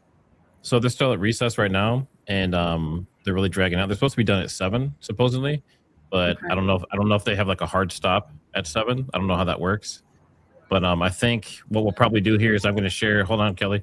I'm going to share the link. I'm going to share the link to the rest of the court hearing and all that stuff. But I think we're gonna have to call it here probably the next 20 to 30 minutes. Cool. So, Would you like to maybe try to get Brian on? Yeah, if we can get Brian Inton, that would be good. Okay. Also had another question too. Some people in the audience were asking how they could support you, sir. Is there a way they can keep up with you? How they can support you? If you wanted to share any of that. Where do I start? If you have like a social media handle, like an Instagram or My Instagram's private, but I do have an Instagram. I can't remember the exact handle. Yeah,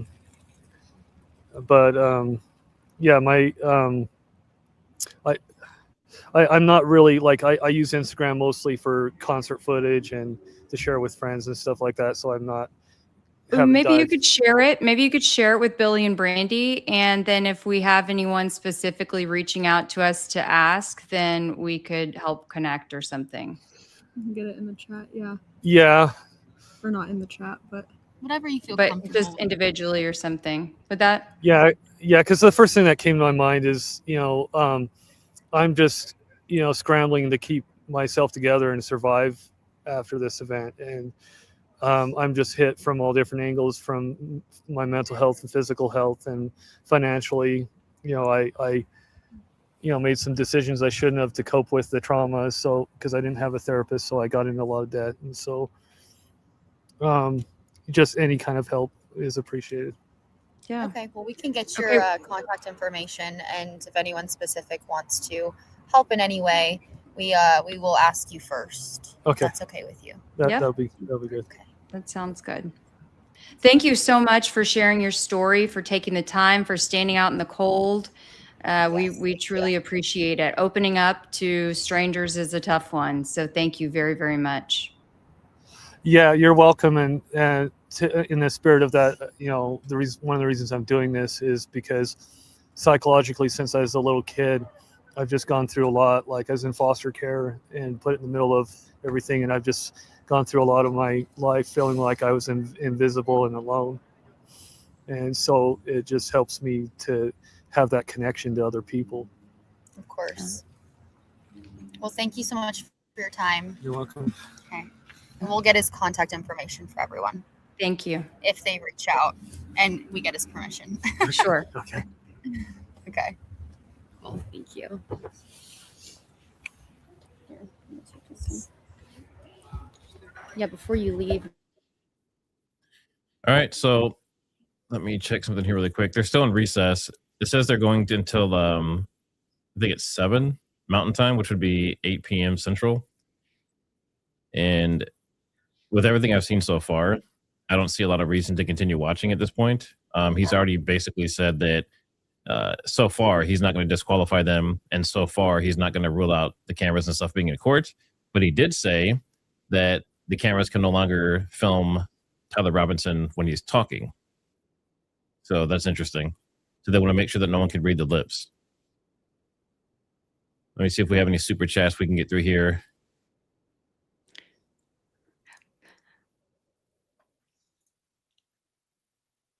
Hold on a second.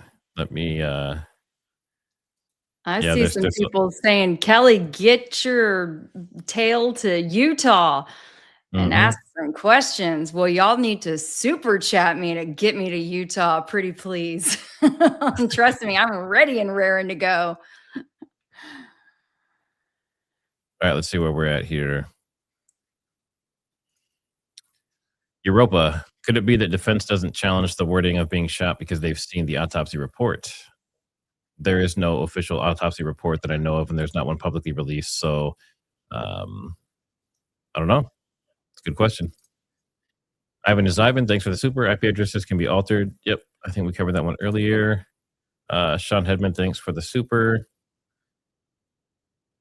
Yorkie Mom. The prosecutors could have asked for a restraining order for Erica Kirk, according to ChatGPT. I have 2 Maltese, by the way. Your dogs are so cute. Ivan is Ivan. What company owns the pool camera? I don't know. Do you know, Kelly? No, I did not find anyone admitting to that, at least during several looks on X, or anyone poking, the blame at the other stations. But I'm sure we'll get to the bottom of it before this day is done. All right, let's see. I don't give a damn. Thanks for the super. Twig's family has deep Utah government ties, which is why this stayed a state case, not federal. Local control matters when influence is close to home. I don't give a damn. Thanks for the super. Orem CPA McKell paid Twig's grandma during the campaign. Senator Mike McKell, Patriarch State Senator, married to Governor Cox's sister. Interesting. So we have some connections to interesting areas. Yeah, we'll have to look further into that stuff. Victoria Marie, thanks for the super. Did you notice anything unusual? Yep, that was during the Travis interview. Let me make sure I didn't read these other ones already. Let's see. Good talk. That's why I was there. Yep, we asked that. I don't give a damn was asking if he was a witness, or if he was an official witness. A lot of people are saying that he shouldn't have been saying anything if he's a witness. He shouldn't be doing any interviews or anything. But the gag order is not for anyone except for the defense and the prosecution. It's not for anyone else. That was like a really And it gives the lawyers the opportunity to then enforce it on someone who they believe needs to be gagged, someone who needs to be suppressed and have their speech suppressed. But to this point, if someone hasn't been, then they haven't. All right, let's see. This guy cares more than Erica did. Real tears. Thanks for the super. But I definitely did not trust this guy. Bad vibes. One Antonio, thanks for the super silly question. If we assume TR is a patsy, how can we confirm the courtroom family aren't plants? Federal deep. So like a planted family? Is that what you're thinking? Thanks for the super. Thanks, Ellie Ray, for the super. Yep. So let's get Kelly to Utah. Thank you. And Ivan, thanks for the super. Left on B&B YouTube channel. Awesome. Yeah. If you sorry, I'm talking really loud because I'm listening to the court case still. Like yelling into the microphone. I apologize for that. But yeah, make sure you guys hit that like. It's the only thing that really helps YouTube push this out. And definitely, let me get all my information here. So you see on the bottom, there's Kelly Raybon. She's on YouTube, X, TikTok, and Instagram. Make sure you follow her and show her some love if you're not already subscribed over there. And then Billie and Brandi is at Brandi and Billie Show. And they are on YouTube, Instagram, X, and TikTok. And then, of course, if you're on Kelly's side, if you want to subscribe to TriggerSmart, it's TriggerSmart on YouTube. And then basically TriggerSmart HQ everywhere else because someone already took it. And let's see if there's any more supers. All right. So what I'll do is let me grab this link. So for anyone that wants to continue watching this, or Kelly, if you want to start streaming after this or something, you can use this link, and this is where it's actually showing. And I put it in the comments as well. Thank you. All right. We'll see. I probably need to walk around for a little bit and recalibrate, feed my kids.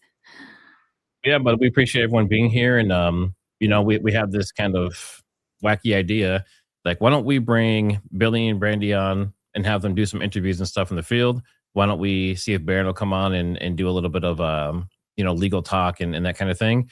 And I thought it was crazy. It wouldn't work. And they both worked out. So it ended up being a pretty successful stream. And of course, as always, it's nice to have Kelly on. She's always she's always welcome. I see you guys talking about her in chat there. Let's see, is there anything else? Thank you. There was one more super that just came. Oh, there we go. Yep. Let's see. Victoria Marie. Thank you for the coverage today, guys. Does Kelly have a Venmo so I can donate for the boots on the ground coverage? Do you have one? Thank you. Yes, it should be Kelly Raybon. Just Kelly. Let's see. I'm checking it right now, but I think it's Venmo. Kelly Raybon. Yep. Just KELIRABON. And then we have one That is more so generous. Yep. And then we have one more from William. If he was 50 yards from Charlie and 100 from the gun, he would not have heard the shot before the impact. Yeah, there's a lot of, little scientific things and details and stuff. We'll probably go back and watch that interview again. And I'd recommend you do too, just to kind of see. But, people had mixed feelings on it. Some thought it was good. Some thought it was possibly suspect. But, we don't know the guy. So, but he was someone that people have been trying to get a hold of. So even though they only technically got the one interview in, it was a great interview because it's someone people have been trying to get a hold of for a long time. Yeah, I was not expecting that. So it's good to hear. All right. And then you want to do a few questions, Kelly, on your side, and then I will make sure Brandi and Billie know what's going on as well. Okay, sure thing. All right. Oh, let's see. Third, it looks like someone just put in the chat. I'm assuming this might mean for the next hearing, the 3rd of February, 1 p.m., Rick? I'm going to bet that must mean that is the next hearing. So thank you so much. We'll verify that. Sorry, I wish I could put these up. In case you were wondering, yep, my channel created by YHWH. Mine is Kelly Raybon, KELIRABON. And you can also follow me on X, on TikTok, and on Instagram. It's KELIR. Let's see. Appreciate your journalism. Oh man, there we go. Love how you word them to cover several details without actually asking for them. Yep, you guys, I have 12 years of television journalism experience as an investigative reporter. So been there, done that, got the t-shirt more than a few times. Let's see here. What did he hear before or after the shot? I mean, I think we all have to kind of go back and listen to that again. And, you know, this is the thing about even just witness testimony in general. Witness testimony can be questionable. It's been proven, scientifically proven, that, you know, people don't remember the details that they think that they do. And certainly when it comes to something that's super traumatic, and someone experiences PTSD, it can actually compartmentalize and fragment pieces of it. So it's not just in one smooth package.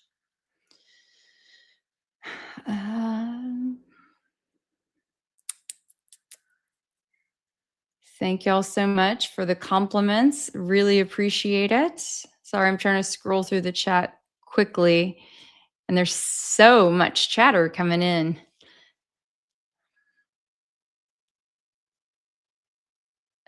If you are at it live and everyone is saying it's a gunshot, even if you use guns, you can have your mind convinced that it was a gunshot. And then with mental health, it's a lot more likely that your mind would convince you. Yeah, I mean, the mind makes a leap in all sorts of situations. But yeah, when you are being told, you think you hear something, when you're being told something over and over again, and you're traumatized, it's a lot easier for your mind to make that leap. All right. So I just spoke to Billie and Brandi, and they have Charles McClintock Wilson and Brian Inton, and they're going to interview them, but they're going to stream directly to their channel since we're getting off here. Okay. So definitely chat if you are still wanting to be involved in this stuff and kind of see what's going on and still be interactive. Definitely go over to Brandi And Billie Show, and they will be live doing some more interviews, it sounds like. So go over there, show them some love, and check out. Make sure you guys subscribe. And of course, Kelly Raybon, make sure you guys go over there and subscribe. And please hit that like on the way out. And you guys have no the amount of support and stuff that you guys have given us, and just the channel in general is amazing. So I don't really know how to say thank you properly, but yeah, we can't do it without you guys. So we appreciate you being here with us. It's been a 5.5 hour marathon. So yeah, make sure you have a good rest of your night, and definitely stretch. One last super big chap, 2703 Life is Driving is the guy that they just had on. Yeah, so he's in one of the videos that's circulating. Yep. All right, everyone, we will see you on the next one. Thank you.